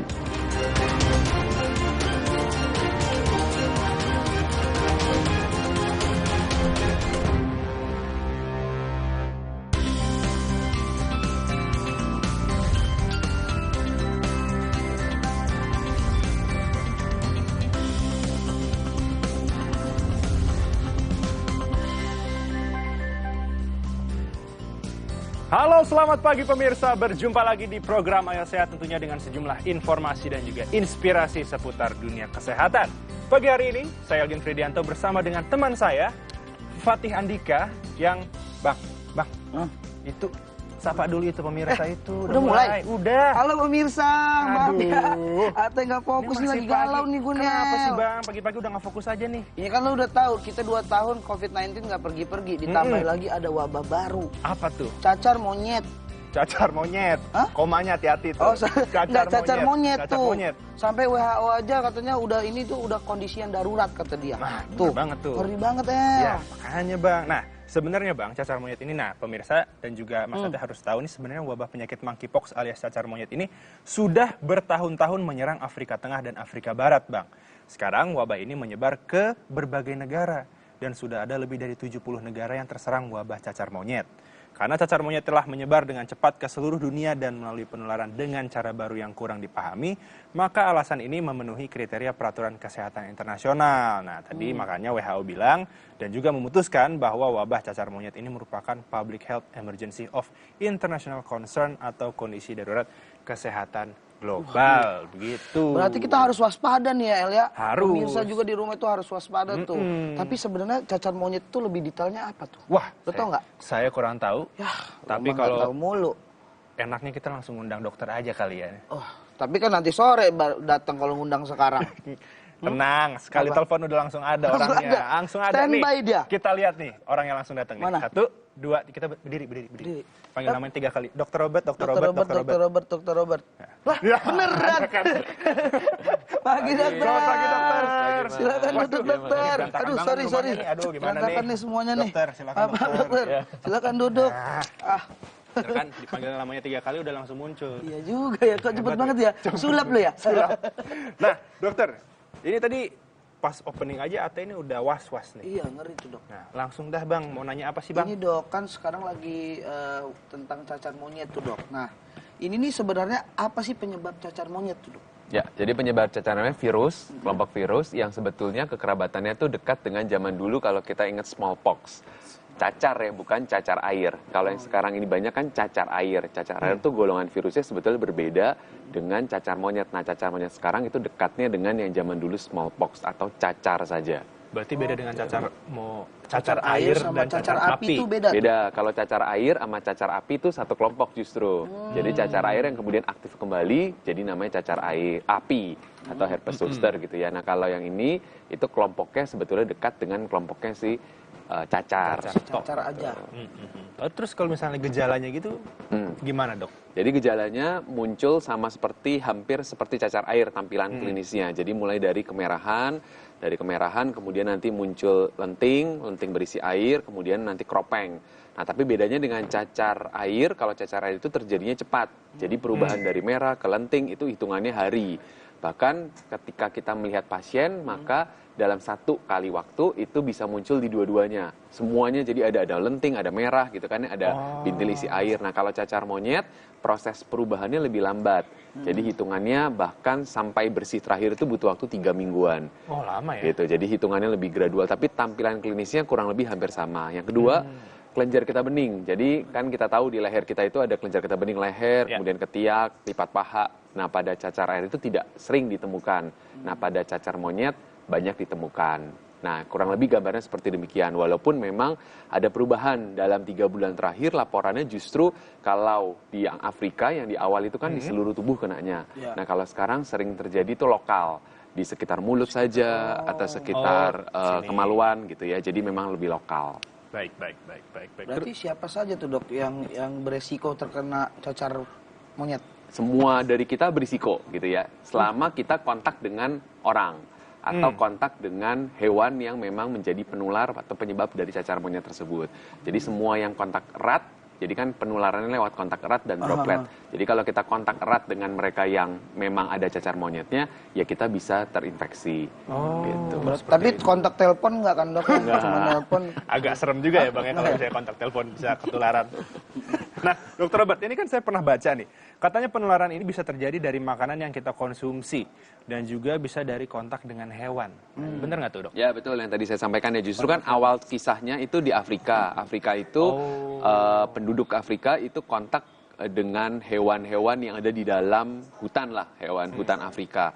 Nah, kalau dia tidak dimasak dengan benar, disiapkan dengan benar gitu ya, sehingga virusnya masih ada, kemudian kita mengkonsumsi, nah itu menjadi salah satu faktor risikonya. Atau kalau masuk hutan, kemudian kita kontak erat dengan hewan yang memang menjadi penular dari cacar monyet tersebut, ya kita akan bisa tertular. Jadi itu yang awalnya, walaupun yang 3 bulan terakhir jadi marak sehingga WHO sampai menyatakan penyebaran semua di luar negara itu adalah karena dia mulai ditemukan justru di luar dari Afrika. Jadi dari tahun 70 itu kan banyak di Afrika dan itu dilaporkan terus-menerus. Nah, baru dalam 3 bulan terakhir itu dilaporkan di banyak negara di dunia yang bukan sumbernya dari Afrika. Nah, jadi kontak orang per orang yang sekarang menjadi lebbi dominan di dalam fase yang sekarang ini. Tapi tidak menutup kemungkinan kalau untuk lewat makanan juga bisa, dok. Makanan kalau kita makan daging hewan yang terinfeksi yang tidak dimasak dengan sempurna. Nah, tapi kalau di Afrika kan hewannya dengan di Indonesia kan beda. Dok, ya. Itu gimana tuh? Maka itu jadi sebetulnya yang di Indonesia sekarang konteksnya kalau kita mau ngomong pencegahan, itu pencegahan lebih ke arah manusia ke manusia. Penularan dari kontak erat manusia yang sakit cacar monyet ke kita yang sehat. Nah, itu yang konteks dunia. Nah, kalau di Afrika ya memang konteksnya 2, manusia ke manusia dan manusia ke hewan. Oke, baiklah kalau seperti itu ceritanya. Usai jeda. Nah, Mas Ate, kita akan kedatangan satu orang tamu lagi. Ada lagi? Ini dari juru bicara Kementerian Kesehatan Republik Indonesia. Mantap nggak tuh? Orang penting Nah, banget. kita bakal ngebahas soal cacar monyet juga. Ya. Nah, Dr. Robert, Mas Ate, kita harus jeda sejenak. Pemirsa, jangan beranjak dulu, tetap di Ayo Sehat.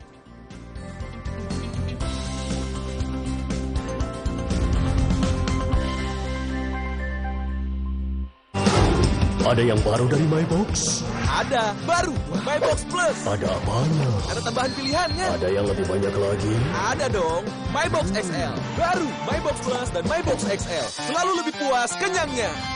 Aku percaya Sido Muncul, ahlinya herbal dan inovasi. Sido Muncul suplemen dibuat dengan ekstraksi suhu rendah agar zat aktif terjaga dengan varian vitamin dan herbal. Sido Muncul natural. Good health, better life. Optik Melawai Great Over Buy One Get One Vifor Eyewear. Dapatkan promo dan info menarik lainnya. Syarat dan ketentuan berlaku. Optik Melawai.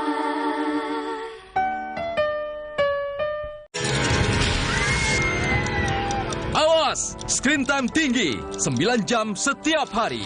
Sekarang, semua aktivitas serba online. Beban mata sangat tinggi. Mata jadi kerja keras. Agar mata sehat dan kuat, minum iFit. Formula iFit, mata jadi kuat, kurangi mata minus. I need you, iFit, iFit. I love you, iFit. Minum iFit. Dari Lapi.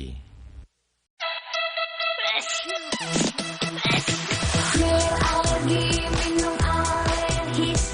Jantung alergi, minum alergis. Gatal alergi, minum alergis. Bentul alergi, minum alergis. Tersiksa karena alergi, minum alergis. Cepat atasi alergi, tidak bikin ngantuk, aktivitas lancar. Obat alergi, minum alergis. Alergis, alergi hilang seketika. Dari Lapi. Ada yang baru dari MyBox? Ada, baru, MyBox Plus. Ada apanya? Ada tambahan pilihannya. Ada yang lebih banyak lagi? Ada dong, MyBox XL. Baru, MyBox Plus dan MyBox XL. Selalu lebih puas kenyangnya. Kokom, pergi kamu. Tunggu apa lagi, Kokom? Kokom, sendi. Kesehatan sendi harus dipelihara. Minum Osteocom GCM bila perlu. Beda, biasanya yang itu. Beda usia, beda Osteocomnya. Buat kamu, Osteocom GCM. Buat saya, Osteocom Forte. Osteocom, suplemen untuk kesehatan persendian. Pergi! Baiklah, pesan Kokom sebelum pergi. Osteocom untuk kesehatan sendi. Osteocom halal, sendi sehat, terawat. Osteocom, sendi sehat, terawat dari Lapi. Referensi utama untuk mengambil keputusan. Selamat malam saudara, kita jumpa lagi di program Berita Utama. Fokus utama untuk memantapkan langkah. Tapi bagaimana campur tangan dari Kementerian Agama, kasus Omikron juga tidak melebar di Indonesia. Untuk Anda pemirsa utama, ikuti Berita Utama Senin sampai Jumat pukul 7:30 malam live di Kompas TV, didukung oleh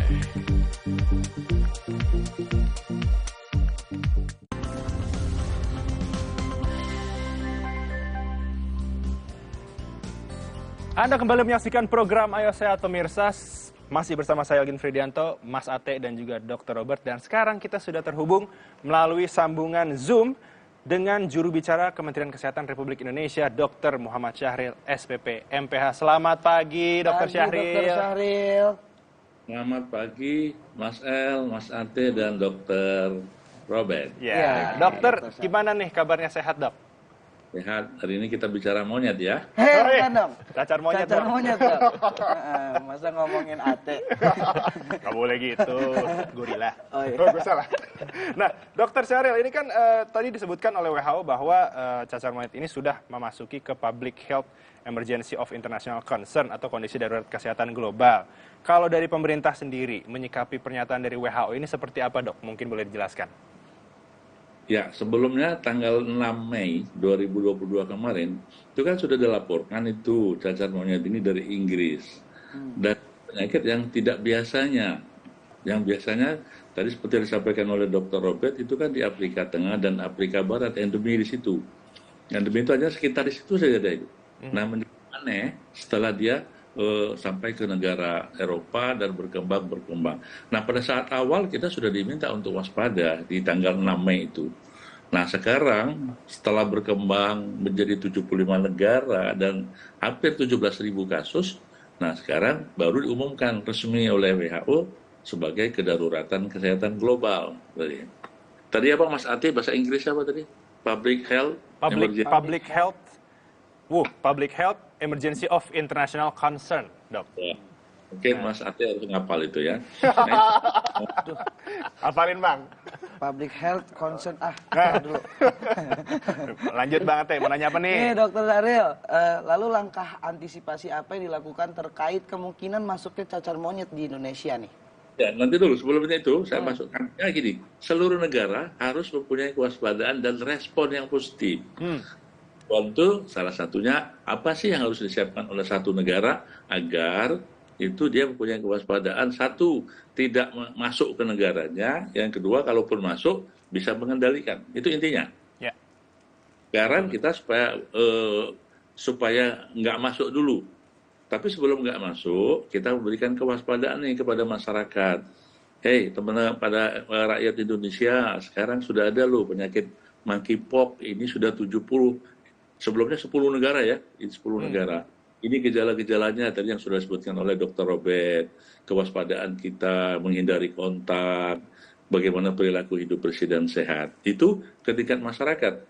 Nah, apabila mereka mengetahui atau mengalami gejala itu, cepat dia ke puskesmas atau ke rumah sakit. Itu intinya, pertama ke masyarakat. Nah, kalau kita kepada negara, maka pertama adalah pintu masuk nih. Kan itu kan dibawa oleh orang ke orang ya, sama dengan COVID ini. Jadi di pintu-pintu masuk, bandara ya, kemudian pelabuhan kita siapkan screening namanya di sana. Ya, seluruh awak pesawat ya diberitahu agar penumpangnya betul-betul diteliti, jangan sampai ternyata dia membawa penumpang yang bergejala tadi, kan kasihan Indonesianya. Itu ya. Nah, kemudian kita sudah menyiapkan tuh juga di seluruh fasilitas pelayanan kesehatan ya. Itu bagaimana kalau puskesmas, rumah sakit, kalau ada kasus ini sudah kita siapkan semua agar masyarakat nggak panik, ya tenang. Dan kemudian bagaimana penanganannya juga. Nah, yang penting adalah bagaimana mendeteksi. Tadi dokter coba mengatakan kan timbul itu ada cacar-cacar di mulut, di telapak tangan kaki, itu harus diperiksa ke laboratorium untuk memastikan apakah betul itu cacar monyet atau bukan. Jangan-jangan hanya cacar biasa atau cacar air yang disampaikan oleh Dr. Robert tadi. Gitu, Pak. Baik. Nah, saya mau ke Dr. Robert dulu nih, Dr. Syahril. Nah, tadi Dr. Syahril kan bilang awalnya 10 negara tuh, dokter. Tiba-tiba jadi 70. Sebenarnya seberapa fatalkah hasil akhir ya berarti ya dari cacar monyet ini, Dok? Ya, jadi kalau bicara mengenai fatal, kita bicara angka definisi fatal misalnya kematian gitu ya. Nah, untungnya kalau laporan 3 bulan terakhir dari sekian puluh ribu kasus yang memang sekarang dilaporkan itu angka kematiannya kecil. Hanya 5 dari sekian banyak di 6 regio WHO. Jadi sampai sejauh ini masih 5 laporan kematian. Nah, kalau berkaca pada laporan di Afrika, angka kematiannya berkisar paling mentok 10%. Jadi 0 sampai 11%. Jadi itu kalau bicara mengenai case fatality-nya ya. Tapi ini karena penyebarannya cepat dan mengenai banyak negara, maka dia masuk dalam kategori yang kedaruratan WHO tersebut. Penyebarannya cepat. Cepat dan mengenai banyak regio dari negara. Oh, luar biasa ya. Baik. Oke, kita ke Dr. Syahril dulu. Dokter, mungkin sejauh mana nih sosialisasi kepada masyarakat terhadap cacar monyet ini? Dan mungkin sekalian ya himbauan kali ya dari Dr. Syahril nih, selaku juru bicara Kementerian Kesehatan, kalau cacar monyet nih ada gitu loh, biar orang-orang tahu. Silakan, Dok. Ya, jadi ini satu risiko yang akan terjadi di seluruh negara dengan diumumkannya oleh WHO sebagai kedaruratan kesehatan global ya. Nah, untuk itu seluruh masyarakat termasuk Indonesia ya, bukan hanya Indonesia tapi seluruh negara itu berkewajiban itu menyampaikan komunikasi ini ya, risiko-risiko yang akan terjadi. Bayangkan kalau ternyata masuk Indonesia dengan cepat sekali, heboh lagi, pandemi belum selesai gitu ya. Ada di sini. Jadi kita sampaikan teman-teman dari Kementerian Kesehatan, dari profesi dokter ya, kemudian Ikatan Kesehatan Masyarakat sudah banyak menyebarkan pamflet-pamflet ya, kemudian flyer-flyer, bahkan seminar. Itu besok Dr. Robert juga sebagai pembicara itu bentuk bagaimana kita memberikan edukasi dan informasi kepada masyarakat. Nah, termasuk Metro TV hari ini gitu loh ya. Kompas TV, Pak. Ini Kompas TV ya? Kompas TV, Pak.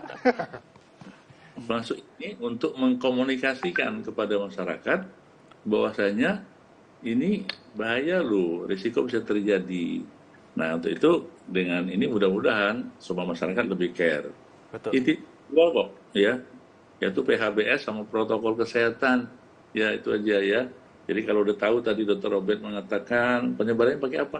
Kontak langsung. Makanya pas Ate sama sekali jangan cipika-cipikil. Jangan, nggak boleh. Jangan. Nggak boleh. Bahaya berarti ya dok ya, seperti itu ya dok ya. Peluk-pelukan juga untuk dihindari dulu karena ini salah satu yang menjadi penyebab. Kita kan nggak tahu kan teman-teman itu kan. Nah gitu. Oke, baiklah. Dokter Syahril, terima kasih dokter untuk informasinya. Semoga informasi yang diberikan dokter Syahril ini sampai ke masyarakat di Indonesia agar ya kalau bisa amit-amit lah kalau misalnya masuk ini orang udah siap gitu ya. Makanya pemirsa, meskipun belum ditemukan kasus cacar monyet di Indonesia, kita harus tetap waspada. Betul banget, waspadalah. Baiklah, Dokter Syahril, semoga kita berjumpa lagi di lain kesempatan. Sehat selalu. Dan kita harus jeda lagi. Jeda lagi. Dokter Robert, sabar dulu. Pasti mau banyak informasi yang dikasih tahu. Nah, pemirsa, jangan beranjak dulu. Tetap di Ayo Sehat.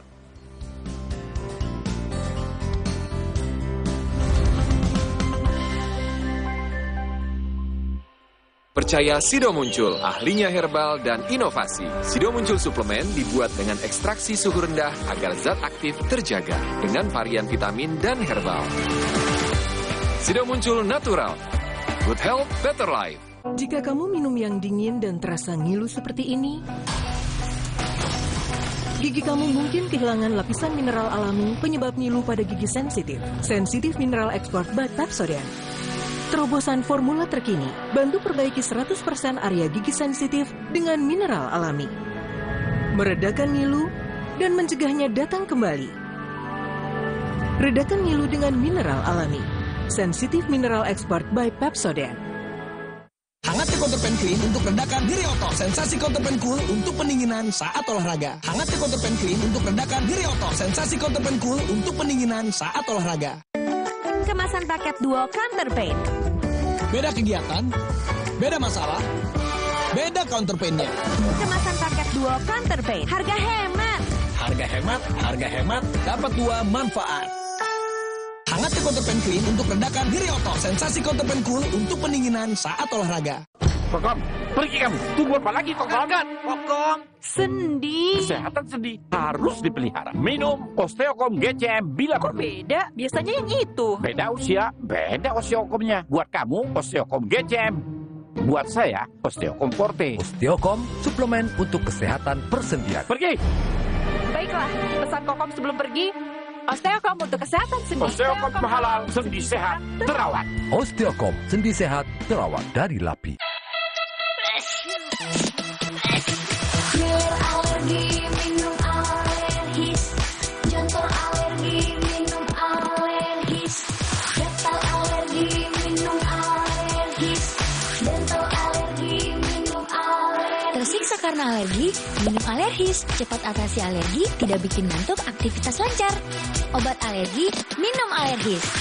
Alergis, alergi hilang seketika. Dari LAPI. Awas, screen time tinggi, 9 jam setiap hari. Sekarang, semua aktivitas serba online. Beban mata sangat tinggi. Mata jadi kerja keras. Agar mata sehat dan kuat, minum iFit. Formula iFit, mata jadi kuat, kurangi mata minus. I need you, iFit, iFit. I love you, iFit. Minum iFit. Dari LAPI. Saat setiap bagian tubuh berfungsi dan selaras, kita tampil maksimal. Kita perlu kembalikan cairan tubuh dan lindungi daya tahan tubuh saat berlatih untuk bantu jadi lebih baik. Minum UC 1000 Isotonic, minuman unik mengandung elektrolit dengan 1000 mg vitamin C. Ada yang baru dari MyBox? Ada, baru, MyBox Plus. Ada apanya? Ada tambahan pilihannya. Ada yang lebih banyak lagi? Ada dong, MyBox XL. Baru, MyBox Plus dan MyBox XL. Selalu lebih puas kenyangnya.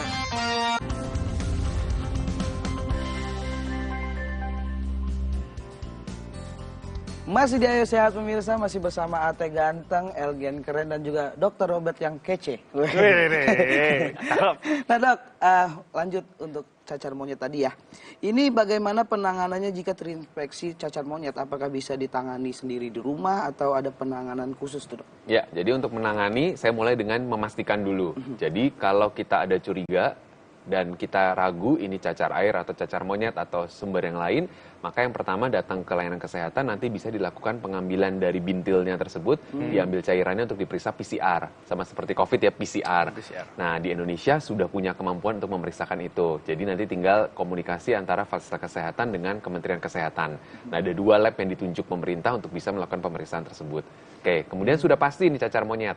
Sampai sekarang memang belum ada antivirusnya yang di-approve. Ada beberapa penelitian yang sedang berjalan di luar negeri mengenai antivirusnya.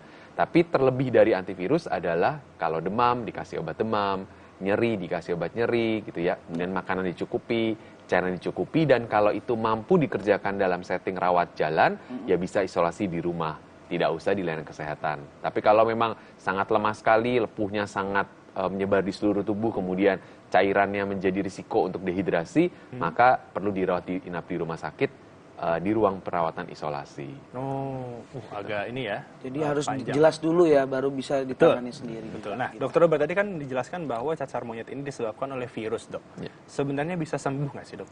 Bisa. Jadi memang tadi kan saya dijanjikan juga derajat berat penyakitnya ya. Jadi angka kematiannya sebenarnya 5 dari sekian puluh ribu kasus yang ada sekarang ini. Nah, dia bisa sembuh sendiri dalam 3 minggu tadi ya. Nah, yang perlu dijaga adalah dalam 3 minggu tadi cairan dicukupi, makanan dicukupi, keluhan diperbaiki. Pada dasarnya virusnya nanti akan sembuh sendiri dengan kekebalan tubuh kita yang baik. Nah, itu termasuk pencegahannya juga nggak sih dok? Atau ada pencegahan lainnya juga? Nah, pencegahan tadi, kalau bicara pencegahan kita tahu dari mana tertularnya kan. Tertularnya itu droplet dan kontak erat. Ya. Jadi skin to skin lesion, jadi lesi orang dengan kulit kita yang kemudian ada luka misalnya. Jadi itu yang harus dihindari untuk pencegahannya. Jadi masker yang kita gunakan selama ini untuk COVID, untungnya bisa melindungi juga kan kalau droplet penularannya. Kemudian kalau kontak erat ya tadi, berjaga jarak juga bisa melindungi terhadap penularan dari cacar monyet ini. Bener banget. Kayak sekarang ini nggak pakai masker, kita ngomongnya gini. Biar nggak Pakai kemana-mana, masker, Bang. tapi masker bengkoang kan tutup. Beda dong. Oh, beda. Beda dong. Nah, dok, bicara mengenai vaksin, apakah sudah ada pembicaraan terkait vaksin cacar monyet ini? Ya, vaksinnya sudah tersedia. Jadi ada 2 vaksin. Kalau tadi ingat pertama kali saya sampaikan bahwa ini kekerabatannya dekat dengan yang zaman dulu, smallpox. Nah, vaksin smallpox yang dulu pernah ada itu kemudian digunakan ulang untuk tujuan pelindungan cacar monyet.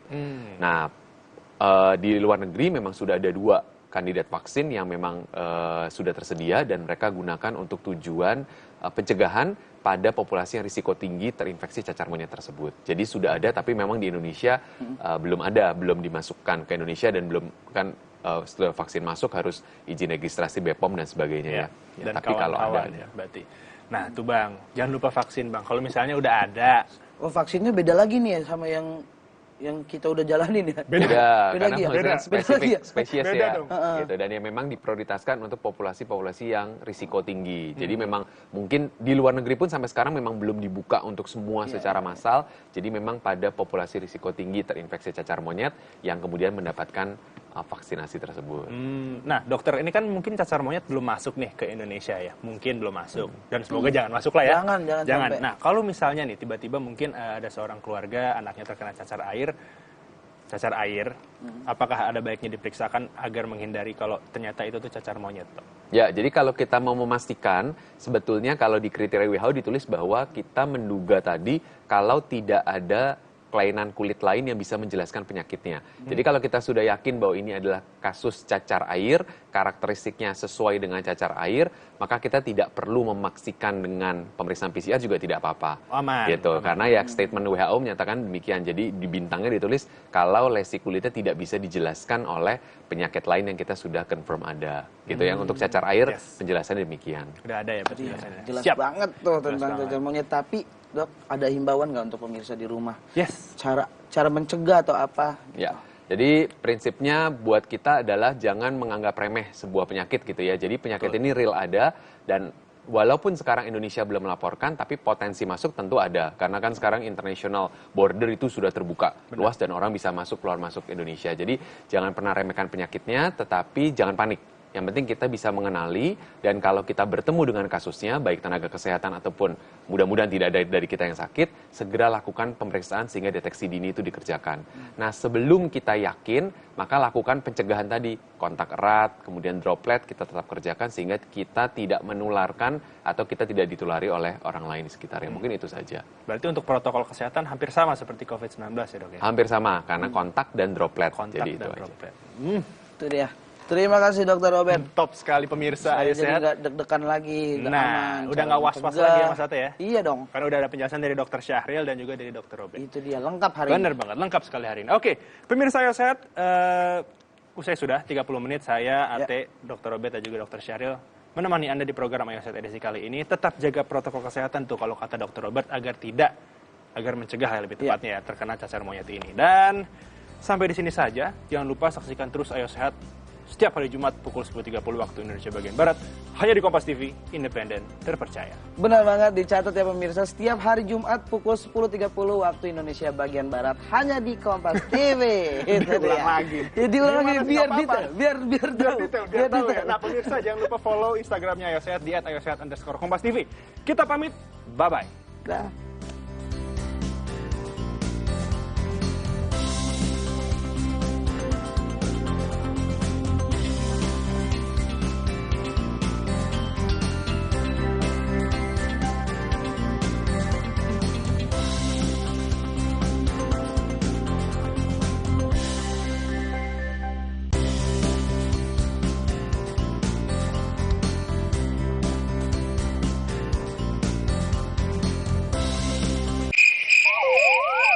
Sakit kepala berkepanjangan, muka kaku susah tersenyum, badan terasa nyeri.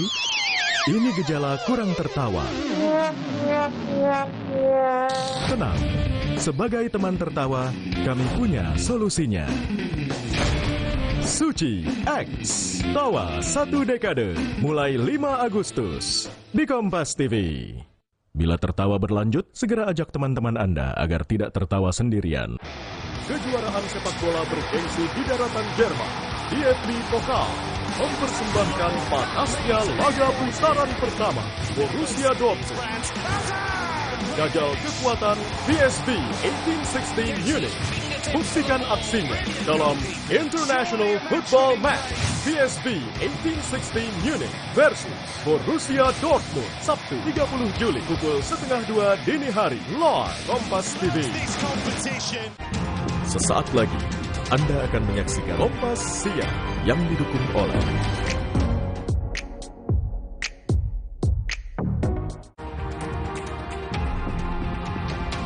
Banjir bandang menerjang Kabupaten Parigi Mutong pada Kamis malam. Sedikitnya 3 warga meninggal dunia dan sejumlah warga hilang.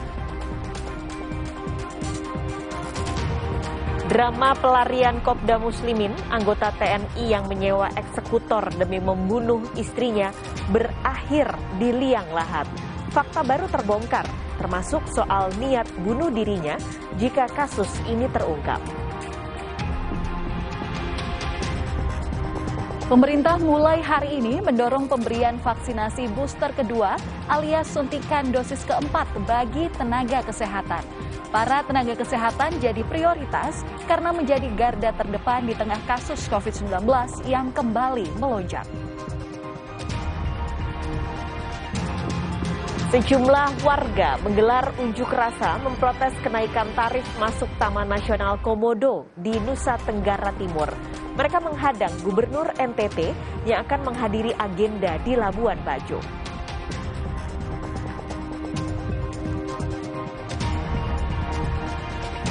Dua anggota grup boyband Mirror terluka saat sedang menggelar pertunjukan di Hong Kong. Sebuah layar video raksasa yang menggantung di atas panggung tiba-tiba terjatuh.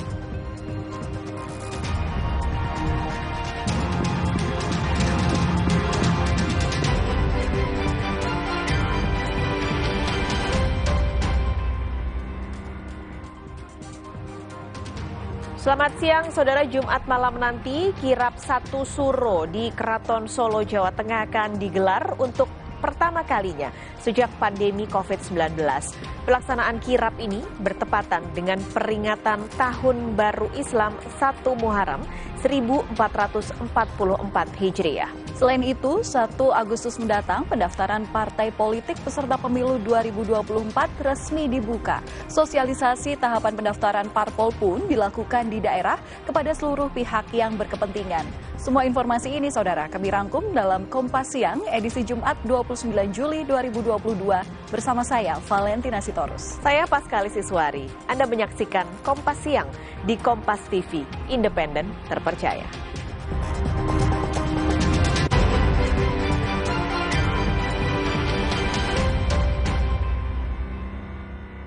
Banjir bandang melanda Desa Toruwe, Parigi Mutong, Sulawesi Tengah. 3 tewas dan 4 korban hilang masih dicari. Hujan deras mengguyur Parigi Mutong sejak Kamis sore, mengakibatkan sungai di Desa Toruwe meluap dan sejumlah rumah dan kendaraan yang berada di jalur penghubung Parigi Poso terendam. Beberapa warga juga berupaya menyelamatkan diri ke lokasi yang lebih tinggi. Tim SAR Palu dan BPBD Parigi Mutong mengevakuasi warga Desa Toruwe yang terdampak. Tim SAR gabungan mengevakuasi seluruh jenazah korban banjir bandang ke Rumah Sakit Umum Daerah Anuntaloko, Parigi Mutong.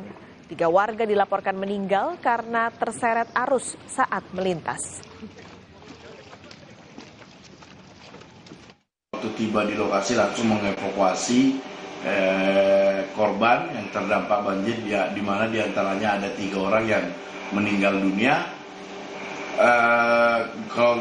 Meninggal dunia, 2 orang, seorang pengendara yang sedang melintas di lokasi tersebut, dan sebagian juga masyarakat sudah diungsikan di tempat yang aman yang dimana sudah disiapkan dari pemerintah setempat.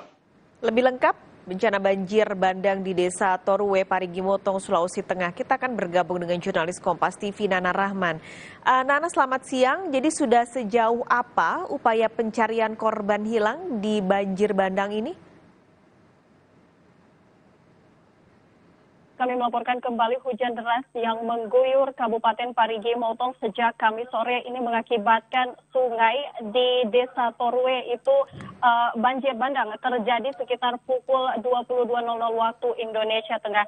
Dan menurut informasi dari BPBD Parigi Mutong, 3 warga dilaporkan meninggal dunia akibat terseret arus banjir, sedangkan 4 orang lainnya dinyatakan hilang. Dan untuk informasi terkini sendiri, Paskalis, yang kami dapatkan dari BPBD Parigi Mutong, saat ini tim SAR, BPBD dan juga TNI Polri masih terus melakukan pencarian terhadap 4 orang korban yang hilang. Paskalis. Nana, lalu bagaimana kondisi warga yang dievakuasi? Ya, untuk kondisi warga yang dievakuasi sendiri, terutama yang 3 korban meninggal dunia ini, mereka pada saat itu langsung dilarikan atau dievakuasi ke Rumah Sakit Umum Anuntaloko, Parigi Mutong. Dan sekali lagi untuk saat ini tim SAR dan BPBD serta TNI Polri masih terus melakukan evakuasi atau pencarian 4 orang korban yang hilang. Dan kemudian untuk informasi terupdate lagi, saat ini banjir di Desa Toruwe itu sudah mulai surut, dan saat ini warga di sana juga sudah mulai membersihkan rumah mereka masing-masing dari material banjir. Demikian informasi yang bisa kami sampaikan, Paskalis. Nana Rahman, terima kasih melaporkan langsung dari Parigi Mutong, Sulawesi Tengah.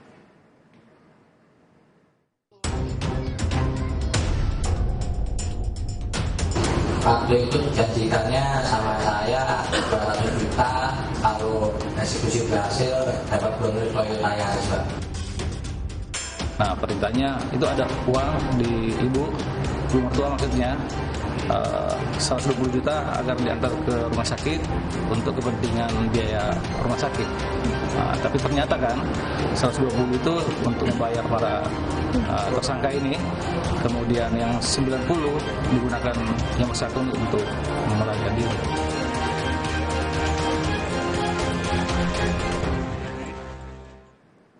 Saudara, perburuan polisi terhadap Kopda Muslimin, anggota TNI yang jadi dalang percobaan pembunuhan sang istri telah berakhir.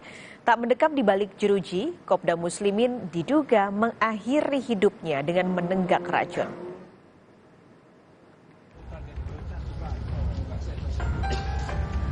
Berakhir sudah pelarian Kopda Muslimin, personel TNI yang mendalangi percobaan pembunuhan terhadap istrinya sendiri. Kamis kemarin, Kopda Muslimin ditemukan tak bernyawa di kediaman orang tuanya di Kendal, Jawa Tengah. Di hari yang sama, ia langsung dimakamkan, namun tidak secara militer. Kasus kriminal yang menjerat Kopda Muslimin yang jadi alasan. Ini dia pelanggaran apa? Iya, pelanggaran. Pelanggaran apa ini? Jadi tidak itu dicabut, haknya dicabut ya. Kalau dia mau dimakamkan di secara militer ya, karena dia pelanggaran akhirnya dicabut. Kopda Muslimin diduga bunuh diri setelah mengalami muntah-muntah pada Kamis pagi. Orang tua Kopda Muslimin sempat meminta anaknya untuk menyerahkan diri saat ia datang ke rumah untuk meminta maaf. Beliau sempat minta maaf, bahkan oleh orang tuanya dituturi untuk menyerahkan diri dan lain sebagainya.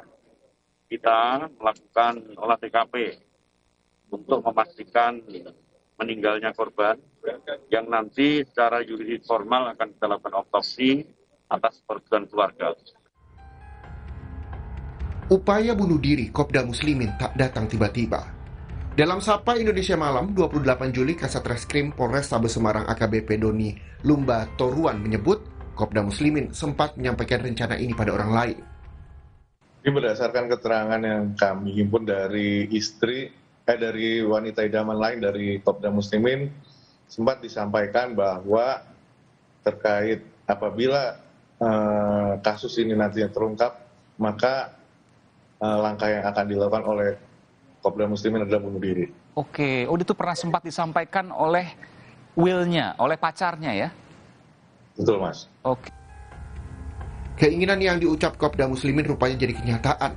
11 hari menghilang dari kejaran polisi, ia meninggal di rumah orang tuanya. Dari hasil pemeriksaan dalam tubuh, diketahui Kopda Muslimin mati lemas karena penyakit pada otak atau keracunan. Meski demikian, hasil otopsi ini masih memerlukan tindakan lanjutan berupa patologi anatomi dan pemeriksaan laboratorium toksikologi untuk memastikan penyebab kematiannya.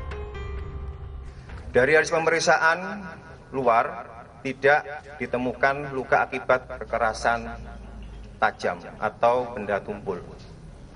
Dari pemeriksaan dalam didapat tanda mati lemas yang diduga oleh karena penyakit pada otak atau keracunan. Perbuatan Kopda Muslimin yang berniat membunuh sang istri membuat kaget Abidin, salah seorang kerabat. Abidin mengetahui kasus percobaan pembunuhan hingga 4 kali oleh Kopda Muslimin dari media sosial. Maksudnya sama keluarga itu gimana? Baik-baik aja ya. Baik-baik aja ya. Sering komunikasi ya sama keluarga gitu. Komunikasi paling lewat WA atau apa? Lewat WA. Terakhir pas dengan dapat kabar itu gimana, Pak? Ya, dari media elektronik lah. Percobaan pembunuhan istri Kopda Muslimin, Rina Wulandari, terjadi pada 18 Juli 2022. Rina yang baru pulang mengantar anak ke sekolah ditembak 2 kali di bagian perut di depan rumahnya di Jalan Cemara 3, Banyumanik, Kota Semarang. Diketahui Kopda Muslimin menyewa 5 pembunuh bayaran dengan imbalan 200 juta rupiah. Tanya ke kamu, suruh habisin, nembak ke bagian apanya? Kepala. Nah, terus waktu balik dari jemput, kenapa nembak perut? Nggak tega, Pak. Nggak tega? Iya. Karena alasannya? Nggak tega. Nggak tega? Lalu tetap ditembak, berarti tega? Motif asmara dan adanya perempuan idaman lain diduga kuat yang jadi alasan Kopda Muslimin gelap mata hingga tega mencoba menghabisi nyawa sang istri. Bahkan sampai 4 kali. Polisi masih melanjutkan penyidikan meski otak pembunuhan istri TNI telah meninggal. Tim Liputan, Kompas TV. Kita akan langsung menuju Kendal, Jawa Tengah. Sudah ada jurnalis Kompas TV Danang Prakosa. Saat ini ada di kediaman orang tua Kopda Muslimin. Danang, selamat siang. Setelah tewasnya Kopda Muslimin di rumah orang tuanya, bagaimana situasi di sana? Iya, Pak Alis, pasca dimakamkannya Kopda Muslimin di tempat pemakaman desa setempat di Desa Trombo, Kabupaten Kendal, Jawa Tengah. Hari ini suasana desa dan rumah dari orang tua Kopda Muslimin terlihat lengang dan sepi, berbeda jauh dengan hari Kamis kemarin di mana puluhan anggota TNI dan Polri berjaga-jaga dari awal pintu masuk gang hingga rumah orang tua Kopda Muslimin. Hari ini suasana terlihat sepi sekali dan warga juga masih melakukan aktivitas seperti biasanya. Ini dari rumah orang tua Kopda Muslimin terlihat sepi, beberapa kerabat terlihat keluar masuk, tetapi sangat sepi sekali. Rumah dari orang tua Muslimin juga ditutup rapat, dan ketika kita ingin mencoba minta keterangan dari keluarga menolak karena masih terlihat shock dan tidak percaya dengan kejadian yang menimpa dari anaknya tersebut. Demikian. Danang, meskipun Kopda Muslimin sudah meninggal, tapi penyidikan atas percobaan pembunuhan sang istri ini kan tetap berjalan. Nah, apakah orang tua Kopda Muslimin nantinya akan diperiksa? Karena orang terakhir yang ditemui Kopda Muslimin adalah orang tuanya. Sejak pagi kemarin dari Kamis, tim gabungan dari TNI Polri terus melakukan penyidikan dan meminta keterangan dari orang tua Kopda Muslimin di dalam rumah.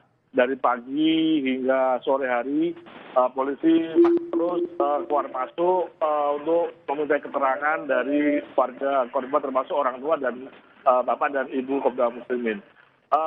Bahkan dari sore kemarin waktu pemakaman dari Kopda Muslimin di pemakaman desa, orang tua korban hanya datang melihat untuk menyolati dari jenazah, tapi dari orang tua Muslimin tidak ikut mengantarkan jenazah ke dalam liang lahat atau pemakaman tempat.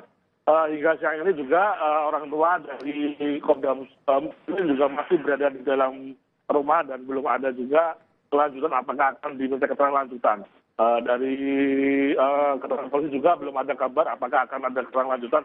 Meski demikian, hingga siang ini juga tidak ada satupun anggota kepolisian maupun dari TNI ada di rumah dari orang tua Kopda Muslimin, dan suasana juga sudah sangat sepi dan seperti biasa.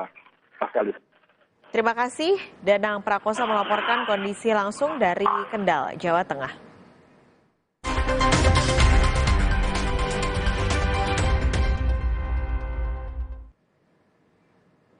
Anda bergabung di Breaking News Kompas TV. Saudara, kami akan mengupdate informasi soal polemik kenaikan harga tiket di Pulau Komodo. Jadi warga Pulau Komodo hari ini mendatangi kantor Balai Taman Nasional Komodo dan mengancam akan menyegel pulau jika pemerintah tetap ngotot menaikkan tarif masuk Pulau Komodo menjadi 3,75 juta rupiah.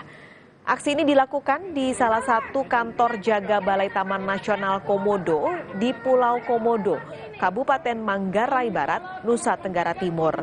Alasan warga menolak kenaikan tiket karena bisa mematikan perekonomian mereka. Tak hanya itu, warga mengancam akan menyegel Pulau Komodo jika pemerintah tetap menaikkan tarif masuk ke Pulau Komodo.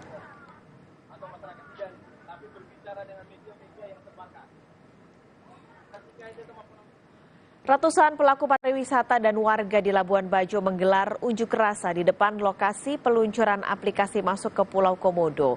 Mereka menolak keputusan pemerintah menaikkan harga tiket masuk Komodo. Pengunjuk rasa membawa spanduk berisi penolakan terhadap kenaikan tarif masuk Taman Nasional Komodo. Mereka juga beraksi dengan tidur di jalan raya sebagai bentuk penolakan. Massa meminta pemerintah tidak menaikkan harga masuk ke Pulau Komodo karena bisa berdampak pada matinya sektor pariwisata dan perekonomian di sana. Kita akan langsung menuju ke lokasi unjuk rasa yang dilakukan warga di Labuan Bajo, Manggarai Barat, Nusa Tenggara Timur. Kita akan langsung bertanya pada jurnalis Kompas TV di sana. Citos, selamat siang. Bisa Anda ceritakan kondisi di sana seperti apa saat ini? Baik, selamat siang, Pos Kalis dan juga saudara. Memang sejak pagi tadi, pemerintah Provinsi Nusa Tenggara Timur dan juga Kementerian Lingkungan Hidup menggelar acara peluncuran aplikasi Inisa, di mana aplikasi ini yang rencananya dipakai untuk registrasi bagi setiap pengunjung yang akan masuk ke Pulau Komodo, begitu Pos Kalis. Dan bersamaan dengan ini, ratusan pelaku pariwisata dan juga warga yang ada di Kota Labuan Bajo mendatangi tempat lokasi peluncuran aplikasi ini dan mereka melakukan aksi demonstrasi di depan hotel tempat pelaksanaan acara. Mereka menuntut agar pemerintah provinsi dan juga pemerintah pusat menangguhkan rencana untuk menaikkan tarif masuk ke Pulau Komodo sebesar 3,75 juta rupiah. Dan para demonstran ini mengutuk keras sikap-sikap pemerintah yang selama ini mereka rasakan kurang ada sosialisasi kepada mereka, sehingga mereka meminta agar keputusan penaikan tarif masuk Pulau Komodo bisa ditangguhkan untuk sementara waktu sambil mencari solusi-solusi yang terbaik jika pemerintah akan menata pariwisata di Pulau Komodo, terutama di Kabupaten Manggarai Barat. Paskalis. Citos, ini mereka akan menghadang di acara yang dihadiri oleh Gubernur NTT di sana. Apakah warga ini sempat ataupun bisa nantinya bertemu dengan gubernur ataupun perwakilan pemerintah daerah? Baik, Paskalis, memang acara yang dilangsungkan tadi akan dihadiri oleh Gubernur NTT Victor Laiskodat dan juga beberapa pihak terkait yang di dalam aplikasi ini sendiri. Dan para warga dan para pelaku pariwisata sampai saat ini masih menunggu pihak-pihak terkait, terutama Gubernur NTT, agar mereka bisa berdialog secara langsung, dan mereka berharap agar Gubernur juga dapat menangguhkan keputusan untuk menaikkan tarif masuk ke Pulau Komodo, karena mereka beranggapan dengan naiknya tarif masuk ke Pulau Komodo, maka kunjungan wisatawan ke sana akan semakin kecil, dan juga hal ini dapat berdampak pada perekonomian mereka di sana dan juga sektor-sektor lain yang menggantungkan hidup pada sektor pariwisata di sana. Sekali. Citos, ini kan keputusannya akan berlaku 1 Agustus. Itu berarti hanya tinggal hitungan hari untuk keputusan ini. Adakah informasi di sana kemungkinan-kemungkinan bahwa kebijakan ini akan ditangguhkan terlebih dulu karena menimbulkan polemik di antara masyarakat dan juga pemerintah?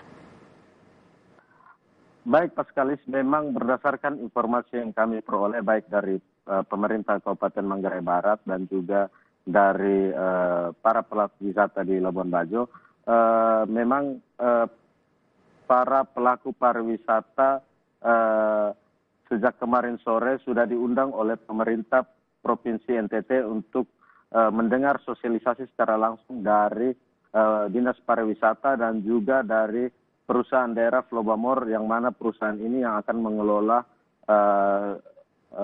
di Taman Nasional Komodo, terutama soal retribusi masuk di Pulau Komodo. Dan saat kemarin sore acara sosialisasinya berlangsung, sempat ada kericuan di mana para pelaku pariwisata tidak terima dengan penjelasan-penjelasan yang disampaikan baik oleh pihak pemerintah Provinsi NTT maupun dari perusahaan daerah Flobamor, sehingga para pelaku pariwisata merasa tidak puas. Mereka tidak mendapat ruang yang begitu banyak dari pemerintah untuk melakukan untuk mencari solusi begitu, agar selain tetap menjaga agar Pulau Komodo ini tetap alami, tapi juga dari segi perekonomian dan pariwisata dapat memajukan kehidupan masyarakat baik di Pulau Komodo maupun di Kota Labuan Bajo di segi perekonomian warga, begitu, Pascal.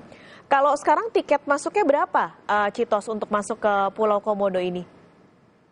Baik Pak Skalis, memang untuk hari-hari biasa tiket masuk untuk wisatawan domestik itu dikenakan Rp5.000 per orang. Sementara untuk hari Minggu dan hari Sabtu itu wisatawan domestik dikenakan harga mencapai Rp15.000. Sementara untuk wisatawan mancanegara dipatok harga Rp150 hingga Rp250.000 sekali masuk. Oke, jadi memang kenaikannya cukup tajam dari yang tadinya hanya Rp5.000 sampai Rp15.000 untuk domestik dan mancanegara ada Rp150.000 sampai Rp200.000. Dengan rencana kenaikan Rp3,75 juta untuk satu orang tiket masuk ke Pulau Komodo. Baik, terima kasih Citos Natun melaporkan langsung dari Maumere, Nusa Tenggara Timur. Nanti kami akan mengupdate kembali informasi dari Anda. Terima kasih Citos. Dan saudara, kami akan jeda sejenak. Breaking News Kompas TV segera kembali.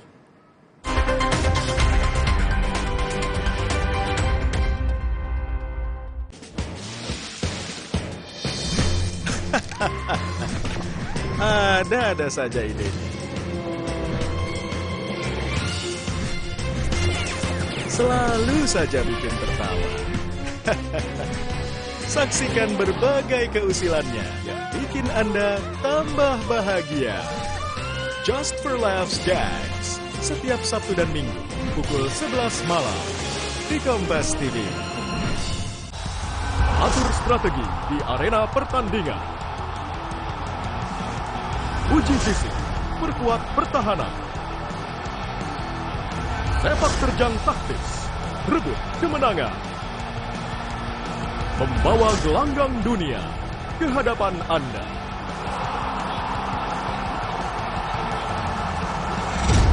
House of Sport. Kompas TV. Chef Arnold. Profesional, kreatif, presisi, berorientasi umami. Dengan senang hati, berbagi resep-resep dan tips andalannya. Pastikan Anda salin dan praktekkan catatan Chef Arnold. Setiap Sabtu, pukul 10 pagi, di Kompas TV.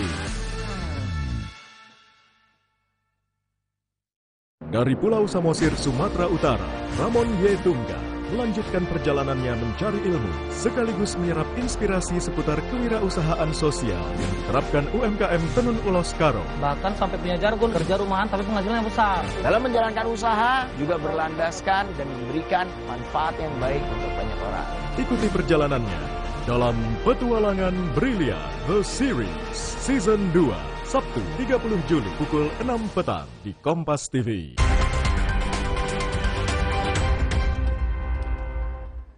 Terkait kenaikan tarif masuk Pulau Komodo, Presiden Joko Widodo menyebut Pulau Komodo dan Pulau Padar akan difokuskan untuk kegiatan konservasi, sedangkan kegiatan wisata dilakukan di Pulau Rinca.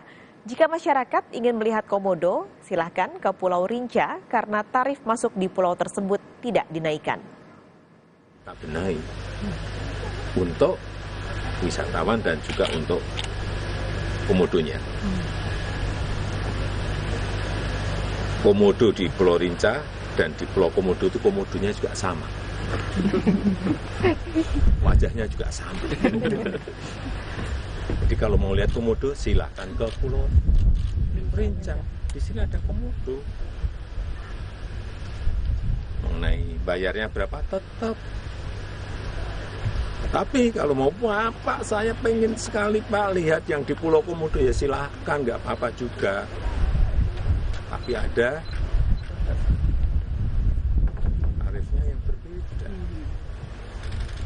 Itu loh, sebenarnya simpel seperti itu, jangan dibawa kemana-mana. Siang ini kita sudah tersambung melalui sambungan telepon dengan Kepala Dinas Pariwisata Manggarai Barat, Pius Baut. Pak Pius, selamat siang Pak. Selamat siang, Pak Salis. Ini masih terjadi polemik soal kenaikan harga tiket, sementara kenaikannya harusnya diputuskan 1 Agustus Pak, tinggal beberapa hari lagi. Adakah kemungkinan ini akan ditunda Pak Pius? Baik, keputusan naiknya ini adalah sebuah keputusan dari pemerintah Provinsi NTT bersama Kementerian LHK ya, Lingkungan Hidup Kehutanan. Nah, selama ini sudah ada beberapa tahapan sosialisasi kepada pelaku pariwisata, dan setiap tahapan itu memang selalu diwarnai penolakan dari teman-teman pelaku wisata. Dan hari ini juga tadi dilakukan launching tentang kenaikan tarif komodo, yang diwarnai juga tadi dengan penolakan dari pelaku wisata. Nah, diharapkan memang pelaksanaan kenaikan tarif ini perlu didiskusikan lagi waktu pelaksanaannya supaya bisa segala sesuatunya dipersiapkan dengan baik. Seperti itu. Pak Pius, sempat ada pembicaraankah dengan asosiasi wisata, terutama di Manggarai Barat, untuk menemukan win-win solution gitu antara pemerintah yang menginginkan konservasi di Pulau Komodo, sementara di masyarakat ataupun di asosiasi pariwisata ini tidak terganggu pendapatannya begitu? Iya betul. Sejauh yang kami ikuti selama ini dengan teman-teman pelaku pariwisata, konservasi oke, semua sepakat ya. Pembatasan oke, pembatasan jumlah pengunjung ke Pulau Komodo. Tetapi soal kenaikan tarif, kemudian soal waktu, mungkin itu yang perlu dibicarakan dengan baik, karena ini momen pasca pandemi, pariwisata sedang bertumbuh ya, berkembang dari kondisi pandemi yang melantarkan pariwisata tahun lalu. Nah, dinamika penolakan itu sudah terjadi dari awal sosialisasi rencana ini. Seperti itu. Ini sebenarnya kalau kita bicarakan kemarin Presiden Jokowi ketika berkunjung juga sudah mengatakan bahwa silahkan kalau mau datang ke Pulau Rinca, ini Pulau Komodo sedang dijadikan konservasi begitu. Kalau melihat data secara historis, Pak Pius, ini memang kunjungannya ke Pulau Rinca dan Pulau Komodo ini angka wisatawannya berbeda jauhkah Pak? Kebanyakan orang memang lebih suka ke Komodo gitu dibanding ke Pulau Rinca? Iya, kalau dari data kunjungan ke Pulau Rinca sebelum pandemi ya, sebelum Rinca 2 tahun ini kan dibangun infrastrukturnya, ditutup ya. Tapi data sebelum itu memang tingkat kunjungan wisatawan ke Pulau Rinca lebih tinggi ya dibanding ke Pulau Komodo. Tetap di dalam Taman Nasional Komodo ini ada daya tarik yang lain, yang namanya Pulau Padar. Nah, Pulau Padar ini yang cukup banyak juga dikunjungi oleh wisatawan. Ya. Nah, kebijakan ini sekarang ini konservasi ini kenaikan tarif 3,75 itu termasuk Pulau Padar itu, ya kan? Nah, kalau misalnya ini dibatasi dengan dalam waktu singkat ini, itu akan berdampak terhadap aktivitas seluruh kegiatan pariwisata di Labuan Bajo. Oke. Ini sebenarnya untuk angka wisatawan berarti sudah pulih ya Pak, setelah COVID kan sempat turun Pak. Sekarang sudah pulihkah angka wisatawan yang pergi ke Labuan Bajo? Ya, data sekarang ini sudah kurang lebih 90-an ribu ya wisatawan yang ke Labuan Bajo. Ada perbedaan kalau pandemi itu 85%. Ya. Sementara sekarang 80-an persen itu wisatawan domestik. Ya, demikian. Oke, terakhir Pak Pius, ini alasan yang dijadikan kenaikan harga adalah soal konservasi, tidak hanya alamnya tapi juga kita berbicara soal komodo yang ada di sana. Untuk populasinya Pak Pius, apakah memang terjadi penurunan trennya dalam beberapa tahun terakhir untuk komodo yang tinggal di sana Pak? Oke. Dari data yang kami peroleh dari Balai Taman Nasional Komodo, karena yang memiliki otoritas di dalam kawasan TNK itu adalah pihak Balai Taman Nasional Komodo. Data mereka mengatakan bahwa pertumbuhan komodo malah bertambah, ya, malah tidak ada terjadi dampak yang terlalu besar, ya, akibat kunjungan wisatawan. Karena dalam Taman Nasional Komodo ini ada zonasi-zonasi, Ibu, ya. Ada zonasi inti, ada zonasi pemanfaatan. Nah, zonasi pemanfaatan ini dimanfaatkan selama ini oleh wisatawan. Seperti itu. Oke, berarti sebenarnya konservasi yang memang ditujukan untuk kenaikan harga ini di bagian mananya, Pak Pius?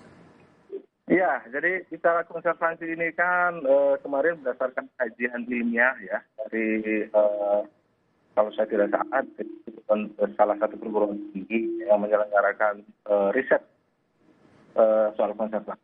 Dan itu oke, karena bicara konservasi kita sepakat lah ya. Jangan menunggu binatang komodo itu mati untuk kita konservasi. Tidak ya, harus diantisipasi dari sekarang. Itu sepakat, itu yang salah gitu ya. Jadi mungkin yang dipersoalkan oleh pelaku adalah soal waktunya, waktu dan juga soal besarannya yang perlu kita duduk bersama agar tidak mengganggu aktivitas pariwisata ini. Oke. Baik, terima kasih Pak Pius sudah membagi waktu, informasi juga di Kompas Siang. Semoga ada solusi yang bisa win-win solution untuk pemerintah, untuk alamnya sendiri dan juga untuk pelaku pariwisata dan masyarakat di sana. Terima kasih Pak Pius Baut, Kepala Dinas Pariwisata Manggarai Barat sudah bergabung di Kompas Siang. Sehat selalu Pak Pius. Dan saudara, kita tutup Breaking News Kompas TV pada hari ini. Kita akan kembali lagi usai jeda dengan informasi menarik lainnya di Kompas Siang. Jangan kemana-mana.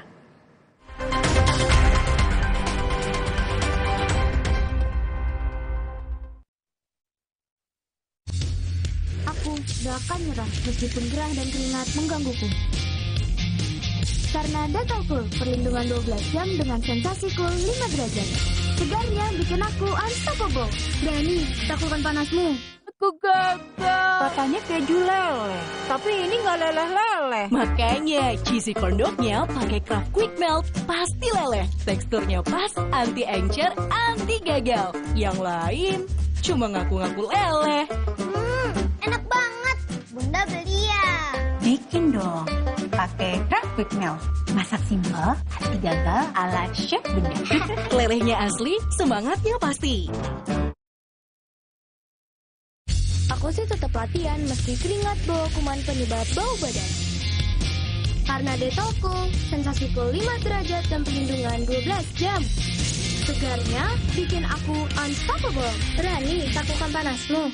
Di masa kehamilan, asupan air mineral sangat penting. Harus terjamin kualitasnya. Untuk itu, kita pilih Le Mineral. Galonnya begitu bening, selalu baru. Jadi tenang buat aku dan calon buah hatiku. Galon Le Mineral. Aku sih tetap latihan meski keringat bawa kuman penyebab bau badan. Karena Dettol Cool, sensasi cool 5 derajat dan perlindungan 12 jam. Segarnya bikin aku unstoppable. Berani taklukkan panasmu. Hangat Counterpan Clean untuk redakan nyeri otot. Sensasi Counterpan Cool untuk pendinginan saat olahraga. Hangat Counterpan Clean untuk redakan nyeri otot. Sensasi Counterpan Cool untuk pendinginan saat olahraga. Kemasan paket duo Counterpain. Beda kegiatan, beda masalah, beda counterpain-nya. Kemasan paket duo Counterpain. Harga hemat. Harga hemat, dapat 2 manfaat. Hangat Counterpan Clean untuk redakan nyeri otot. Sensasi Counterpan Cool untuk pendinginan saat olahraga. Dengan main di luar, anakku jadi belajar. Banyak kuman loh, gak khawatir dia sakit. Kan ada perlindungan Dettol yang efektif melawan kuman. 100% perlindungan lebih baik, Dettol. Ambeien, minum Ambeven. Sehari 3 kali 2 kapsul dari ekstrak alami membantu meringankan gejala Ambeien. Atasi Ambeien dengan Ambeven. Diabetasol Sweetener, bantu kontrol gula darah. Pemanis alami, 0 kalori. Ganti gula dengan Diabetasol Sweetener.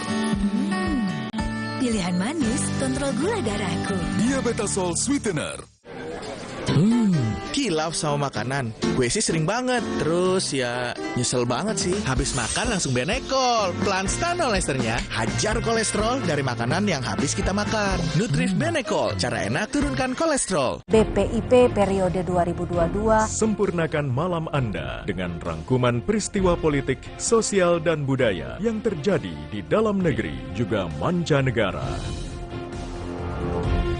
Terkait dengan pemeriksaan pelaku penganiayaan di tol dalam kota. Ikuti Kompas Malam setiap hari di jam-jam berikut live di Kompas TV.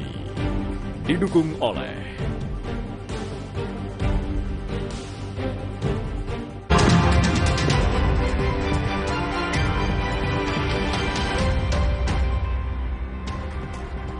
Kembali lagi di Kompas Siang, saudara istri anggota TNI yang jadi korban penembakan oleh suaminya sendiri, Rina Wulandari, kini masih dirawat di unit gawat darurat RSUP Dr. Karyadi Semarang. Menurut tim dokter, istri Kopda Muslimin, Rina Wulandari, kondisinya semakin membaik. Rina masih dirawat di ruang instalasi gawat darurat dan menggunakan ventilator. Sebelumnya, Rina telah menjalani operasi kedua. Tim dokter terus berupaya memulihkan kondisi kesehatan korban usai percobaan pembunuhan yang dilakukan suaminya sendiri yang merupakan anggota TNI. Lebih lengkap soal kondisi kesehatan istri Kopda Muslimin, Rina Wulandari, kita akan bergabung dengan jurnalis Kompas TV Cindy di lapangan di Rumah Sakit Dr. Karyadi Semarang. Cindy, selamat siang. Ini hari ke-10 berarti istri Kopda Muslimin Rina Wulandari dirawat. Nah, bagaimana kondisinya saat ini?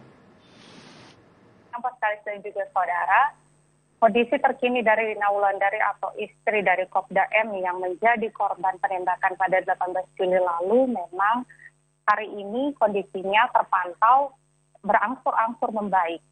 Hal ini berdasarkan pernyataan resmi dari Humas RS Karyadi yang menegaskan bahwa statistik kesehatan dari Rina Wulandari ini berangsur-angsur membaik atau mengalami perbaikan dari hari ke hari. Meski begitu, memang Rina Wulandari saat ini masih menjalani perawatan intensif di ruang ICU RS Karyadi dengan bantuan alat pernapasan atau ventilator. Namun perawatan di ICU sendiri ini dikarenakan memang Rina Wulandari masih perlu pemantauan lebih lanjut atau pemantauan intensif dari tim medis sehingga belum bisa dipindahkan ke kamar rawat biasa. Sekedar informasi lainnya, Pak Kalis dan juga saudara, bahwa memang Rina Wulandari ini sebelum mendapatkan perawatan di RS Karyadi, sebelumnya ini mendapat perawatan terlebih dahulu di RS Hermina Banyumanik. Namun 4 hari pasca operasi yang dilakukan untuk pengangkatan peluru hasil tembak itu, kondisi Rina Wulandari dikabarkan memburuk sehingga membutuhkan perawatan yang lebih lanjut, juga alat kesehatan yang lebih lengkap. Sehingga atas persetujuan keluarga didampingi dengan Kodam 4 Diponegoro, Rina Wulandari akhirnya dirujuk ke RS Karyadi dan mendapatkan operasi kedua. Dan saat ini masih dirawat di ruang ICU. Sekali.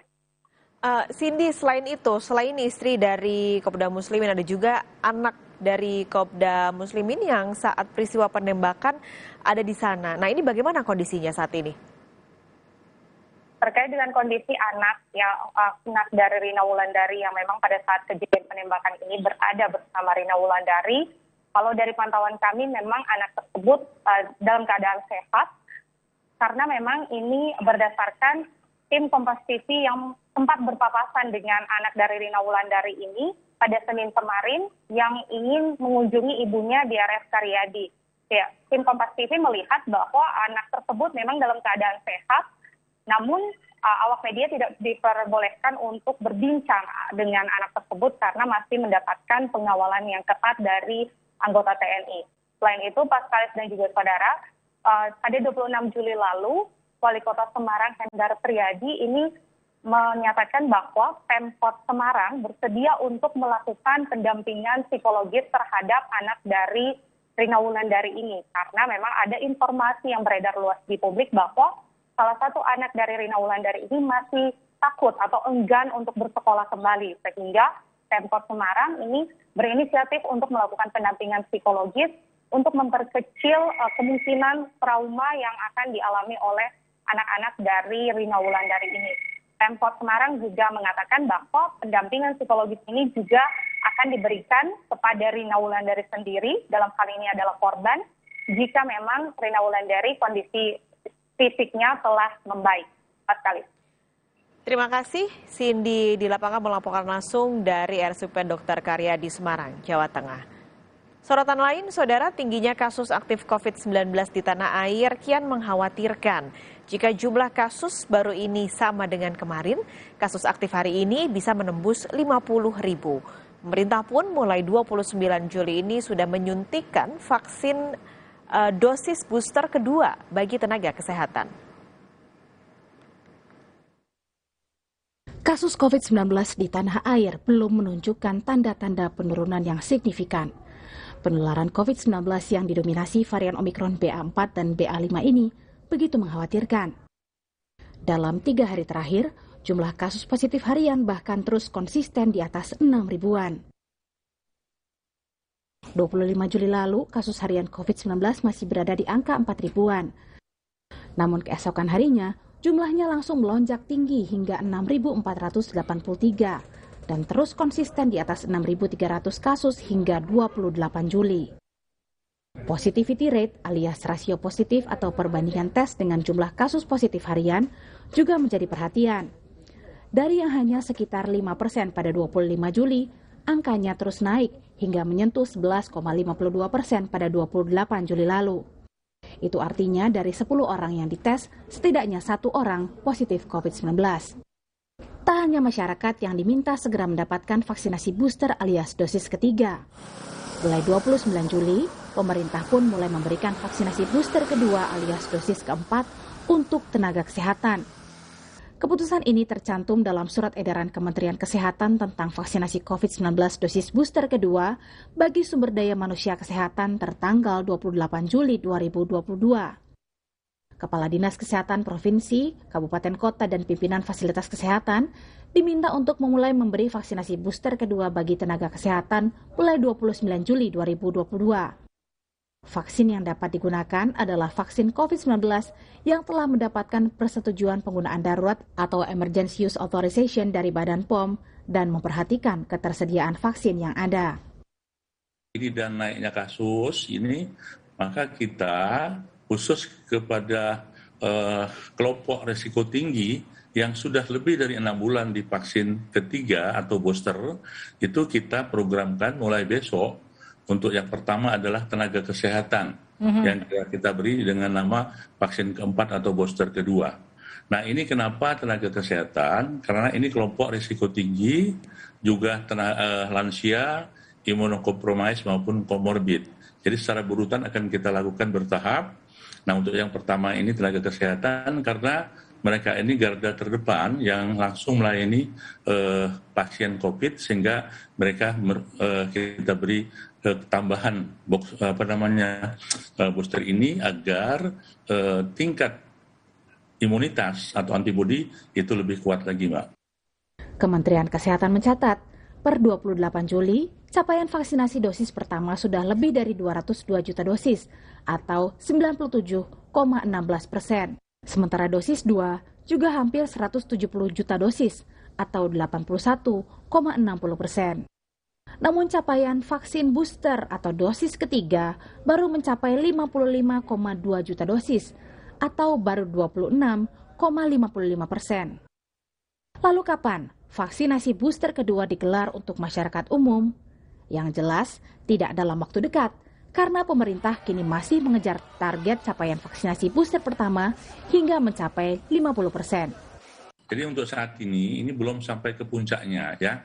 Jadi masih dalam fluktuasi, kalau kita melihat naik, turun, ya naik lagi, naik, turun, bahkan 3 hari terakhir ini turun. Sehingga kita belum memprediksi ini suatu puncak. Jadi kalau puncak itu biasa dia akan flat rata dulu, baru turun kembali ya. Salah satu faktornya, untuk itu Bapak Presiden sudah mengingatkan kembali, ini dengan kenaikan kasus, dengan subvarian baru, itu menunjukkan bahwasanya kita dalam masa pandemi yang perlu kewaspadaan tinggi. Jadi masker tetap dipakai di luar ruangan yang semula diberikan kelonggaran. Yang kedua kita harus mengejar target vaksin untuk booster. Ya kita akan target dulu 50% Mbak ya sebagaimana standar WHO. Walaupun kita menginginkan pencapaiannya lebih dari 50 yaitu 70%. Ya kita perkirakan untuk sampai 50% mungkin 2-3 bulan ini. Dan untuk yang 70 atau lebih ya di tahun 2022 ini Mbak. Ya, kita intinya melindungi masyarakat. Booster ini atau vaksin ini adalah memberikan antibodi. Antibodi itu adalah bertujuan agar apabila kena COVID itu tidak terjadi infeksi yang lebih berat, Mbak. Ya, nah vaksin ini setelah 6 bulan itu efikasinya turun, sehingga perlu diberikan booster untuk memberikan kekuatan lagi. Nah kalau kita lihat sejak bulan Mei ini, setelah Lebaran, itu kan angka kesakitan, hospitalisasi dan kematian kan sangat turun kita, walaupun kasus kita meningkat. Nah itu salah satu bentuk teman-teman masyarakat ini mempunyai satu kekebalan yang diharapkan mampu mengendalikan COVID itu. Dengan mobilitas warga yang kini kian tinggi, juga sekolah tatap muka kapasitas penuh, risiko penularan COVID-19 juga semakin besar. Saat kasus COVID-19 tengah melonjak seperti saat ini, Komisi Perlindungan Anak Indonesia KPAI pun meminta agar pemerintah membuka opsi untuk tetap menggelar pembelajaran jarak jauh. KPAI mendorong karena kenaikan kasus ini, maka pemerintah sebaiknya membuka opsi jika orang tua khawatir atau tidak yakin dengan kondisinya anaknya jika harus bersekolah, maka sebaiknya dibuka opsi pembelajaran jarak jauh. Segerakan vaksinasi booster dan tetaplah bermasker, baik di dalam maupun di luar ruangan.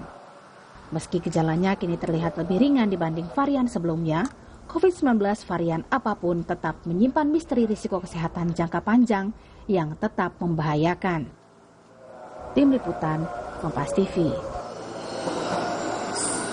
Mulai hari ini pemerintah menginstruksikan pemberian vaksinasi booster kedua untuk tenaga kesehatan. Nah, untuk mengetahui seperti apa pelaksanaannya, kita akan bergabung dengan jurnalis Kompas TV Gracia Adur di Rumah Sakit Cipto Mangunkusumo, Jakarta. Gracia, selamat siang. Apakah di RSCM sudah ada tenaga kesehatan yang menerima vaksinasi booster kedua?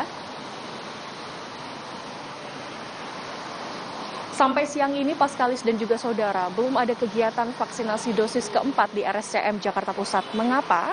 Tadi kami juga mencoba untuk mengkonfirmasi kembali kepada tim humas dari RSCM, mengatakan masih menunggu arahan dari Dinas Kesehatan DKI Jakarta. Nah, setelah itu kami juga mengkonfirmasi lagi kepada pihak Dinas Kesehatan Jakarta, mengapa masih ada rumah sakit yang masih belum melaksanakan kegiatan vaksinasi booster kedua. Alasannya karena memang semua rumah sakit ataupun tenaga kesehatan yang berada di DKI Jakarta ini memang belum semuanya menerima vaksin booster kedua. Alasannya karena masih menunggu arahan dari Menteri Kesehatan. Nah, ada beberapa sejumlah persiapan yang ini masih perlu dikaji lagi. Seperti itu, Paskalis dan juga saudara. Salah satunya adalah pengaturan jenis dari vaksin apa yang harus digunakan untuk melakukan vaksinasi booster yang kedua ini. Kemudian dosisnya ini juga masih diatur berapa mililiter yang harus digunakan untuk pelaksanaan vaksin booster kedua ini. Selain soal jenisnya, kemudian dosisnya ada berapa, yang masih dipersiapkan oleh Menteri Kesehatan sendiri adalah soal penambahan fitur di aplikasi Peduli Lindungi, di mana akan ditambah sistem tiket vaksin booster kedua bagi tenaga kesehatan. Karena syaratnya untuk menerima vaksin booster yang kedua ini diwajibkan tenaga kesehatan memiliki tiket vaksin secara online untuk bisa mengikuti vaksin booster kedua. Dan ini juga masih belum ada sistemnya di aplikasi Peduli Lindungi, sehingga hal-hal inilah yang masih perlu dipersiapkan oleh pihak Menteri Kesehatan yang tadi kami juga sudah konfirmasi lagi ke pihak Dinas Kesehatan DKI Jakarta. Nah, sehingga untuk sementara hari ini dari tim RSCM ini masih belum melakukan kegiatan vaksinasi booster yang keempat ini, Paskalis. Baik, terima kasih Gracia Adur melaporkan langsung dari RSCM Jakarta. Saudara, Komnas HAM terus mengusut penyebab pasti dari tewasnya Brigadir Yosua. Sementara hasil otopsi ulang berproses, Komnas HAM berjanji akan memperlihatkan hasil rekaman CCTV di sekitar rumah Irjen Verdi Sambo ke publik.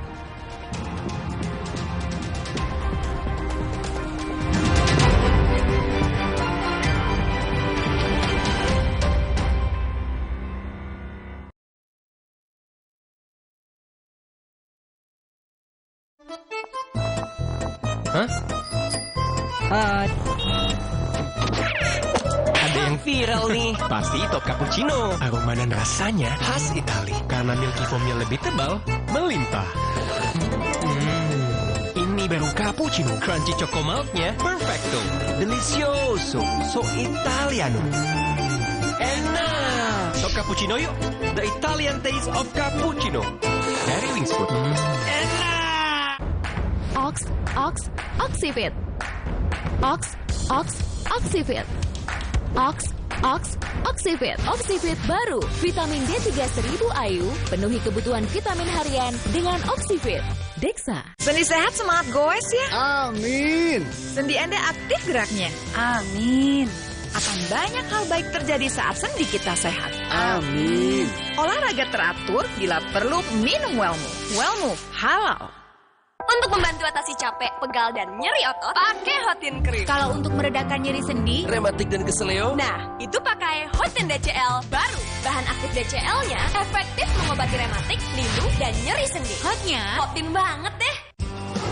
Ada yang baru dari MyBox? Ada, baru MyBox Plus. Ada apanya? Ada tambahan pilihannya. Ada yang lebih banyak lagi? Ada dong, MyBox XL. Baru MyBox Plus dan MyBox XL. Selalu lebih puas kenyangnya. Dulu tiap transaksi banyak biaya ini itu. Tapi di tabungan BTN Bugis beda. Bisa bebas biaya transaksi itu juara banget. Karena bisnis gak cuma tentang hari ini, tapi juga esok hari.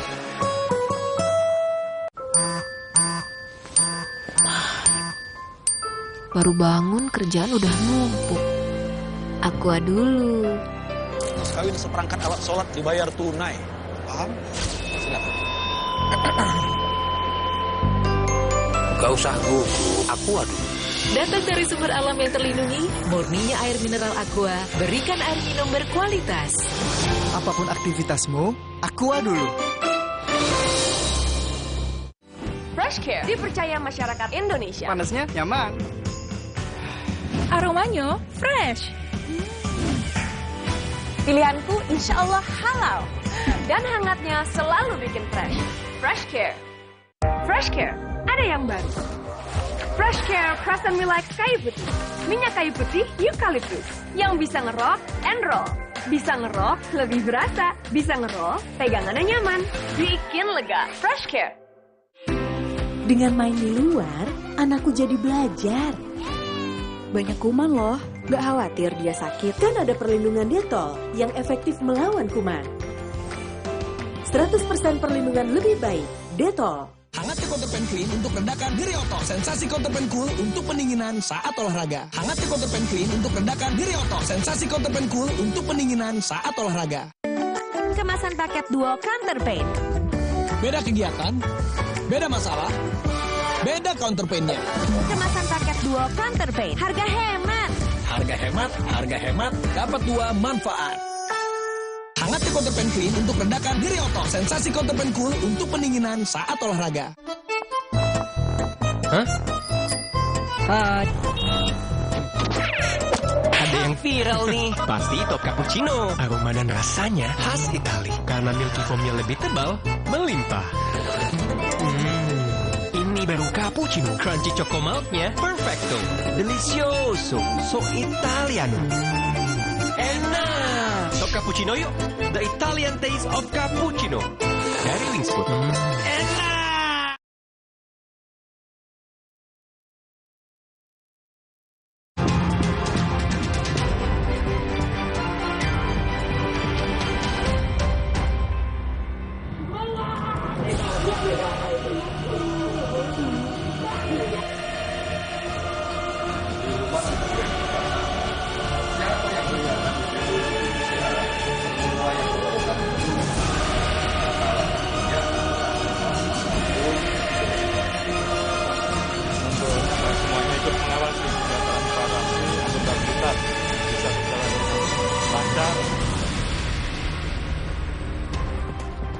Saudara, sejumlah pemeriksaan telah dilakukan Komnas HAM untuk mengusut tuntas terkait penyebab pasti dari tewasnya Brigadir Yosua. Komnas HAM juga menyatakan akan memperlihatkan hasil rekaman CCTV ke publik. Terbaru, Komnas HAM memanggil tim siber dan digital forensik Mabes Polri untuk dimintai keterangan terkait CCTV yang ada di sekitar kediaman Irjen Verdi Sambo saat kejadian.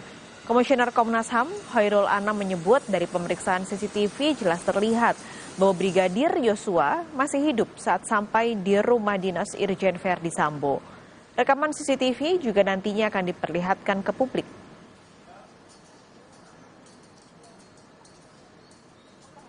Informasi terkini pengungkapan tewasnya Brigadir Yosua, Ajudan Kadif Propam Polri nonaktif Irjen Verdi Sambo. Kita langsung bergabung dengan jurnalis Kompas TV Revi Desentra. Saat ini ada di kantor Komnas HAM Jakarta. Revi, perkembangan terkininya apa saat ini dari investigasi tewasnya Brigadir Yosua oleh Komnas HAM?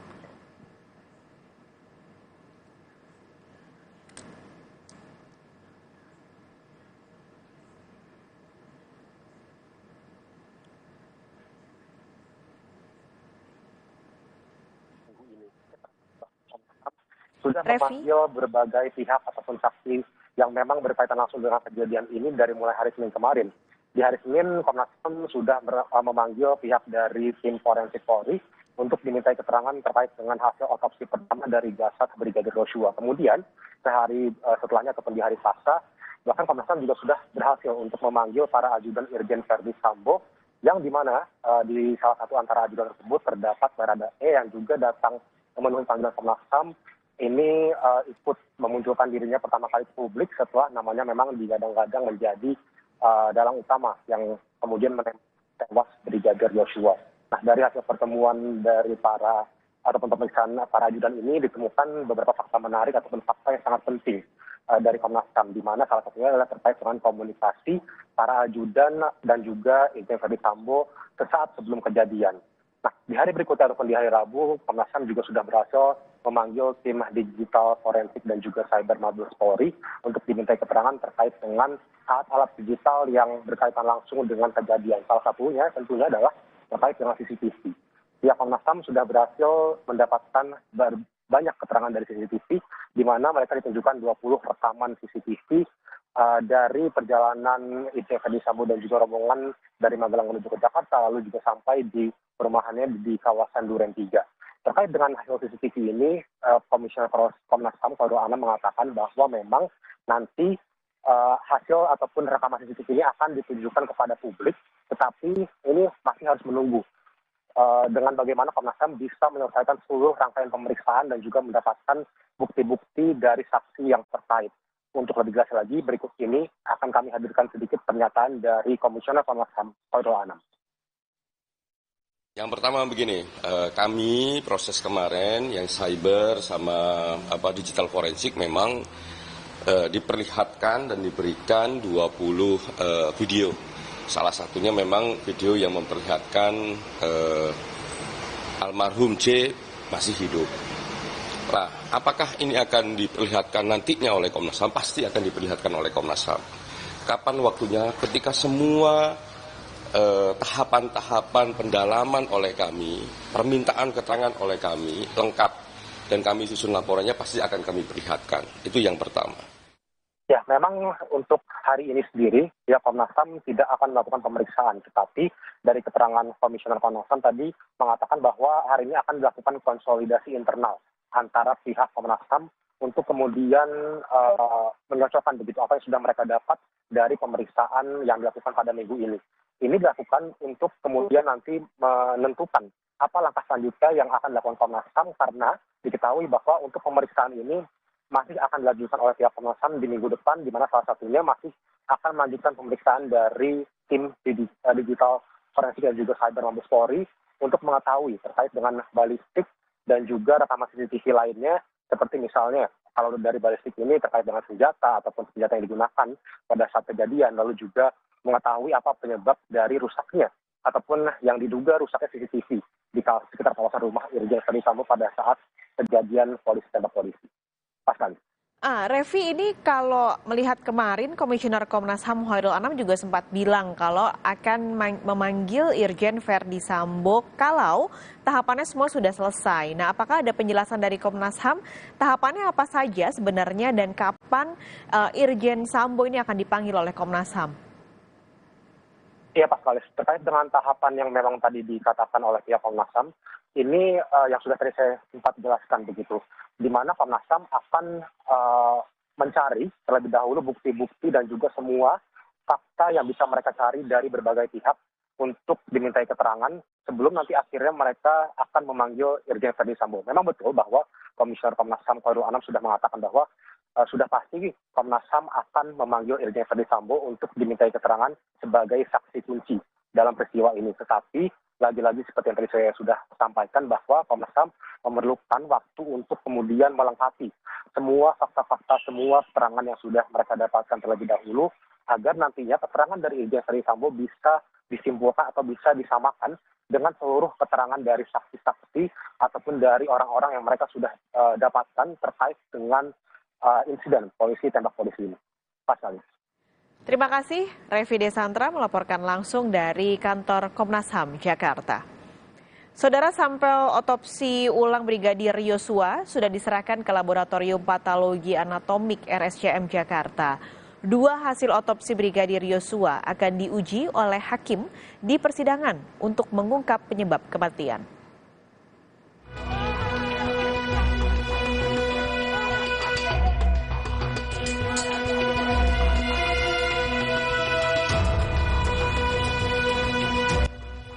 Puluh sampel otopsi ulang Brigadir Yosua diserahkan ke Laboratorium Patologi Anatomik RSCM Kamis sore.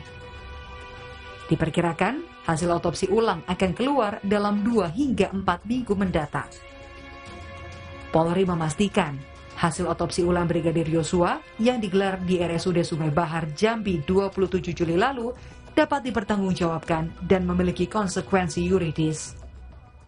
Memang waktunya harus setelah sampel ini diterima, pasti akan dinilai dulu konsistensinya apakah bisa diproses apa tidak. Bila belum bisa diproses maka harus difiksasi supaya jaringan tersebut bisa optimal untuk diproses.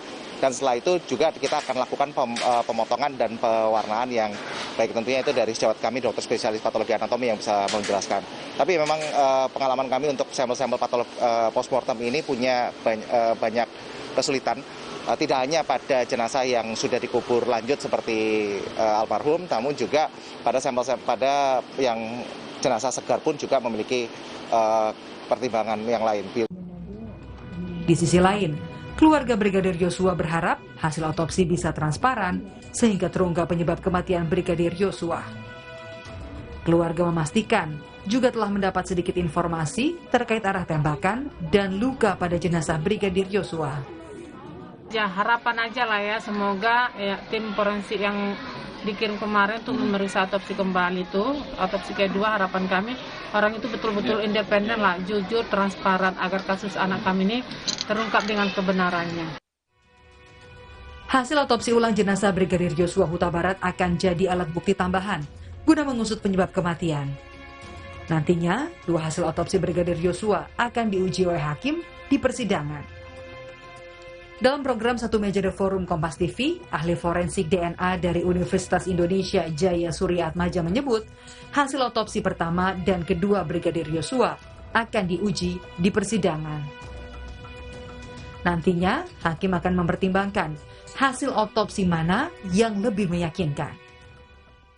Nah, kembali Pak, prinsip hukum di Indonesia yang dipakai adalah yang dipercaya oleh hakim, Pak. Karena kita pasal 183 itu menganut prinsip bahwa bukti apapun yang diajukan di dalam sidang pengadilan itu terserah keyakinan hakim yang mau ngambil yang mana, Pak. Jadi hakim di Indonesia punya hak untuk menyingkirkan bukti kalau dia nggak percaya, Pak. Jadi kekuatan itu ada di hakim, Pak. Pakar Hukum Pidana Universitas Jenderal Sudirman Purwokerto, Hipnu Nugroho dalam program Kompas Malam menyebut, hasil otopsi nantinya akan dicocokkan dengan barang bukti yang ditemukan penyidik di lokasi. Dalam teori ilmu hukum, suatu alat bukti mempunyai kekuatan atau barang bukti mempunyai kekuatan apabila terkait dengan bukti yang lain, Mbak. Nah, sekarang pertanyaannya, otopsi yang sudah dilakukan oleh teman-teman ahli forensik ini juga harus didukung barang bukti. Penyebab kematiannya apa? Jadi belum selesai, masih panjang ini. Oh, ini penyebab kematiannya adalah karena luka tembak. Jenis pelurunya seperti apa? Pelurunya harus dicari. Oh, ini terkait dengan luka sayat, lukanya benda tajamnya seperti itu, harus dicari. Karena itu harus suatu rangkaian konkret. Itu kadang ya. Kadang diabaikan. Karena apa? Ternyata tidak selaras dengan barang bukti yang ditemukan, gitu loh. Jadi antara barang bukti dan hasil suatu analisis otopsi itu harus selaras. Kini, publik menanti hasil otopsi ulang tim forensik independen untuk menyingkap misteri kematian Brigadir Yosua. Tim Liputan, Kompas TV. Saudara, jelang kirap 1 Suro, sejumlah kerbau pusaka Keraton Kasunanan Surakarta, Jawa Tengah dipindahkan ke dalam keraton. Kerbau-kerbau ini tengah dalam masa penyembuhan dari penyakit mulut dan kuku. Usai jeda, Kompas yang akan hadir bersama Valentina Sitorus.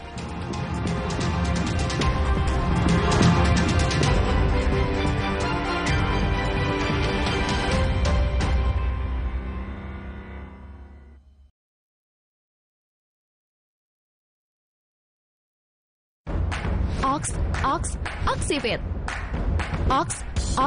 Oxivit. Oxivit. Oxivit baru, vitamin D3 1000 IU, penuhi kebutuhan vitamin harian dengan Oxivit. Dexa. Hah? Ada yang viral nih. Pasti top cappuccino. Aroma dan rasanya khas Itali. Karena milky foamnya lebih tebal, melimpah. Ini baru cappuccino. Crunchy choco milknya perfecto. Delicioso. So Italiano. Enak. Top cappuccino yuk. The Italian taste of cappuccino. Dari Wingsfood. Enak. Hangat Counterpan Clean untuk redakan diri otot. Sensasi Counterpan Cool untuk pendinginan saat olahraga. Hangat Counterpan Clean untuk redakan diri otot. Sensasi Counterpan Cool untuk pendinginan saat olahraga. Kemasan paket duo Counterpain. Beda kegiatan, beda masalah, beda counterpain-nya. Kemasan paket duo Counterpain. Harga hemat. Harga hemat, dapat 2 manfaat. Hangat Counterpan Clean untuk redakan diri otot. Sensasi Counterpan Cool untuk pendinginan saat olahraga. Awali dengan peduli terhadap bangunan hidup penuh makna. Wujudkan dengan mortar utama. MU Mortar Utama.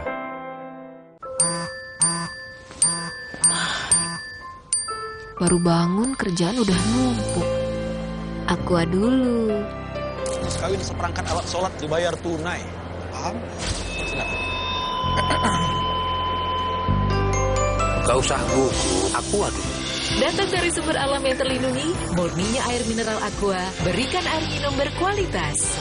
Apapun aktivitasmu, Aqua dulu. Berkumur setelah sikat gigi buat mulut jauh lebih sehat dan harimu lebih menyenangkan. Kumur Listerine Fresh Citrus. Dengan sensasi dingin menyegarkan, kurangi 99,9% kuman dan pembentukan karang gigi. Buat harimu lebih menyenangkan. Listerine. Saingan bisnis kadang tidak dapat dihindari. Namun, di saat tahap pengiriman, pakai Lala Move, daftar akun bisnis untuk solusi kirim barang yang lebih praktis. Lala Move, make a winning move. Hotin Cream. Selalu ada untuk membantu redakan pegal dan nyeri otot. Panasnya pas, hotnya in sampai ke dalam. Selalu ada Hotin Cream, bantu redakan capek, pegal, dan nyeri otot.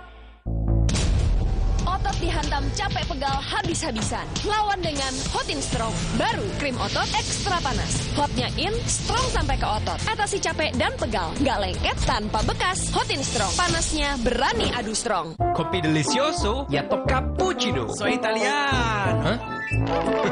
Ini baru cappuccino. Ini baru cappuccino. Milky foamnya lebih tebal dengan crunchy choco milk. Enak. Enak. Dari Wingsfood.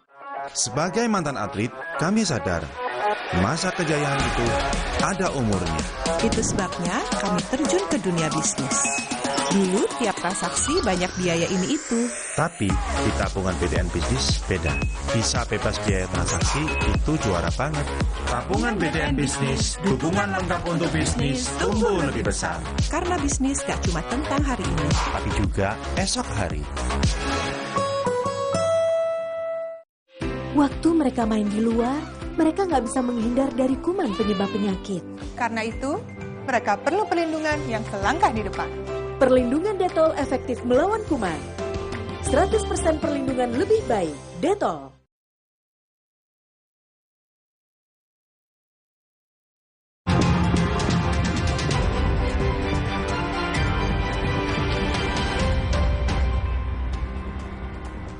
kasih Anda masih setia bersama kami di Kompas Siang. Saya Valentina Sitorus bersama Anda, Saudara. Jelang kirap 1 Suro, sejumlah kerbau pusaka Keraton Kasunanan Surakarta, Jawa Tengah dipindahkan ke dalam keraton mulai Selasa kemarin.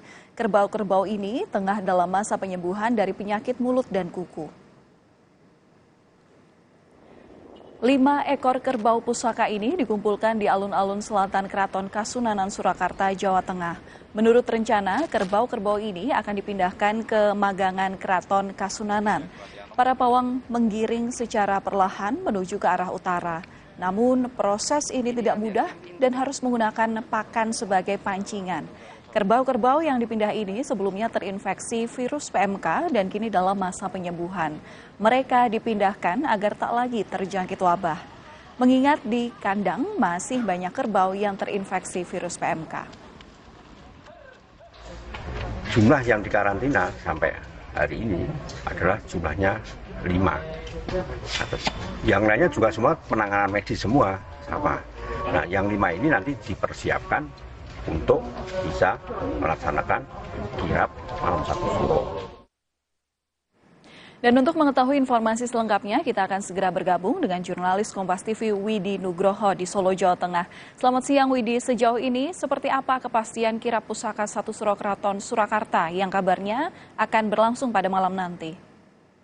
Ya, Valen dan saudara, selamat siang. Memang sampai saat ini pihak keraton masih tetap dengan jadwal semula, yaitu menggelar kirap pusaka 1 Suro dari keraton kemudian berkeliling pada tengah malam nanti dimulai kirap. Dan untuk kerbau pusaka yang disiapkan sudah ada 5 yang saat ini dikarantina di dalam keraton, tepatnya di Magangan Keraton Kasunanan. 5 ekor kerbau pusaka ini memang termasuk dalam kerbau inti. Artinya memang mereka yang sudah biasa diikutkan dalam kirap pusaka. Karena tidak sembarangan kerbau pusaka ataupun tidak sembarangan kerbau keturunan Kiai Slamet yang boleh ikut kirap. Harus yang memang benar-benar sudah terlatih dan sudah biasa dan masuk dalam tim inti. Nah, nantinya kirap akan dilakukan mulai pukul 12 malam. Biasanya dimulai dari gerbang keraton, kemudian mengarah ke utara ke alun-alun, hingga masuk ke Jalan Sudirman, kemudian berbelok ke arah timur, berkeliling wilayah di Gading, hingga nantinya kembali ke keraton sebelum subuh.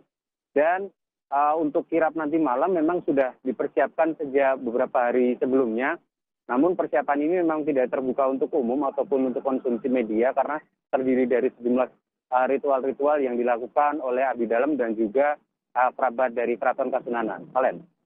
Widi, jika ini tidak terbuka untuk umum, tapi kan ini menjadi mungkin kirap 1 Suro perdana sejak pandemi. Apakah ada juga rekayasa lalu lintas yang juga disiapkan oleh pihak Pemkot Solo maupun polisi? Karena pasti warga juga berusaha untuk bisa melihat dan bagaimana untuk mengepung antusiasme mereka.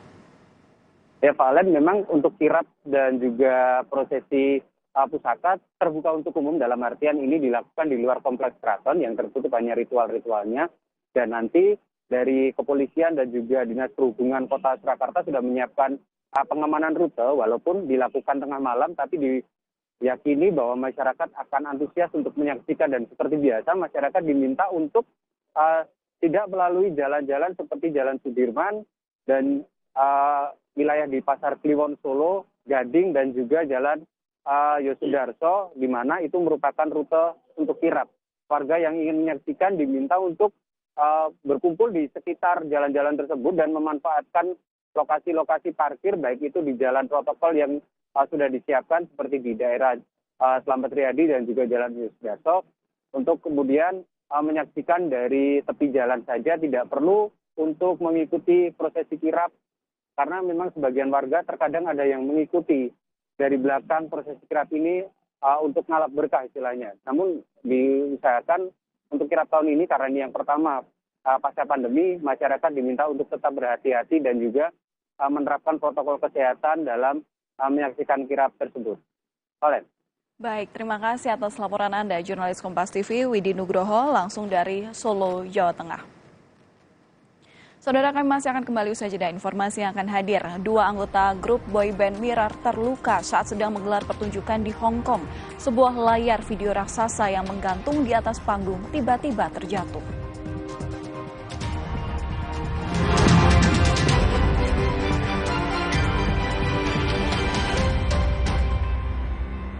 Pesan Perhimpunan Dokter Umum Indonesia. Biasakan konsumsi sayur, buah, dan minum air yang mengandung mineral esensial yang baik bagi tubuh. Pastikan kemasannya aman untuk bayi dan anak. Awali dengan peduli terhadap bangunan hidup penuh makna. Wujudkan dengan mortar utama. MU Mortar Utama.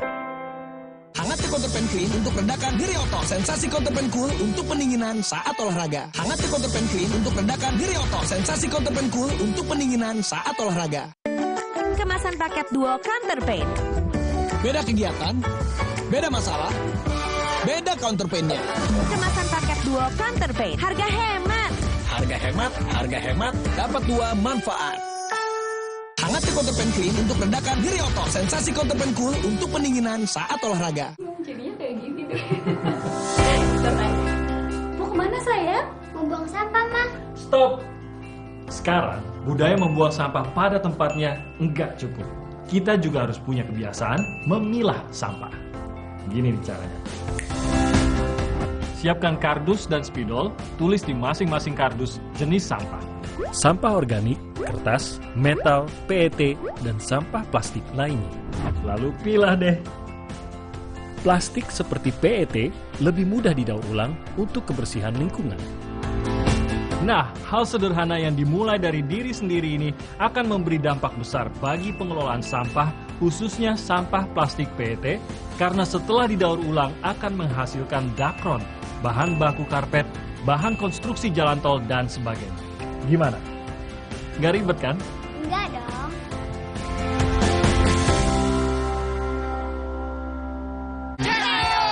Tetap semangat, butuh yang hangat. Baru madu TJ Jahe Merah Mint. Dengan madu murni, jahe merah, dan mint membantu menjaga daya tahan tubuh. Madu TJ Jahe Merah Mint. Niatku madu TJ hitam pahit dengan kualitas madu TJ plus manfaat ekstra herbal. Niatku demi anakku. Niatku demi istriku. Madu TJ hitam pahit. Niatku jaga kesehatan. Ada yang baru dari MyBox? Ada, baru MyBox Plus. Ada apanya? Ada tambahan pilihannya. Ada yang lebih banyak lagi? Ada dong, MyBox XL. Baru MyBox Plus dan MyBox XL. Selalu lebih puas kenyangnya. Ibu, cacingan dapat menyebabkan stunting. Stunting adalah kondisi gagal tumbuh anak akibat penyerapan gizi yang terhambat. Cegah cacingan dengan minum obat cacing 2 kali dalam setahun. Aku pikir semua air mineral itu sama. Le mineral itu beda, lebih fresh dari yang lain. Le mineral memang berbeda, mengandung mineral esensial, dikemas menggunakan 3 proteksi berlapis. Segernya. Le mineral. Waktu rehat lebih berkualitas dengan mengikuti berbagai informasi paling dinanti. Binsar Panjaitan memastikan harga minyak goreng akan mengalami penurunan. Berita dari seluruh negeri, penuh referensi. Sapa Indonesia Malam, setiap hari live di Kompas TV. Didukung oleh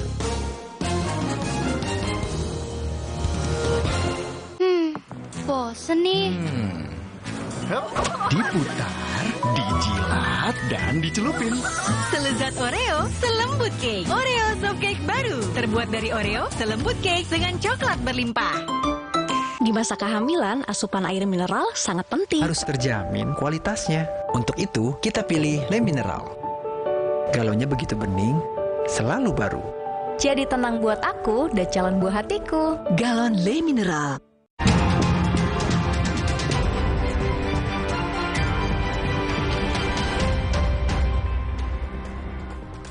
Saudara, 2 anggota grup boyband Mirror terluka saat sedang menggelar pertunjukan di Hong Kong. Sebuah layar video raksasa yang menggantung di atas panggung tiba-tiba terjatuh.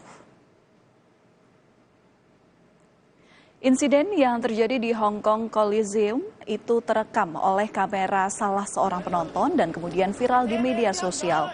Pihak otoritas dan penyelenggara acara belum memberikan tanggapan siapa dari 12 anggota boyband Mirror tersebut yang terluka. Satu di antaranya dilaporkan mengalami luka yang serius dan kini sudah ditangani oleh tim medis Rumah Sakit Queen Elizabeth. Konser pun langsung dihentikan setelah insiden itu terjadi dan seluruh penonton diminta untuk langsung meninggalkan lokasi.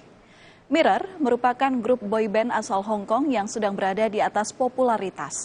Mereka dibentuk melalui acara bakat realitas di salah satu TV di sana. Sebuah bus di Nicaragua menabrak kedua kendaraan lain dan terjatuh ke dalam jurang saat melewati jalanan menurun yang curam. Diduga rem pada bus tidak berfungsi sehingga tidak bisa mengendalikan kendaraannya. Atas kejadian ini, saudara, 16 orang dilaporkan tewas, namun 2 diantaranya belum teridentifikasi. Pihak forensik setempat masih menunggu adanya laporan nama-nama penumpang dari pihak pengelola bus.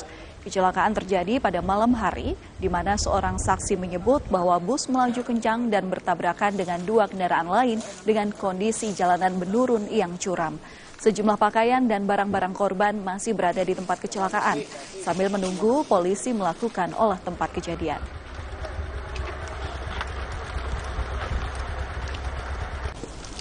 Saudara, banjir menerjang wilayah Kentucky Timur, Amerika Serikat pada Kamis kemarin. 8 orang dilaporkan tewas dan ratusan orang diperkirakan kehilangan rumah mereka. Tim SAR mengevakuasi sejumlah warga yang terjebak di atap rumah mereka. Pemerintah setempat mengatakan korban meninggal akibat banjir diperkirakan masih mungkin bertambah dan termasuk jumlah rumah yang dilaporkan rusak. Seorang pejabat darurat di Kentucky Timur yang dilanda bencana menggambarkan situasi sebagai bencana ketika kru penyelamat mencari orang-orang yang terdampar. Air yang naik membanjiri jalan membuat keluarga terlantar dan menyebabkan kerusakan yang meluas. Banjir bandang dan tanah longsor dilaporkan terjadi di wilayah pegunungan Kentucky Timur, Virginia Barat, dan Virginia Barat Selatan, di mana badai telah menurunkan beberapa inci hujan selama beberapa hari terakhir. Informasi usai jeda, saudara. Polda Sulawesi Utara menangkap 2 pelaku perdagangan orang dengan tujuan Kalimantan Tengah. Anak perempuan asal Sulawesi Utara nyaris dipekerjakan sebagai pekerja seks komersial.